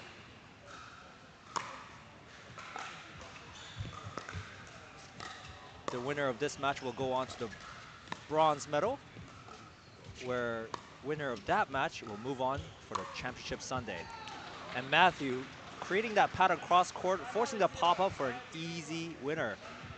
That causes a timeout on the other side at 5-0-1. A very strong start from Ernesto and Kawamoto. It just looks so comfortable out there right now, playing very loose. Yeah, Karen, and that's just their experience, right? Like, they know their game, they know what they can do, they trust their shots, they trust each other. And it's such a difficult pair to beat when they're loose, relaxed, having fun. And they have that chemistry. They've been playing together for quite some time. And yeah, they know what each other is gonna do. Little high five there, solid dap. All right, we're gonna see what Ryan and Tyler are gonna do to change things up. Yeah. in the winner's bracket where they play best of 3 games, just like you saw before with Christina and Kim. Best of 3 games, but this is 1 to 15, so goes by quick. Ooh. Oh, Ernesto with the third shot drive. You can hear how heavy that drive is when it hits the net. I can feel the wind coming off of it. Switches it up with a nice, soft, buttery third shot drop. Oh, Tyler trying out Ernesto there, but they're just ready. Normally, Ernesto and Matt are usually on the winner side of the bracket, but they got knocked out down by Joel and Hato, and now they're fired up, and it looks like they're really dialed in. We see a third shot drive and drop, earning them an easy entrance up to the kitchen line.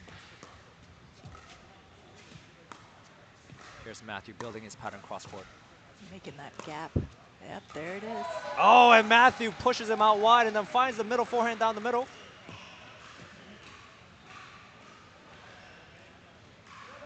Matthew's fired up. He's shaking his paddle. He's feeling it. Just a little long. A little bit too excited there. The serve goes long. Happens to the best of us.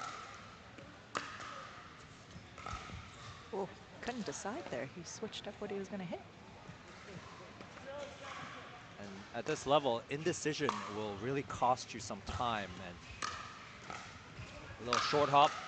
Oh, it saves it with a great reset. Oh, that reset's high. Matthew finds the corner. He gets it again. Oh, wow. Oh, Tyler showing some great defense. Oh, and puts the one to Ryan, and Ryan unable to put it over the net. What great defense by Tyler Great play. Tolson. Side out at 7-0. Deep return. Oh, great angle. Oh, Ernesto with a cross-court slice. Hand battle. Oh, and Ryan and Tyler able to knock down the first server. Second server. 7-0-2.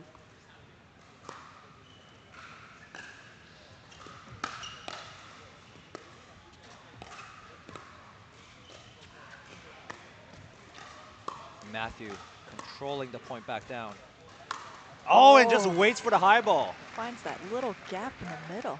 Gets them at 8-0. Ended this match to 15 points. That is the halfway mark, and the players will switch ends as Fajardo Kawamoto dominating the first half at 8-0. Yeah, we'd like to take this time to thank our sponsors, Pickleball United, Everything Pickleball, and Pickleball World Rankings.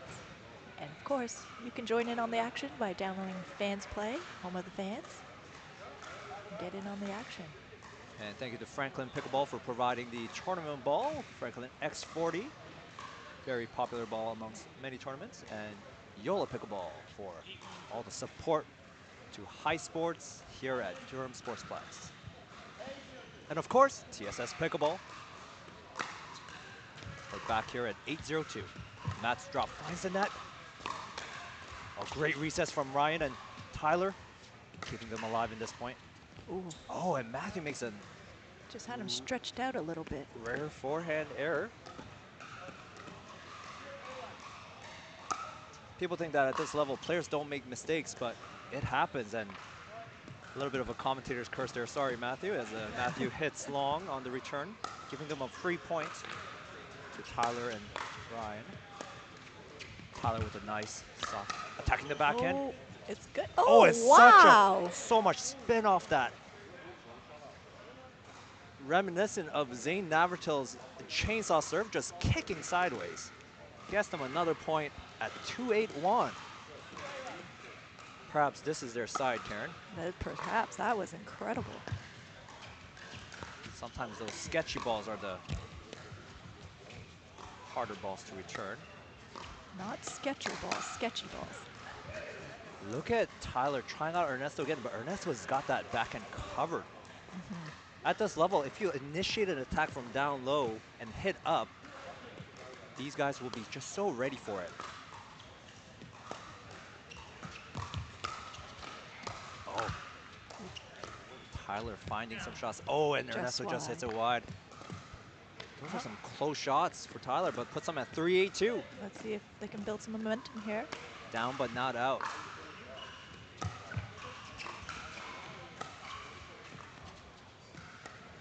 They're going to Matthew's left feet to his backhand, where he's less able to control the rally. You can just see how comfortable Matthew is. Oh, and Matthew hits the forehand. Maybe you should And stop that- mentioning him. You are cursing him. Lost him at 4-8. Plus I'm halfway to 8. Building solid momentum. Ooh. Ryan wanted that bad. And of course, classic commentator's curse. The momentum ends right there. Side out at 8-4.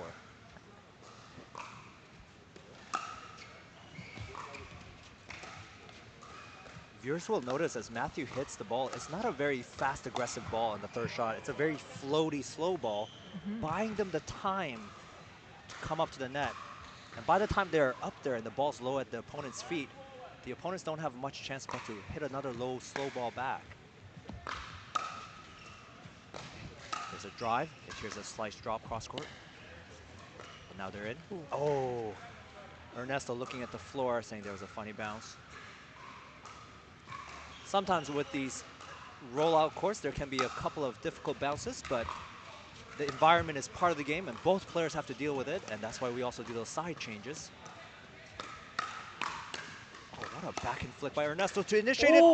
Oh, and the ball goes long, but hits Ryan in the chest, and immediately Ernesto and Matthew both put up their hands, and Ryan smiling, being such a good sport, knowing that it wasn't intentional.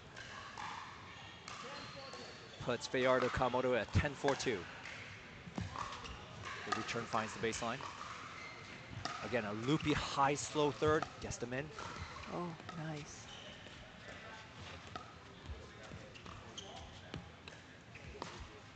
Such great patience. The focus and concentration on it. Oh, and the speed up to the backhand works this time by Tyler. Pumps himself up with a come on. They get the side out at 4-10. As I tell my own partners, Karen, when we're down, I say it's a very long game. Indeed. Oh, Tyler going back to the well again, but not that time. Decision-making of these high-level players, knowing when to attack and when to play a safer shot. Lovely drop there by Ryan Torsen. Soft and slow, but shallow. Keeping the ball low into the kitchen, the non-volley zone. Oh, Matt almost jumped into that. Did that hit Matthew there? No, No, it he moved. looked like He he dodged. just dodged it. Matthew Kawamoto, known for his agile abilities. Shout out to Keanu Reeves. I don't know if he plays pickleball, but I'm sure if he did, the Matrix comments would be numerous. Ooh. Matthew with just a couple of thinking errors there, but at 10-4-2, he can afford it. Great return. Nice third shot drive and a soft fifth shot drop, 7-shot drop, and now they're in. Torsen looking for that Ernie. Oh, great D. Just out. Matthew, knowing that he has the high ball, doesn't rush it and just holds it until he sees the opponent's flat-footed and frozen and just places it, causing him to hit the ball out. Nice reset by Matthew, protecting his right hip. Ooh. And Tyler hits a great shot, forcing an out ball. And a side out at 4-11-1.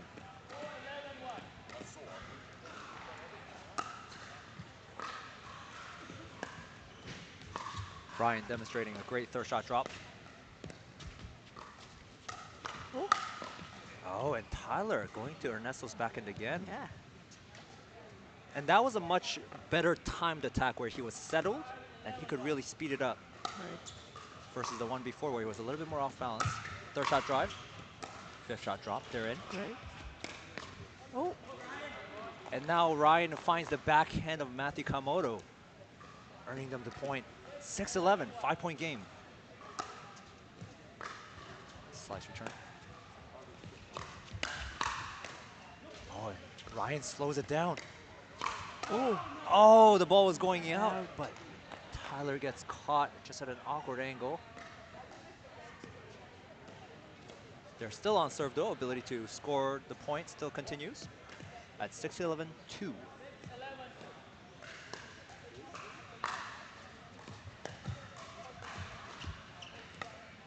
see if Tyler's going to go to Ernesto's backhand again.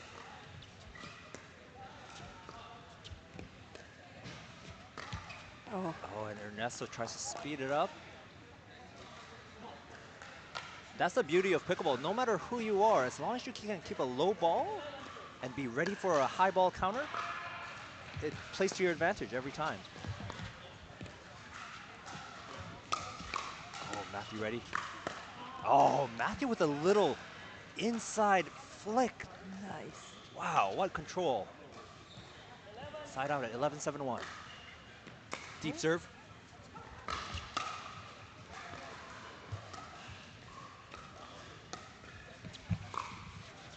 Oh, just Oh, out. Matthew looks down the line and then redirects it to the middle of the court, but just goes long. And that's the challenge when you're trying to do sort of hide in one movement and then try to do another. It gives you less time, makes it just that much harder to keep the ball in.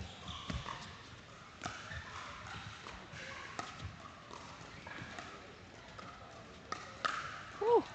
And that time Ernesto is ready. He's ready for his backhand right He was there. sitting on that backhand, knowing the speed up was going to come. And this is where pickleball is very much a game of chess, where we can predict opponents' moves, be ready, and then counter punch.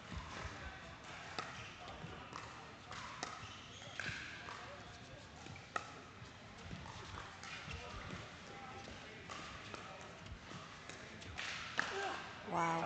Oh, and Ernesto just reaches in from outside the kitchen and Timeout. aggressively hits that ball down, putting them at 13-7-2. And a timeout has been called by Torsen and Tolson. Ryan and Tyler taking their time just to calm them down, see if they can come out hot out of this timeout. You can hear the fans here at Durham Sportsplex, where the live pickleball is great and the fans are fired up, cheering their home crowd. During this timeout, we like to thank Pickleball United and Pickleball World Rankings for providing us with such great courts and equipment to facilitate such a great event, as well as TSS Pickleball and Franklin Pickleball. And of course, don't forget, Fans Play, home of the fans, where you can be a part of the action and download the app today. We also want to thank Yola and High Sports for organizing such an awesome event for developing professional pickleball grow here in Canada. And we're coming back. At 13-7-2, Matthew Kawamoto to serve on the left side to Tyler Torsen. Big point here.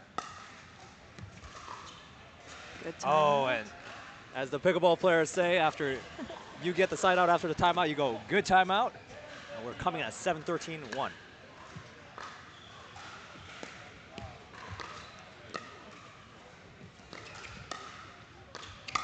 Ooh. Oh, Tyler hits a great mid-court reset and gets the high ball, but just caught moving just a bit.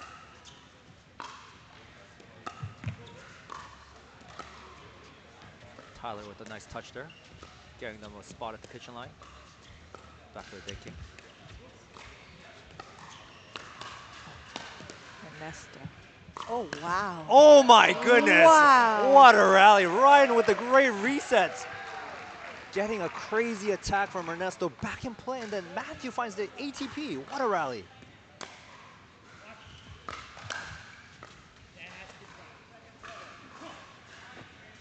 Tyler saying, come on, as he gets them to second server, knowing that he just needs this one rally to get them to start scoring again. Oh, Matthew finds the net with his drive. Ernesto handles it.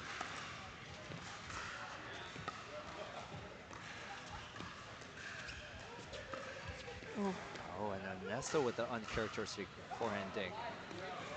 I believe that might be the first dink that he missed in this match, a forehand.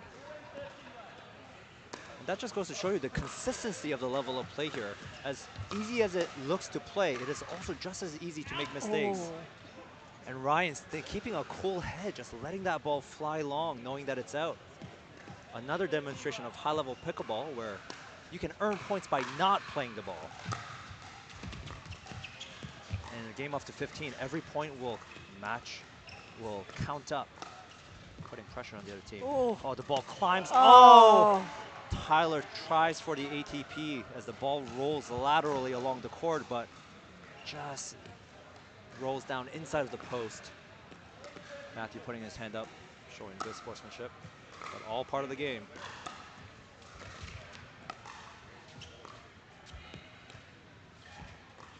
So you guys can see similar patterns here, thinking to Matt, but they're mixing it up, going to every player. Oh, Oh, and Ryan gets the lucky bounce, causes the pop-up, and then has an easy put away. Putting it at 13-9, this match is actually getting quite close. yep, they're closing the gap. Ryan and Tyler doing a good job staying patient despite the score, trusting their shots. 9-13-2. See if this rally will put them at double digits. Oh, Great recess from Ernesto and Matt. They were pushed off the line a bit, but find themselves back right at the kitchen line. oh, good spot. Successful lob. Oh, and Ernesto hits that with so much force. Side out. Just goes to show you the tools these players have. Not only the soft and the fast, but the highs and the lows they can demonstrate. Truly impressive. Oh, wow. Oh, and the ball catches the net and just rolls. Goes just out. All right, they're going to try to close the game out here. Match point for the lower bracket finals here. Men's pro doubles. 14-9-1. 2 chances.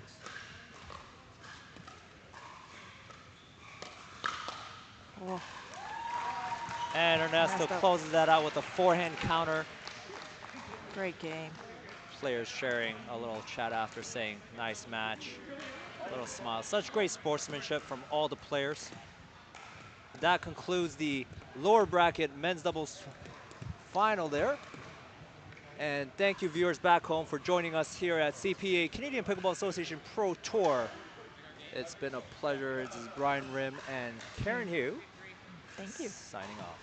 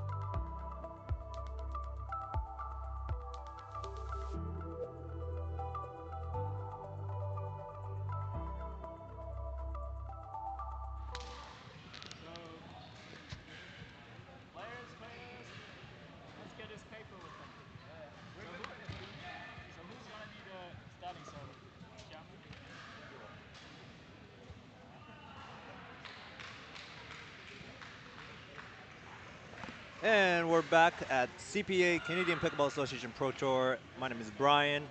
My name's Karen. And we are your commentators for today. I apologize to our viewers back home. I thought that was the losers, the lower bracket finals, but good news, there's more pickleball. We actually have the winners bracket semifinals. Thank you, Karen. We have Brad Chapman, Etienne playing against Joel and Hado Thule. And everyone Joel giving each other hugs. Interesting strategy right off the bat. Hug your opponents. It's all love in pickleball. Melt their hearts a little bit, soften them up, and then hit them on the court. We'll see how this match goes. All four players are very high caliber players. Etienne, I believe, is the only one not part of the other Canadian National Pickleball League, CNPL. But Etienne is a player down south who resides in Texas, I believe, who competes amongst the best of the world in the States on the APP and the PPA Tour.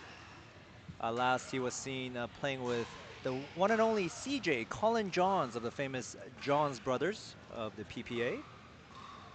And Etienne hails from Montreal, the west end of Ontario.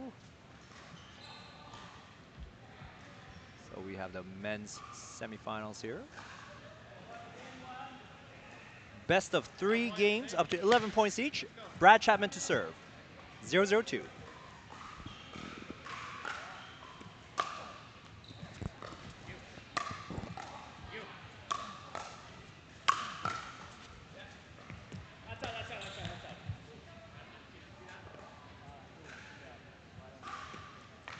And the lob just goes a little bit long from Brad, side out.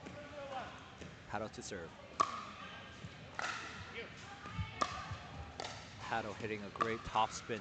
Forehand drops, getting them to the kitchen line, where now they will dink for a higher ball. They can initiate just like that. They initiate, but Etienne, a seasoned player, ready. This will be an exciting match as all of these players show lots of emotion and passion after each play. Etienne with the Ernie. Wow, Etienne with the Ernie dink. He recognized that the ball was low and he still was aggressive with it by hitting a volley dink in the air across the kitchen. Very athletic move.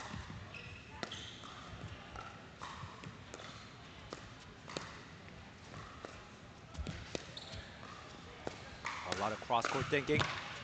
Oh, Etienne comes back from outside the court to cover that middle forehand. Putting them at 1-1-1.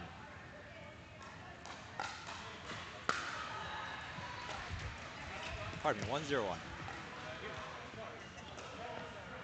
And Miss Dink will make that second server. And you'll notice that Etienne and Brad are stacking. A little strategy where they'll keep player on one side of the court. So Brad's playing the right side right now. Ooh. And Etienne staying on the left. And Hato's first speed up was good, but the second one goes just long. Puts him at 2-0-2 with a small early lead.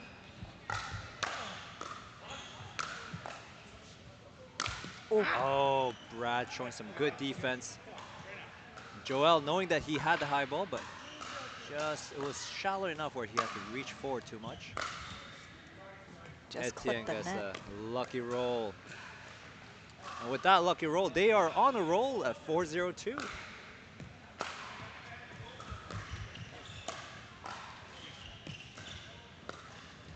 All players showing lovely touches.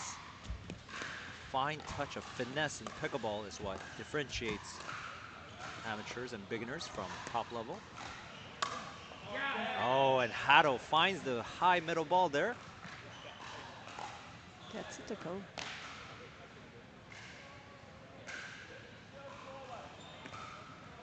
Hato, a sponsored player, was Selkirk Sports from Idaho, one of the top brands in pickleball. Same with Brad. I believe he's sponsored by Selkirk too. Or he just loves Selkirk. I believe he is. We got Joel Pelletier, known for his teaching, as well as his strength and friendly demeanor. Rocking the great mustache on the court.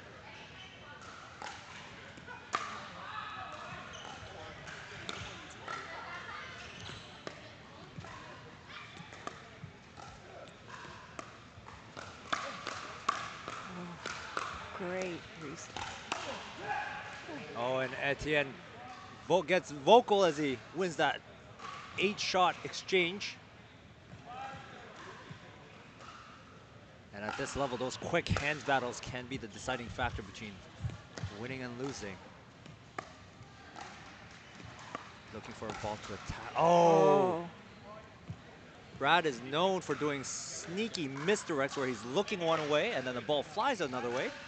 Timeout's called. Joel and Hato calls a timeout as it's a solid early lead at 6-0-1 for Chapman and Blaskowitz.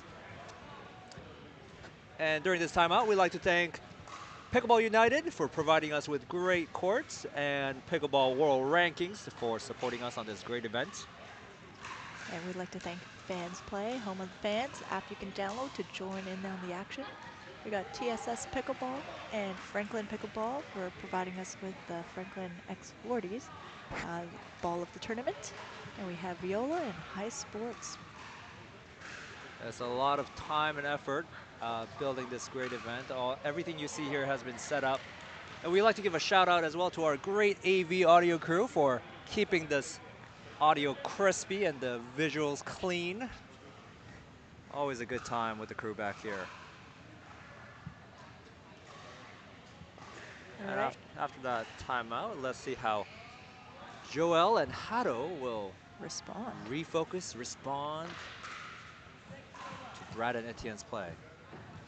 Brad Chapman He's a coach and a teacher for pickleball full-time back in, I believe, Calgary, where they just built some amazing, around 18, I believe, dedicated pickleball courts. Wow. He's also national champion in men's doubles. He's also published a book on pickleball. So if you go to Brad Chapman's Instagram handle, you'll be able to find links there. Oh, and Brad with that wrist, finding the middle past Hato and Joel, which is not very easy to do knowing the coverage these two players possess. Oh, wow. Oh, and Joel hits a little high. He whispers himself as he knows that that's too easy at this level. He can't be hitting balls that high. But we've all been there. 6-0-1. Deep return by Hato.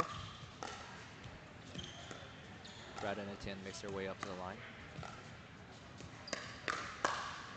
Oh, and Hato attacks again off the lower ball, and then Etienne just has an easy overhead to push it down.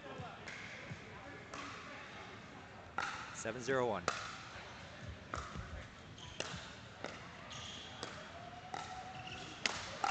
Ooh, great attack.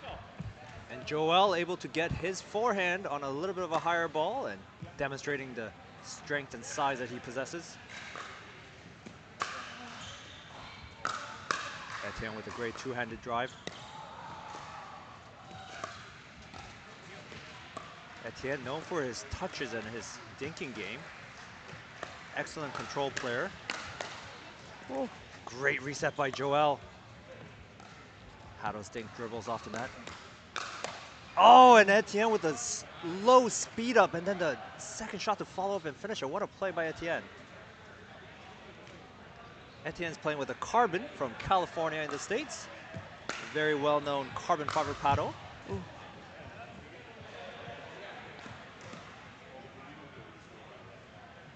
Let's see if Hato can make a little run here and get on the board. Well, Karen, you know, when you're down that much, 0-8, at the same time, like, you have nothing to lose, right? Now you can just play loose and see what happens. See, now they're resetting. Oh, good defense. Look at Etienne just pushing them back. Look at Hato working to get up. Oh. Oh, and the defense forces Etienne to hit a ball away from Hato and it just goes wide and gets them on the board. It's amazing what you have to do just to earn a point at this level. Just to earn a point. That puts them at 1-8. Oh, lucky dribble. Joel's there. Oh. Oh, and Joel great. gets fired up. He gets the low ball and then sneaks it through the middle, catching the baseline. When such exciting pickleball happens, Karen, I have to remind myself, I'm commentating and not part of the audience. So Joel comes across. Oh, big. Ooh. Oh, good communication. And Hato takes the overhead, but unfortunately the lob was just behind them. Still on second serve. Ability to catch up. Great first serve from Joel. Oh. But unable to follow it up with a third shot drop. The hardest shot in pickleball, third shot. But I suppose that depends how you look at it. I was gonna say. Ooh, nice. Joel with a great topspin just carries it in. Not only does he tries to push it deep, but he puts it low to Brad Chapman's feet, causing the error. I can really see Joel getting warmed up here. Look at that backhand. He's zoned in. He's fired up. Hato go. to serve. 2-8-1. See if they can make a run here. Deep serve. Gets the drive. Oh, Oh, yes. and Joel follows up. They're getting aggressive out there. Love to see some good pickleball. Another deep serve from Hato. He's feeling it too. He's coming up. Oh, and reset. Joel looking back to see if that may have been a little wide, but you'll never know. We'll never know. Read my mind, Karen.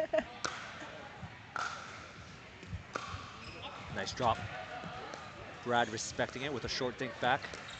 Ooh. Oh, and you can see when you get fired up like that, sometimes it can be at your disadvantage because that was a low ball and he tried to initiate a speed up from that close. The net protecting Etienne and Brad Chapman. Oh, and Hato finds a great spot just on the backhand side of Etienne. Second serve, 8-3-2. The referees called the score. Joel and Hado not switching this time. Putting Hado's forehand in the middle. Targeting Brad here. You'll notice the difference in thinking between the amateur level and the pro level. Oh! And Hado, oh, pardon me, viewer, I'm a little too loud there. But Hado rolls it, and when Brad and Etienne, they called out, but Hado knew, and he goes, yup, as it rolls in. A nice little wrist flick. What a shot. Certainly gets me excited. Definitely. Would love to hear the crowd appreciate a good shot as well. But I think they're just locked in this match. Topspin drop on the back foot by Joel. Oh, and gets them the point. What a shot. Even though the score is 4-8-2, I really feel some momentum behind Joel and Hado.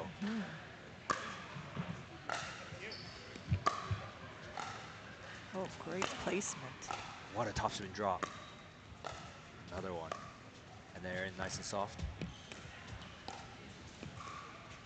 Oh, he went for the recovery. Oh, Etienne tries to recover from the Ernie, but just far too bad. He was committed to the Ernie. Put on 5-8-2, 3-point game. Etienne handles the net cord. Joel showing some great footwork. And long. That counter just going a bit long, but what a run by Dual Pelletier, putting them at 5-8. Side out at 8-5-1. First server, Pwr Cpa.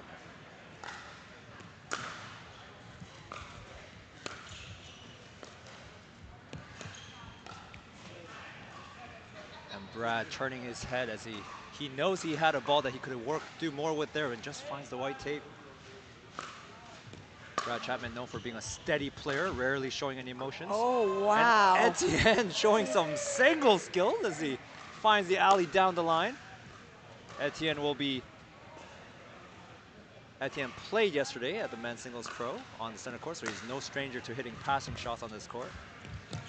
Oh, and Hado with great defense, but Brad able to follow with even a stronger shot after the first one. Puts them at game point. At 10-5-2, and at that timeout makes Joel and Hado call a timeout, trying to cool them down. Great energy recovery by Joel and Hado, but at this level, with that early lead, sometimes it can be a little tough as the points mount up. We'll see how they do after timeout. And in the meantime, we like to thank Pickleball United, everything pickleball. Fans play, home of the fans. Download the app today and join some of the action here. And don't forget Pickleball World Rankings. And we got Franklin Pickleball providing us with the ball, Franklin X40, and TSS Pickleball for all your pickleball needs, and High Sports Pickleball for organizing such a great event. Shout out to the owners John Lee and Alex Stoikov for countless hours of work, as well as the team at High Sports. We got Max, Christina, Yusri, Emily, and our tournament director here, Michael Chow, for lending us a hand. And with that, we're back. Timeout, time in. 10-5-2. Game point. Oh, as they say, good timeout. Good timeout. Gets them side up. We'll see if they can make a big run here. See Brad jumping there as he knew that ball was going to be a little short.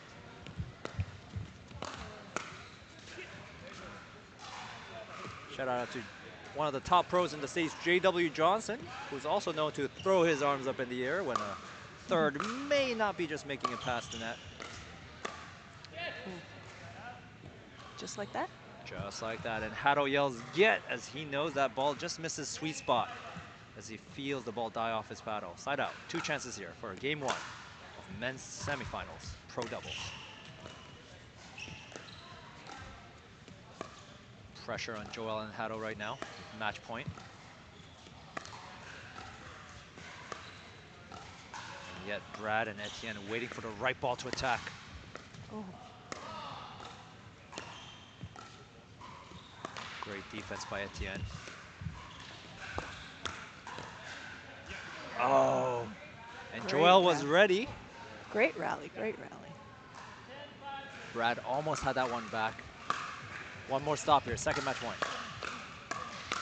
Oh, Etienne, his hands were too good. Gets him game one at 11-5. We'll have an end switch. What a great demonstration of quick reflexes by Etienne, earning them the first game of this men's semifinals in the winner's bracket. The loser of this match will go on to play Ernesto Fajardo and Matthew Kawamoto for the bronze medal. And the winner of that match will go on to Championship Sunday here at CPA, Canadian Pickleball Association Pro Tour. all right. So what do you do as Brad and Etienne? What do we do to come back? Oh, I think Brad Sorry, and Etienne sorry, took the first game. Sorry, they took the first game. What do you do to come back and take this and close it out and not let Haddo and Peltier back in? I think they were playing a little bit lower energy in the beginning, but they cranked up their energy level and they were right in it. They were climbing back. I think they were attacking Etienne with the hand battles a little bit, but Etienne just too ready. He's too quick. Right. So maybe testing out Brad a little bit more, but I mean, Brad is no slouch either, being a men's doubles champ.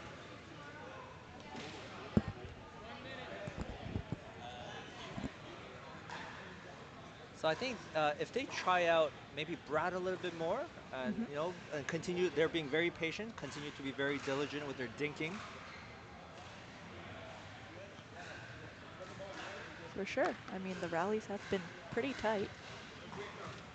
The great thing about pickleball, Karen, is that sometimes you just go off by the book, and you just don't have patience. You just speed up every ball, and it works really well.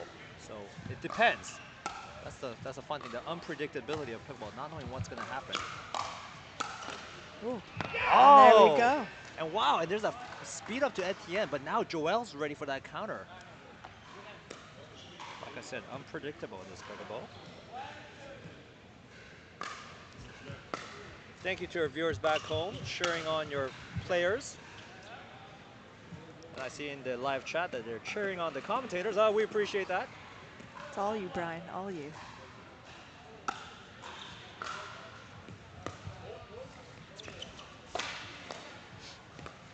Joel with a nice sliding two-handed reset. Haddo getting his forehand digs going with Brad. So now they're working Brad a little bit. Now they have a target, keeping Etienne in check. Make sure he's paying attention. Oh, and Etienne just knew that was a little bit high. Yeah, just took it down the middle. And sometimes at this level, like everyone can dink, everyone can hit those fine shots, but just that difference of recognizing certain moments, at key moments, when to attack, it's really what makes that top level pro different as well. Just the confidence to hit those resets. Ooh. Called out. There was a counter and it looked like the ball was just a little bit long despite the preemptive cheer.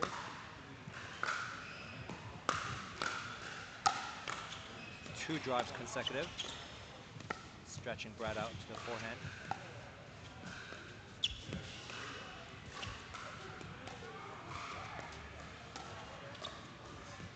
Looks like Joel and Haddo are keeping the balls in the middle. And look at that. That patience gets them that point. Yep.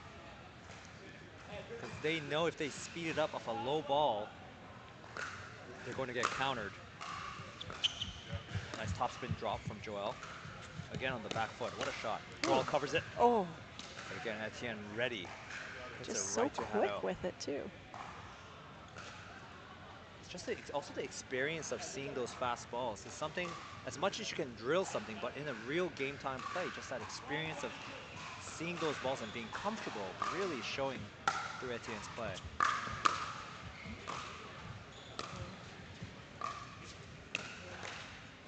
Haddo doing a great job recovering. Oh, finally forces the one out. Pickleball at this level really is a grindy game where a lot of side out, a lot of dinks. These players are lunging and squatting almost every play. A lot harder than it seems. Oh, wow. Now, Haddo is ready for that back encounter. See, it's interesting that Etienne sped up the ball there and Hato was the one countered it down, so. Interesting. Wow. Got him moving. And Joel just set. Brad Chapman giving his head a little love tap, saying, don't do that.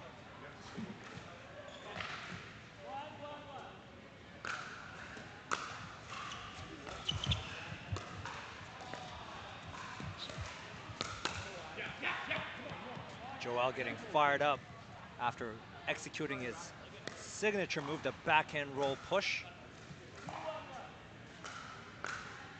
At this level, everyone hits the ball so hard and so fast. Wow. And Hato with down the line pass on the forehand drive. What a shot by Hato Tool. Separating the lead a little bit more at 3-1-1. 2 consecutive strong shots from that side.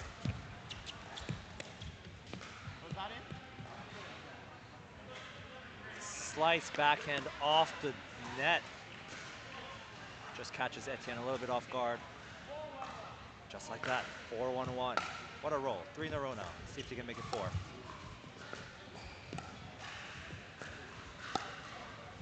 Oh, wow. Oh, and a couple of janky points there as Joel gets that roll off the net with a slice back and cross court, but ball gets lost in the quick speed.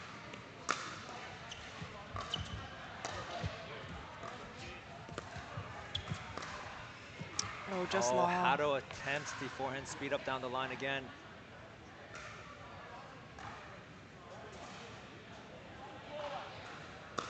One 4-1. Second game of the men's pro double semifinals. Oh. Joel keeps it alive.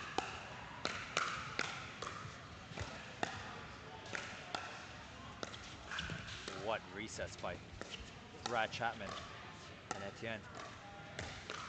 Oh, what good defense, turned back into offense. Great demonstration of the ability to know when to play defensive balls versus offensive balls.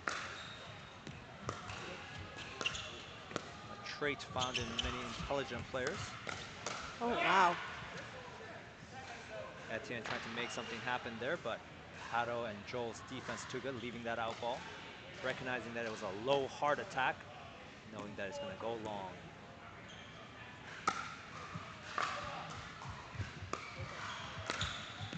Oh, and there's that Joel Pelletier back and roll. So much topspin. It catches the net, but climbs over.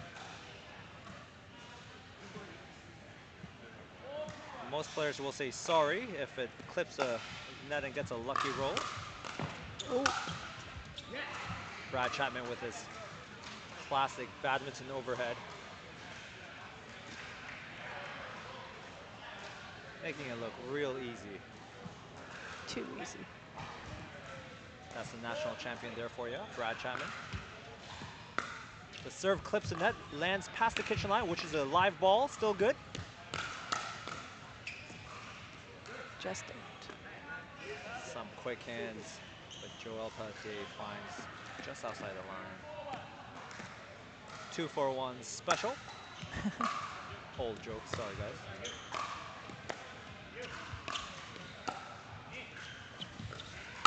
Okay. Joel was trying to keep them back, but Brad Chapman knew that he hit a low ball and he approached the net, and by the time it was there, he had an attackable ball above net height. Such a smart shot. Oh, Brad coming up, showing some energy, getting vocal. Etienne saying, so good, Brad, cheering him on. Brad, usually a very reserved, emotionless player, so when he gets fired up, you know it's for real. Etienne with a dribbler net drop. As good as it gets. Replacement. Brad Chapman on fire. Setting himself up for that one. Etienne letting loose a classic sheesh. And a timeout is called. Timeout's called by Joel and Hato Thule. Score at 5-4-1. Joel and Hato were staying up in the second game, but Etienne and Brad really making a comeback as they're keeping it close. What an exciting match, Karen. Very exciting. One of the challenges of pickleball tournaments is that you play multiple matches. Unlike in tennis, where you can be one and done, in pickleball, you can play up to 5, 6, 7 matches, especially if you're in the lower bracket where you're climbing up. And these athletes are showing them that they have the stamina, the focus, and mental ability to maintain high-level play.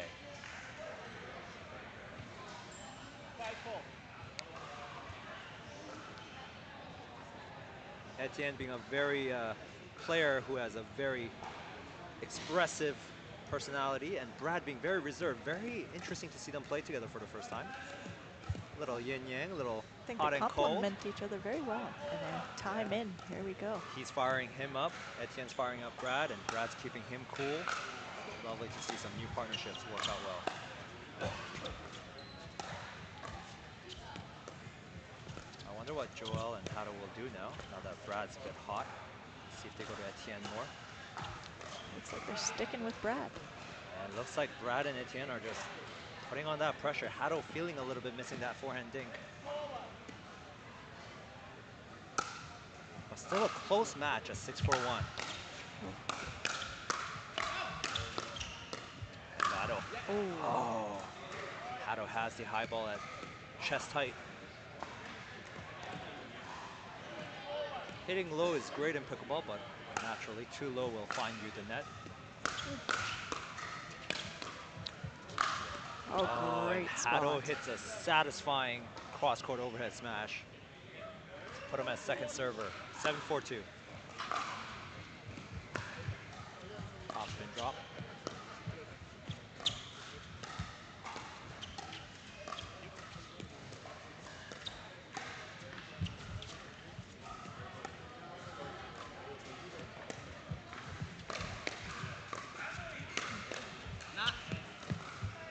What an excellent rally. Hato really looking for that forehand speed up.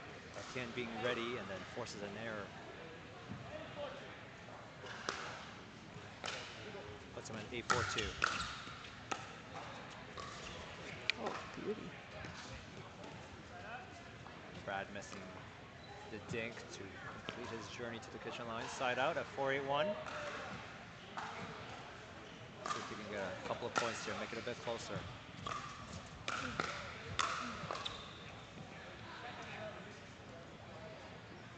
You can see how much pressure Etienne applies at the net. Even with a slightly high drop shot, he still keeps them deep and low at their feet, forcing more pop-ups and harder shots to keep coming up at them. Hato saying, come on, as again, he knew he had that ball. Side out at 8-4-1. 3 points to win this match.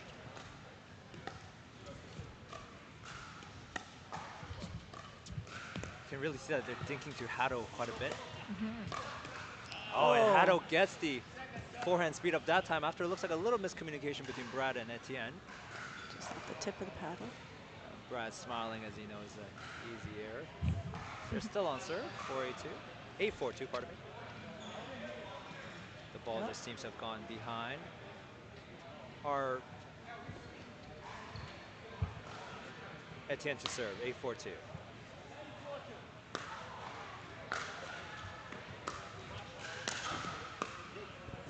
Joel with a great fourth shot, but Etienne handling it like it's no problem. Puts him at 9-4-2. What a shot. Just so steady. So calm. Most players, when they get a hard shot hit at them, we tend to panic, stiffen up, but Etienne knows that he can handle it. And my apologies to Etienne. Commentator's curse at its best. Side out at 4-9-1. Nice drop. Hato looks focused there. Before, Hato was speeding up a lot. Now I feel like he's going to be a bit more patient because he knows that patience is going to win them the game. A little more conservative. Back end. Oh, good. And the lob drop combo from Etienne. He looks at the commentator's booth and says, that's nasty. It was nasty.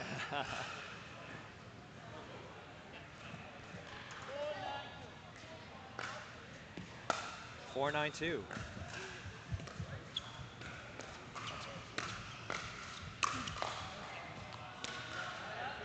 You can see the small head shaking from Joel Pelletier, knowing that even though these drops are okay, that they're still just a bit too high for these players who can accelerate the ball and make it tough for them. Really is a game of feels and touches at this level.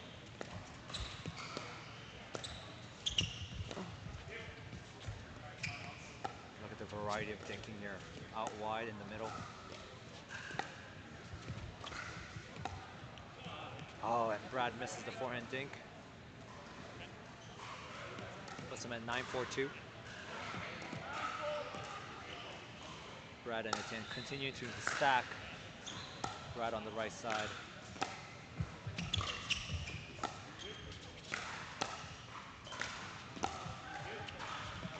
Great touches from Brad. Gets fired up, and that gets Etienne fired up. And we're bringing it to close out the game here. And it's at match point at 10-4-2. We'll see if Joel and Hato can hold this second server here, getting them the side up to start scoring again.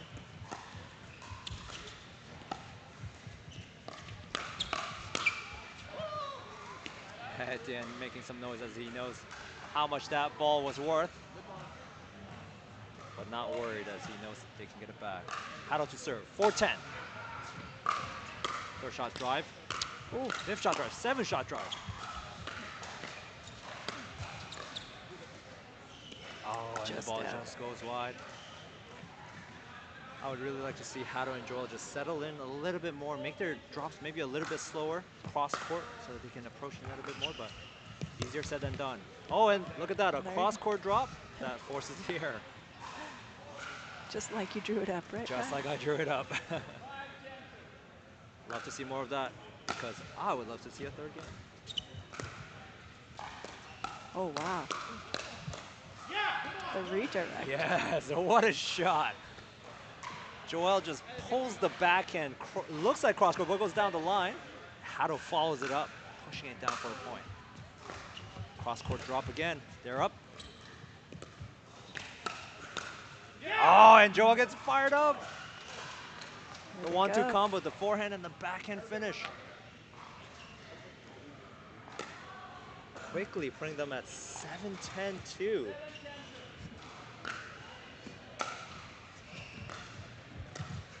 Joel really hitting his... Oh, the ball just goes long. I think it might have clipped the net. Yeah, and just a little hop. And a Timeout's been called. What a run by Pelletier and Hato Thul. Joel really, he just made 3 consecutive topspin cross-court drops, allowing them to come up and create more opportunities just like that. Just like that. Amazing. That's a great game. Etienne just chatting with his partner, Brad. Brad shaking his head. Nodding his head, pardon me. Just the small nuances of the short game in pickleball that can make all the difference. And pickleball, as much as it's a physical game, such a mental game. Knowing where to target, who to hit to, where to hit to create opportunities. And we're back in. Time back in. Score is 8-10-2. Joel Pelletier to serve. Topspin drop cross court. Dribbles over. Oh, and Joel gets to the tough one. Misses the forehand. Going from fast to slow, such a challenge. Taking deep breaths as all the players feel how much these rallies mean to them. Brad gonna try to close it out here. 2 chances. 10-8-1.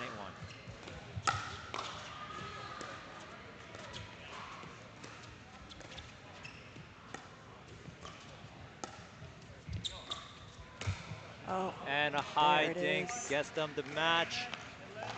Etienne and Brad Chapman take this semifinal. Joel Pelletier and Hato will be joining Ernesto Fajardo and Matthew Kawamoto in an epic rematch as they took them down in the winner's bracket last time. We'll play 1 to 15 to see who will play in the Sunday final championship here at CPA, Canadian Pickleball Association Pro Tour. So stay tuned and we'll be back with that match after the break.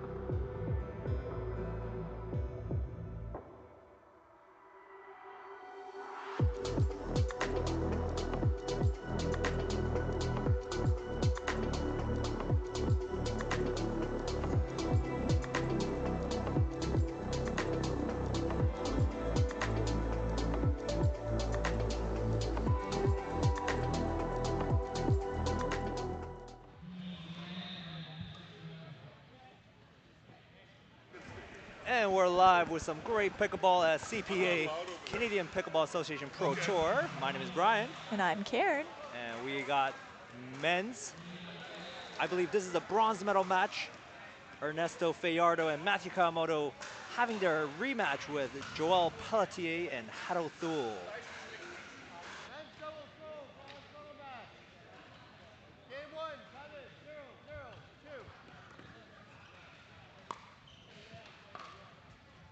0-0-2. And the match has started. To clarify, the winner of this match will move on to Championship Sunday, and the loser will be receiving a bronze medal, or dirty gold, as some pickleball players say. Nothing wrong with a little dirty gold. Still a third place finish. Hado with a crazy backhand reset. That's just a reflexive defensive ball there.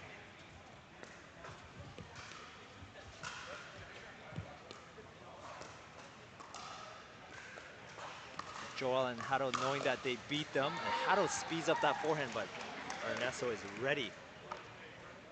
I believe this is 1-15, Karen? That's in correct. The lower bracket. That is correct.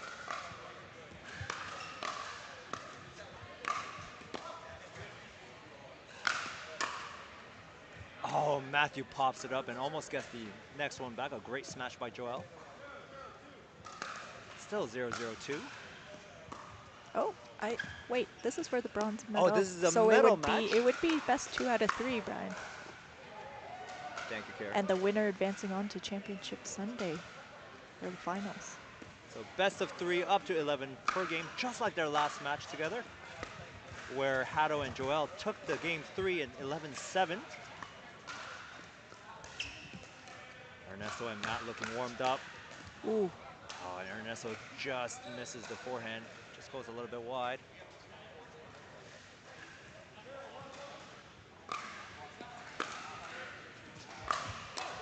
Oh, wow.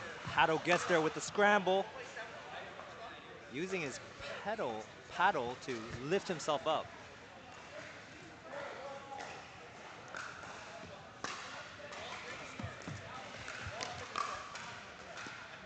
Ernesto with his patented backhand roll, forcing Hado to pop it up and long, earning him the side out.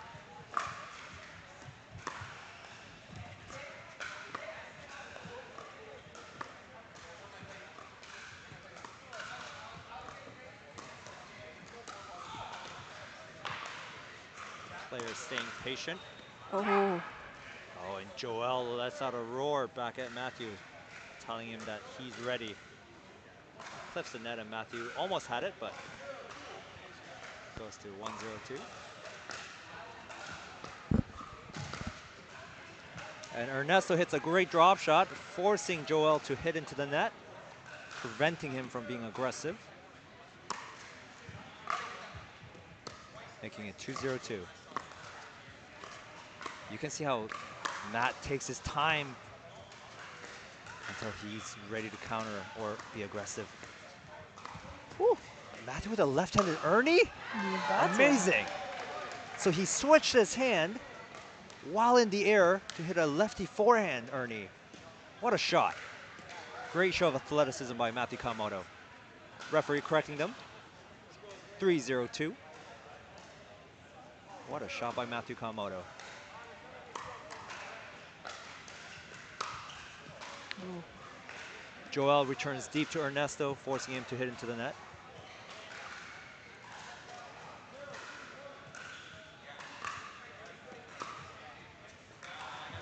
And then Ernesto hits the return long. Let's see if we can clean up the play a little bit here. That puts them on board at 1-3-1 for Joel and Hado. And there's a little crash there in the middle, as Matthew was running up to switch, and then Ernesto trying to cover that middle forehand.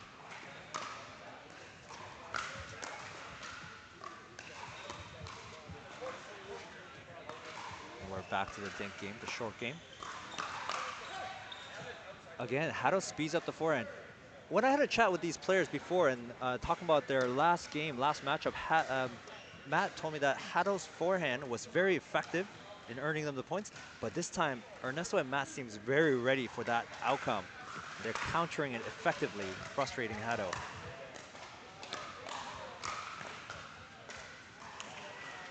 Again, Ernesto is ready, earning them the side out at 3-2-1.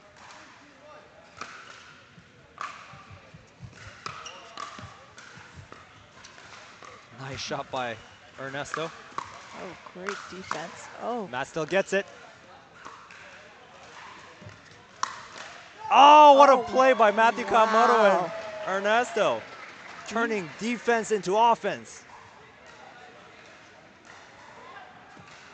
I believe Matthew's tagline is patience until you pounce. Never heard it, but sounds like something you'd say.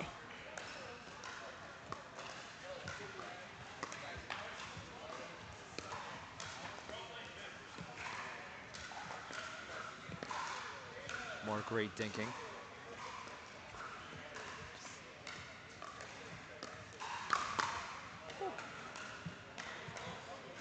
Matt and Ernesto both knew when that dink went up that high that they had a very slim chance, and they still hit a reflexive volley just to give it a try, but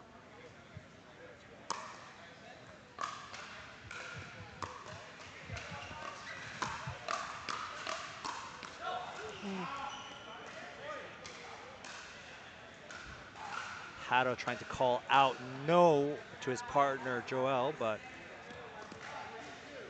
ball was just too fast to react.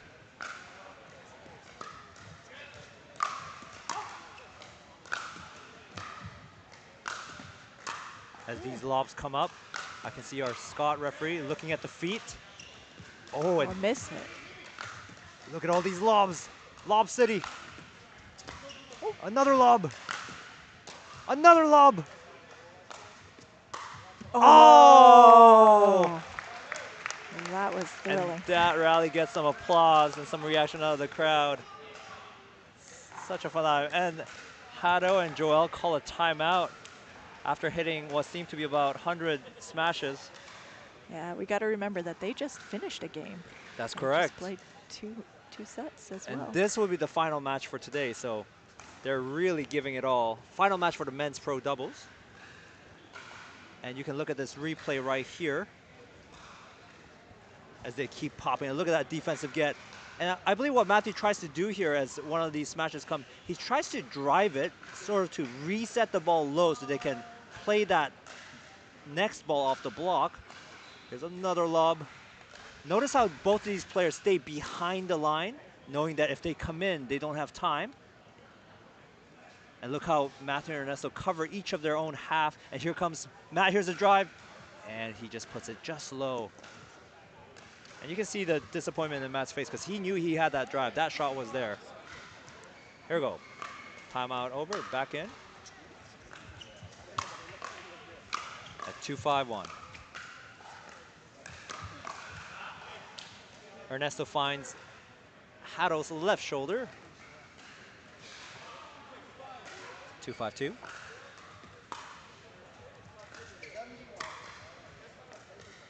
Nice soft drop from Joel's backhand. A little bit of back and forth down the line. Back to cross-court dinking. You can see Ernesto's touch on that backhand dink. So much spin on that. Woo. And Hado jumps into that backhand punch. Ernesto and Matt letting that one go. Side out at 5-2-1. Clips the net. Hado handles it. Oh. And Joel is ready to put it away into the corner. Sometimes a court ball, a ball that hops off the net, is either lucky or unlucky. Most of the time it dies and it's good, but sometimes it can jump up, giving the player an easy ball to smash. Back to dinking. Notice the stable wrist, inside out forehand from Hado Thul, right at the body of Ernesto Fajardo. They hold him at 2-5.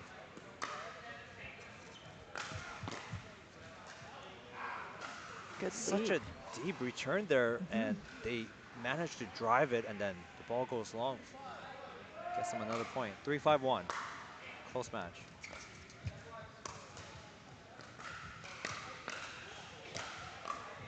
Great resets from Pelletier. And Thul. Oh! Ernesto gets the high ball, but just goes long as it was too quick. What a great hand battle from these players. 4-5-1. Joel really fired up. Oh, and Ernesto finds a soft spot on Hado's right side. This is reminiscent of their last match when Hado and Joel was getting really fired up. You can sense the same energy. Except that this time, they're a little bit earlier in the match, so. Ooh. Don't see that often from Matt.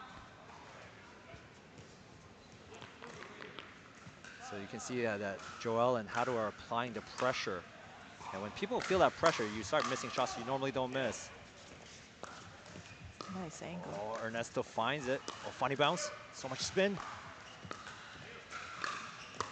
Short hop reset. Nice touch from Matt. Oh, what a great defensive. Point.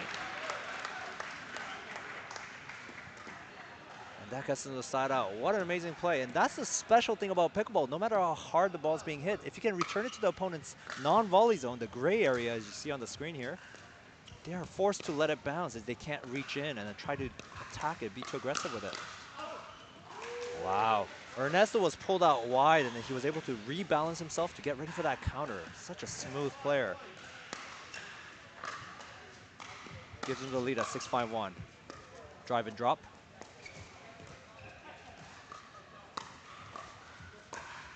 Oh. Oh, Matthew goes cross court and then another way cross court, but just goes wide. Always love to see the little correction swing that the players do to fine adjust in their minds what to do next time. Get that mind-body connection going. Wow, what a little short pickup by Ernesto there.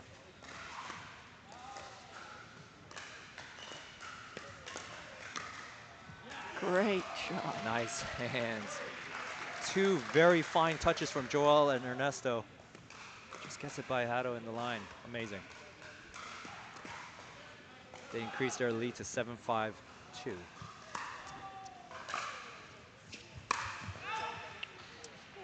And Matthew drives the ball from mid-court, sailing long.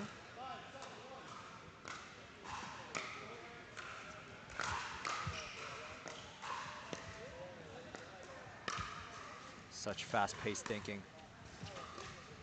And here's a slowing down. Not handling that top spin well from Hado.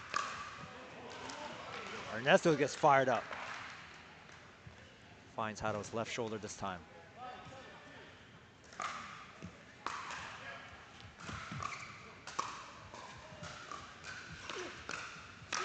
Ernesto getting fired up. Wow. Oh, what defensive play. Joel staying up. They're back in. Oh, court ball.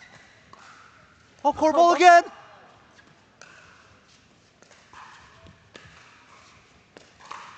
Oh, what a point. Wow. Joel pulls the trigger, carries the two-handed speed up, and then Matt hits it long. Joel applauding the opponent. Great rally. Matthew saying good play to Ernesto, even though they lost the point, knowing that that was worth the effort there. 6-7-2, it's a nail biter. Who's gonna get to 8 first? Third shot drive. Oh, Hado's crashing the middle. Oh, what a shot! Beautiful placement. Got They that just moving. They just had that high ball, and then he just. And it's funny because Matt's usually the one who does that to other people, but Hado holding that ball, and Matt just froze and found that corner. What a shot! Sevens. Pickleball will bring out all sorts of noises in people that you never knew you had it in you. 7-7-1. Great serve. Oh. Oh, and Ernesto misses a third shot drive. Oh, this is a tight game. Matt's taking a deep breath before he serves. The players know the crowd is engaged. Oh, and then Ernesto frowning and looking at the ground. Sometimes a little bit of slice on the surface just makes the ball skid a bit. Now Pelletier and Thule have the 7-7-1. Oh, he was not going to let that one go. Joel had a flick attack from low, but it was a cross-court dig, and that just stays so low, and the ball had nowhere to go but up. Second chance. Matthew gaining his position up the line after the return. Scrappy again. Oh, wow. Ernesto's back and right to Joel's corner. Right by his feet. What an amazing shot. Again, they get back to side out. Timeout. So this is really interesting when the offensive team who has a chance to score calls an offensive timeout, just trying to re-strategize and collect their thoughts, and especially if there's a lot of side outs, the ball's going back out and nothing's really changing. Trying to figure out what to do next. Also to just gain their breath. Yeah. They played some intense points out there. Yeah, we can see that. They're drinking their water and just taking some deep breath, toweling off. Matthew Kawamoto with Engage Pickleball, and Ernesto Fajardo recently changed from Gamma to Yola Pickleball. Who's one of our sponsors today. Shout out to Yola Pickleball for sponsoring such a great event. And Pickleball United for the floor. And Pickleball World Rankings, as well as Fans Play, home of the fans, where you can join us at home on the app. So check us out. Offensive timeout has reached its end. Our referee Scott calling time in at 7-7-1. Big point coming up here. Ooh, effective timeout. And Joel hits that backhand topspin off Ernesto's. Is it not? Oh, pardon me. It is not side switch, as it is best of 3 matches. That's three correct. games. So 8-7. Oh, and Foot fault. referee Scott notices a foot fall on Hato Thule on the left side. An astute eye by our very own Scott, the referee. Seems that was a good timeout, Karen. Yeah, earning very them effective. 3 points, giving them game point with 2 chances. 10-7-1. Third shot drive. Oh, Hato with an aggressive forehand topspin cross court. Back to great cross court thinking. Moving the players laterally. He's looking for that gap. We're looking for the high ball out. So well balanced. There it is. And there it is. Ernesto to speed up and then kill the rebound there. Then that's end of game 1. Best of 3. Players coming up. Wow, what a first game. Different energy than they had their last matchup. Joel and Hato coming off the loss to Brad and Etienne, while Matthew and Ernesto have been coming off the bench as they've been sitting down a bit, coming off of a win. Very interesting dynamics. What would you rather do? Would you rather come off as having just played, or would you rather be coming off the bench being stiff and not warmed up? Me being a stiff person already, I would choose the former. Get to hit a couple of balls, and if I just play my last match and I'm feeling warm, I'd get right into the next one. Nice. How about you, Karen? Me? Well, at my level, I don't think it matters. You just want to play. Hot off the bench. Always an interesting dynamic. You see the winners of the first game standing up, active energy, talking to each other, eye contact. Feeling good. Joel and Hato sort of talking to each other still and cheering them on, just taking a break, re-strategizing, drinking their water. Such fun rallies at this level. You just don't know if one good reset is going to neutralize the point and they can come right back at it. Let's hear it for the crowd here at CPA, Canadian Pro Pickleball Association.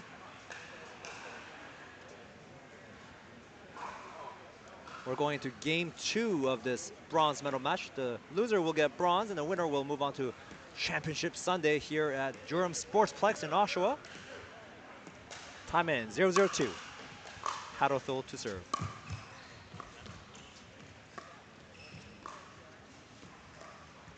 Ooh. Oh, there was a little hesitation with that middle ball. Hado thought Joel might take that forehand. Side out. Matthew Kawamoto, 0-0-1.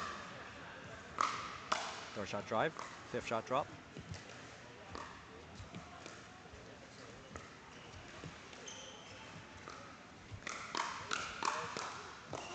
Oh, yes, what a hand battle. Love to see Joel Pelletier really express himself. Puts himself in the match. You can really feel the intensity of the last game still continuing. Oh. Great overhead by Hado. Ernesto unable to slice it back in cross court. Still 0-0. Let's see who breaks the ice first.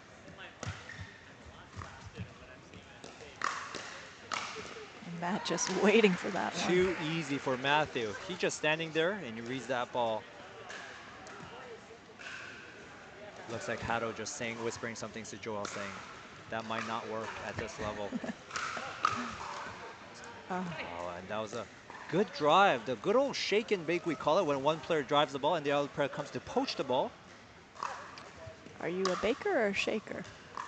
I like to bake and shake at the same time.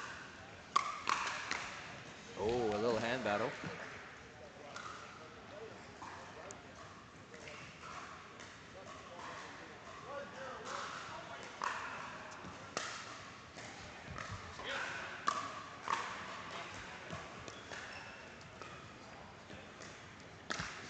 Oh, Ernesto has that look.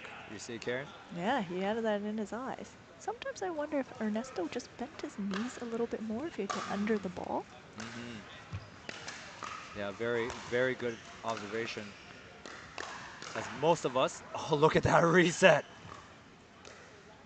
What touch. Oh, they were both there. Yeah. Oh, I see, yeah. I thought Ernesto hit it and Matthew blocked it for a second. Exactly. Yeah. Is that what happened? I feel like that's what happened. Oh. We'll have to watch the replay. Yeah. Great cross-court drop. Ooh. Good lead. Hado whispering to him, talking to himself, shadowing some backhand motions. Third shot drive low. Third shot drive not only gets you an easier fifth shot, but sometimes it just wins you the point outright, which is always nice when it happens. After all that, Karen, still only 1-1-2. And I'm loving it.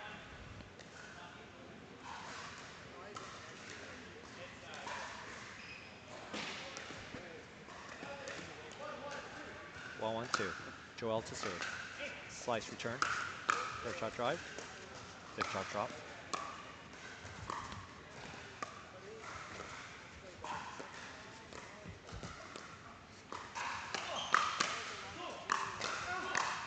Wow. Oh!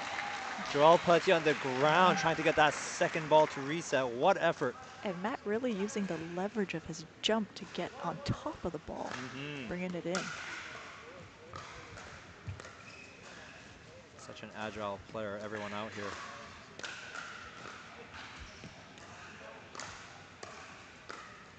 Oh, great spot.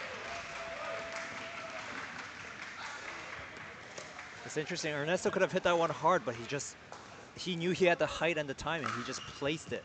Placement over power, they say. Oh, left hand again by Matthew. Still in the point. Oh, what a play. And there was your power in the same spot. Incredible. It's like Matthew knew that he sped it up at the right time, and Ernesto was just there to follow it up. And you can really see their team chemistry building. And look at that. Timeout's being called. At only 3-1, but it's the energy of that last point, right, Karen? That really pushed them and feel the pressure, forcing them to call a timeout. It's all about a mental reset, getting your energy back into the game and your vibe. And sometimes you just need to sit down. Yeah. At this time in the day, Karen, I agree. Sometimes I'm still feeling sore from singles yesterday. And I'm feeling sore from doing nothing today.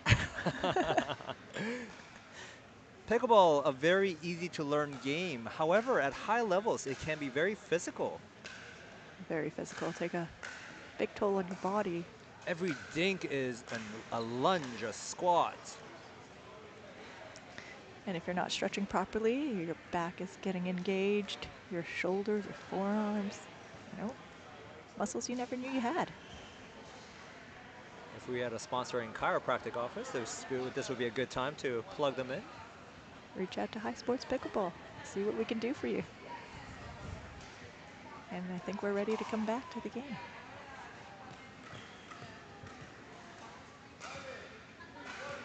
It's interesting that the score is not that far apart yet. They still call a timeout just to calm them. Wow. Did you see Matt's face there as he hit that ball? He went, ah. He wanted it. Yeah, they are on right now. He put his energy into that ball. 4-1-1. Continuing to carry that energy from the last point. Oh, wow. Oh. Almost. Matthew Kawamoto showcasing his speed as he almost gets to that ball, which was most players would not even be able to get to.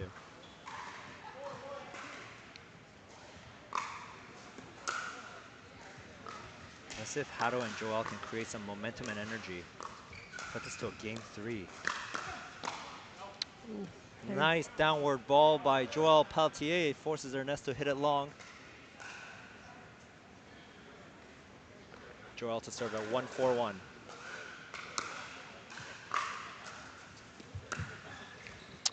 Matthew with a deep return. The one thing I really like about Matthew's game is that it's not flashy in the sense that there's no crazy shots, but he'll hit those when the timing's right, but a lot of the time it's just consistency.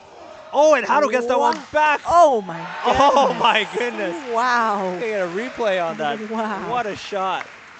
So Hato standing at point blank somehow receives Ernesto's primary smash, and then Ernesto steps into the kitchen after the bounce and just clears it.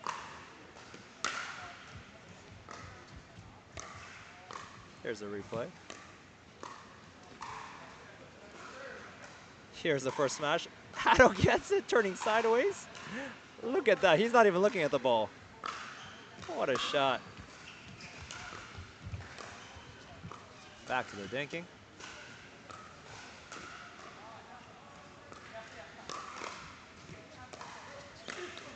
Woo. Whoa, right to the commentator's booth. Got it. Almost took you out. That'll wake me up. Pickleball with advancements in technology, as now the paddles become more powerful, more poppy. Ernesto expressing his frustration at missing an easy dink that he has hit probably over 1,000 times in practice. These paddles, as they become really hot, you have to be careful about those mishits as the balls can fly and then hit unintended targets. Many pro players at this level opting to use protective eyewear, such as Matthew is wearing right now, but it is optional, not an official rule.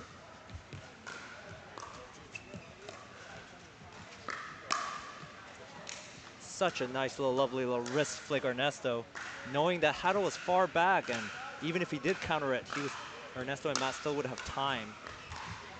That's just a confident speed up right there. Ooh. Yep, here we go. There's a drive reset. Wow. Look at that. Just the way he moves to come in. Oh, and Hato's ready for that one. Ernesto disappointed as he knows he hit great defensive shots to get him up to that line, but his attack just wasn't quite there. 5-1, still a long way from being finished. And at this point, such a mental game. Reset, reset. Oh, hand switch reset. Oh, just wide. Great spot from Matt Kawamoto. That is Matthew's game, just controlling the dinks and setting up points from there.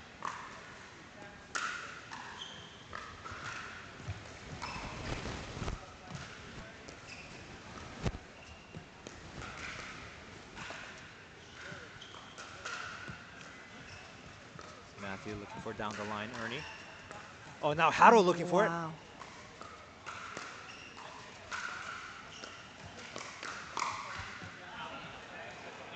Oh, Joel calls it out, and Matthew was celebrating it. And Matthew Ernesto asked the ref really quickly, and our ref Scott says it was indeed out. You can see Joel has a good look on that ball. Many of these players, very good sportsmanship, even though it is self-line called. The level of respect and sportsmanship is great here at CPA Pro Tour. Joel and Hato gaining some momentum at 3-6, finally breaking that one. Coming in at 3-6-1. Wow. Great drop by Hato. Hato. Hit a bit of a wonky position there. Yeah. But still managed to pull it just inside the corner. Still making a great drop shot. Forces the error from Matthew. Slice return.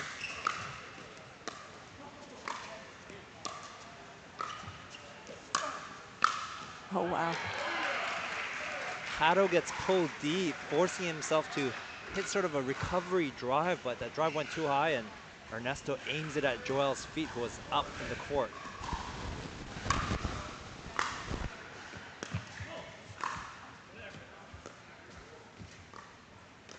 Four, 6-2. 2-point game now. A lot of going down the line. Oh, Hato's dink just dribbles over the net. You can see how well these players support the dinks by going underneath at a 45-degree angle. Joel releases a roar as he finds a high enough ball to speed up effectively towards Matthew. Puts him at 5-6-2. What a game. Timeout has been called by the receiver. Ernesto and Matt calling timeout, smiling at each other. Executing the good old heat check as they saw Joel get heated up. Joel asking for some water, I believe, from our very own Karina Michaud, who's been great this week, taking awesome shots of every player and the facilities. Check us out on Instagram at High Sports and Durham Sportsplex.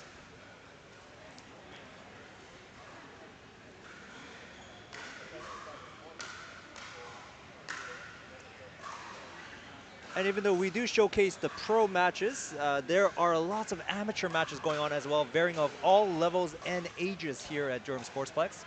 Pickleball is really great in the sense that everyone can learn and play. There's also wheelchair pickleball.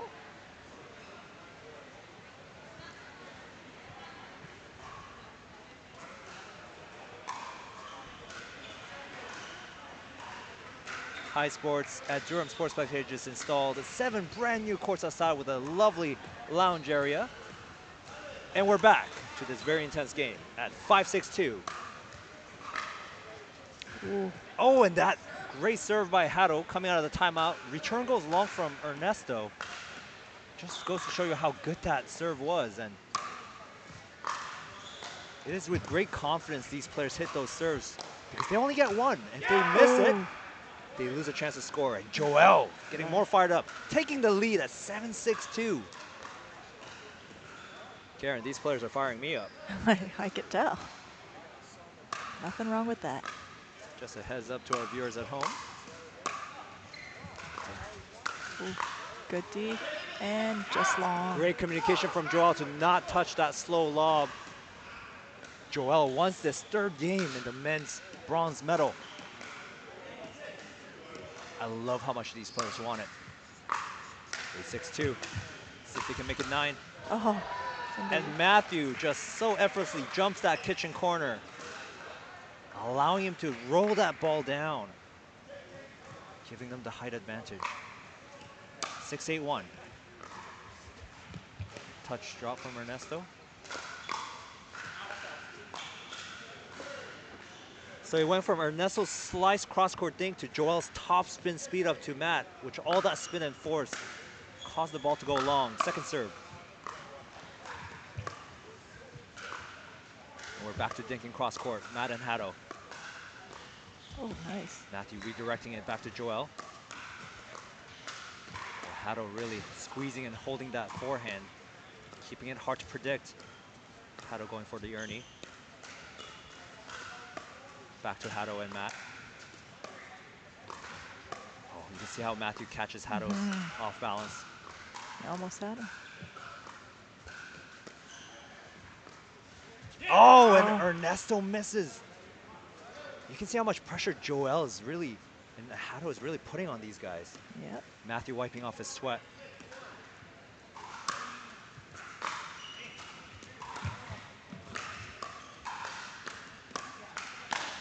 Oh. Hato looking at Joel to see if that ball was out, and Joel putting his hand down, signaling, yep, it was good. Again, great sportsmanship. Oh, what a low drive and a block. Ernesto getting fired up, telling himself, come on, as he hits a great block deep off Joel's drive. Back and forth, 6-8-1.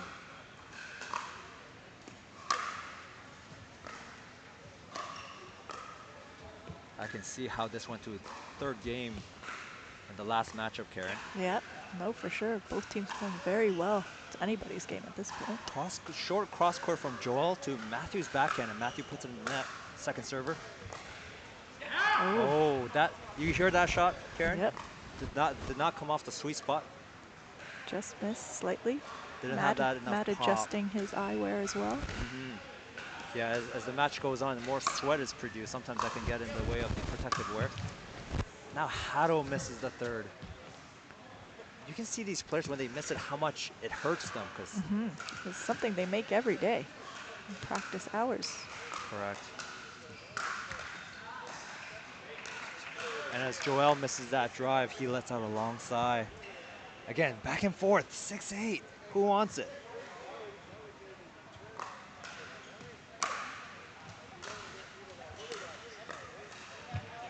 Ernesto misses a mid-court volley. Man, this is, whoever gets these next few points is going to be crucial because it'll give them that edge. The momentum will go with them. Ernesto's serve finds the corner and then the return comes back to you. Skips the net. Oh, great placement. Ernesto's almost looking cross-court as he hits that. Like, it just is so hard to read it, see where he's going to go. Misdirection.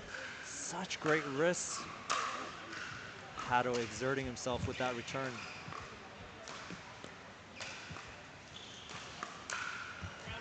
Oh, and Matthew hits around the post. Getting them at 8-8-2. That was a huge point. Not only do they tie up the score, but they get the momentum now. They just made such a difficult shot, giving them a boost of confidence. And the return goes out, 9-8-2. They take the lead, coming back from 6-8. This is a huge point here.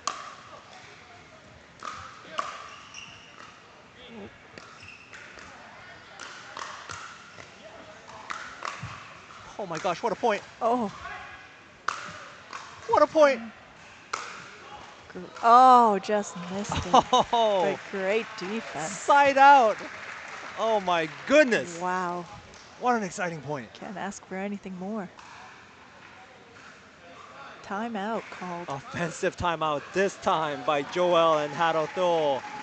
A round of applause from our audience here at Durham Sportsplex as these pros demonstrate such high level of pickleball.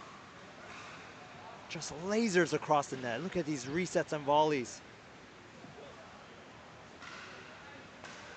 Wow.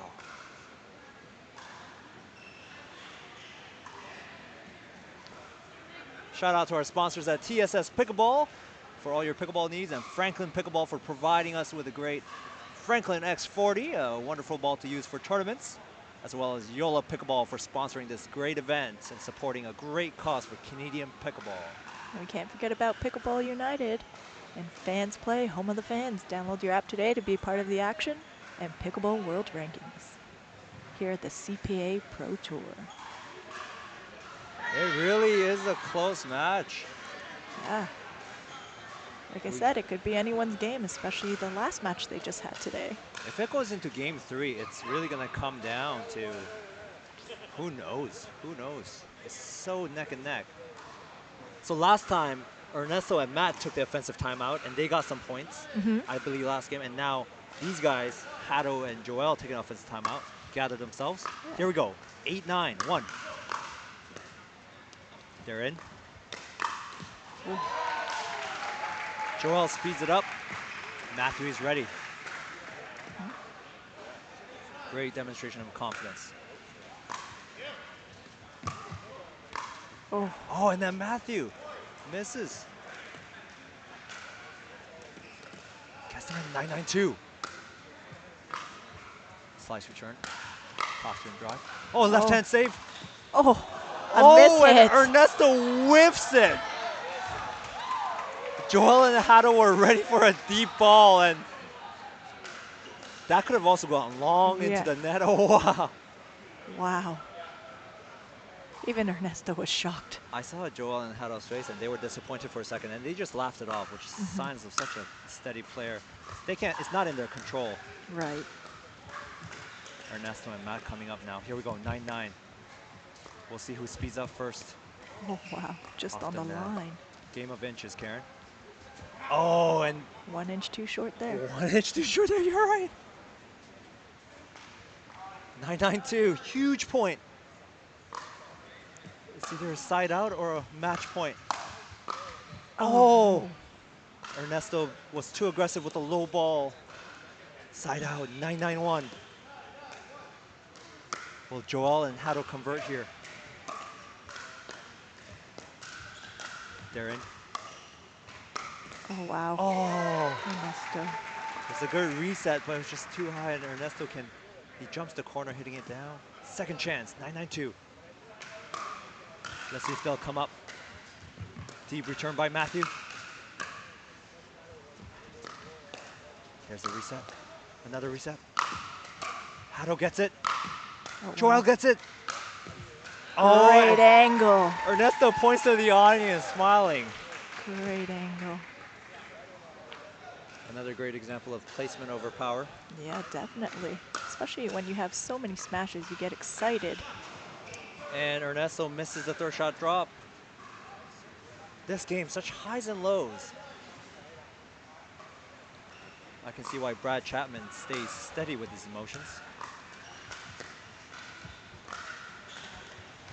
Oh. Oh, and a rare dinking error from Joel's backhand. And here we go, a chance to close it out here. And this is where that focus and fatigue comes into play. Match point for bronze medal.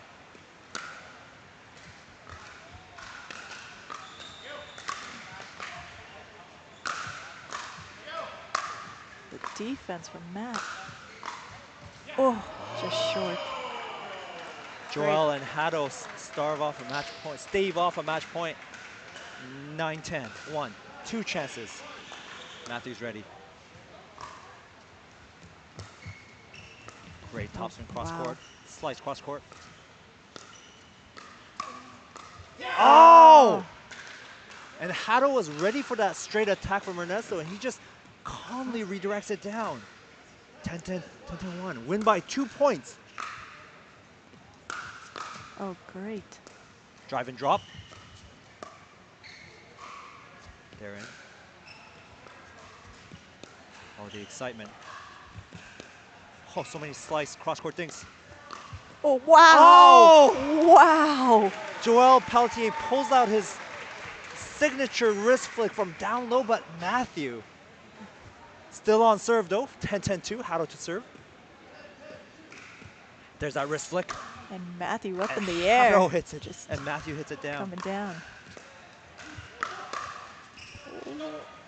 Oh, There and he it goes long. Hato looking up to the sky as he knows how much he wanted that point, just to get one more point ahead. This is as good as it gets, folks. 10-10-1. Oh. Oh, ball just goes long. Ernesto looks at the ref. From here at the commentator's booth, it was just long. But remember, the receivers make their own calls. Ball was just long. On the replay, we can see. Oh, and they missed the easy dink. Back at 10-10-1. Third shot drop. We'll see who's more patient after all this day of dinking, hours of dinking. Speed up. Oh, the ball was going out, but Joel plays it because it was just too fast. Hato calls out to warn his partner, but The players are only 7 feet from the net from each side, and it's just too quick. Oh, wow. Hado's there. Oh, and Joel tries to be aggressive because he had the medium height ball, but now back at 10-10-1. Joel signaling to stay to Hado, keeping the same sides. Such high loopy drops from Matthew, but they're all shallow and in the kitchen. Oh, what hands! Gives them the match point. And 2 chances. 11-10-1.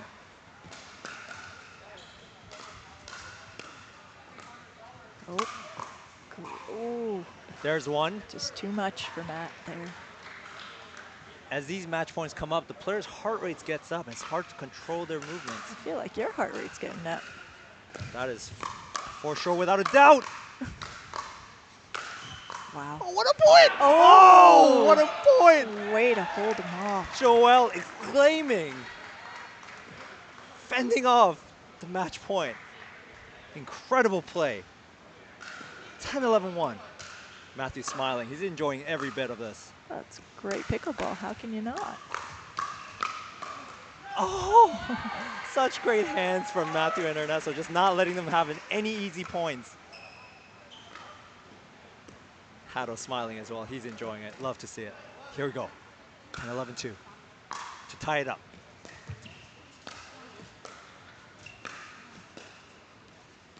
And there you go, side out. Ernesto's ability to flick that ball deep back off those drops is just too good. 11-10-1. 2 chances, 2 match points. Oh, wow. Oh, and Ernesto There you seals it with go. a forehand counter. So Ernesto and Matt will be moving on to Championship Sunday. That's correct. Ernesto and Matt gets their revenge after taking the loss from the winner's bracket previously to Joel and Hado. What an amazing match.